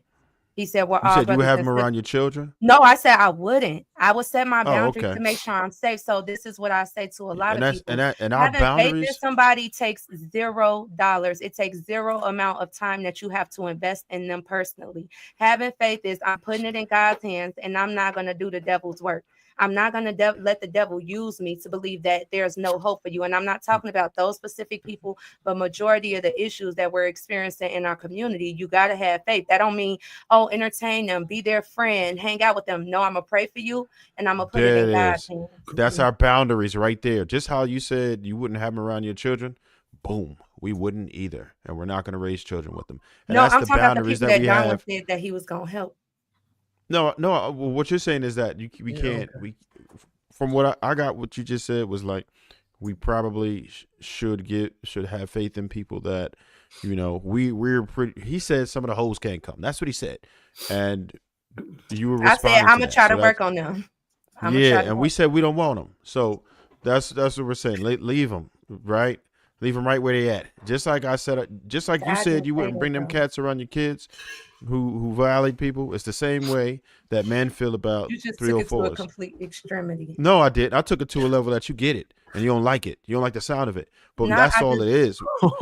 Like I said, I'm gonna still pray for the world, because God said, "Don't give up." We'll pray for them 304s. We just and not, I'm gonna have people faith just ain't in change. involved with them. In order for our community to change, we have to have faith. That's it. In order for us to come out of slavery, we had to have faith. You have to have faith regardless of whatever the situation is. You got to believe that these problems can be fixed. And once y'all say they can't, well, then at that point, shit, fuck it. Guy, do you understand There it what he is. said? Do you understand what he said? What he meant by what he said, right? Do you understand what he meant? Are you sure? Because what he basically said was the same thing that you would say about that person is that He said, don't pray wow, for them, don't have faith in that them, ain't just what he let them said. be That's and not let what the he devil said. work. That's not what he said. Because I didn't say I would kick it with them. I didn't say I would have No. them around my kids. I said I would continue to pray for them and have faith that somebody, even if it's not me, somebody's going to come to their life to get through to them. So The hoes and everything. The way y'all were taught to see hoes and judge hoes, that's, to me, that's conditioned. Die. See, this is where you got wrong, because you just assumed that he didn't say any of that. He asked you that question for a reason, and he even told you that your answer is actually the answer to your question. He said, that's exactly how we feel. We will pray for them. We will we can love them from a distance, but I cannot be with you. And Miss Sweeney, and this is the issue, and this is why I don't like when y'all come on here and try to tell men what men can deal with. Some men are equipped and capable and spiritually and mentally capable of dealing with that.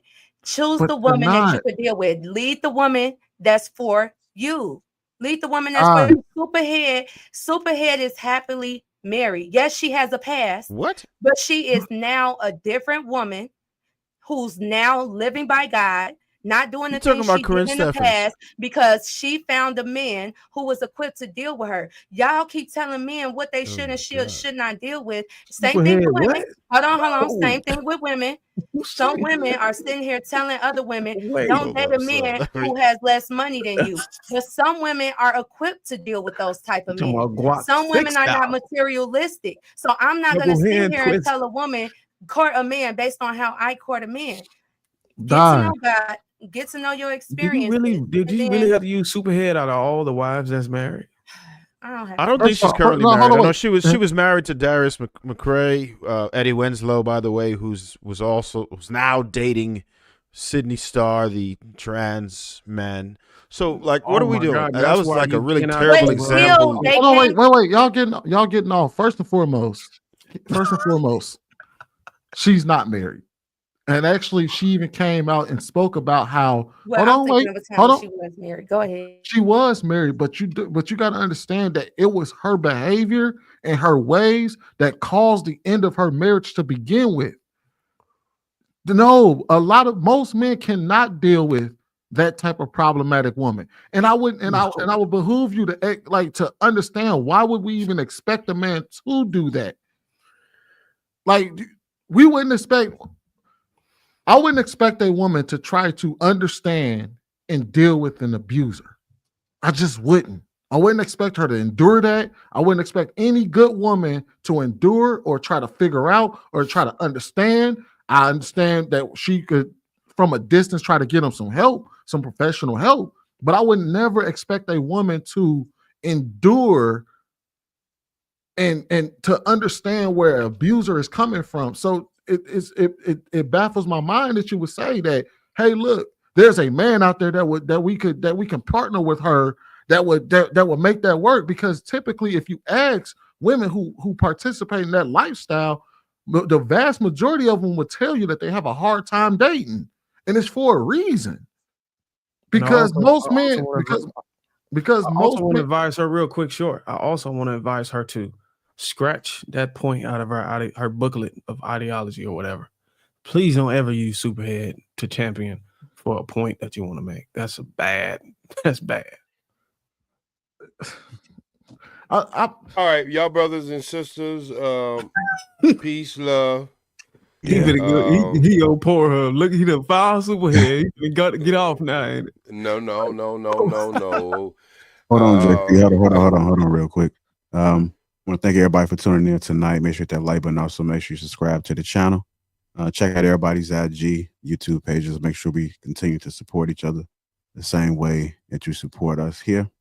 And catch us next Thursday. Y'all enjoy yourselves. How do you know who Superhead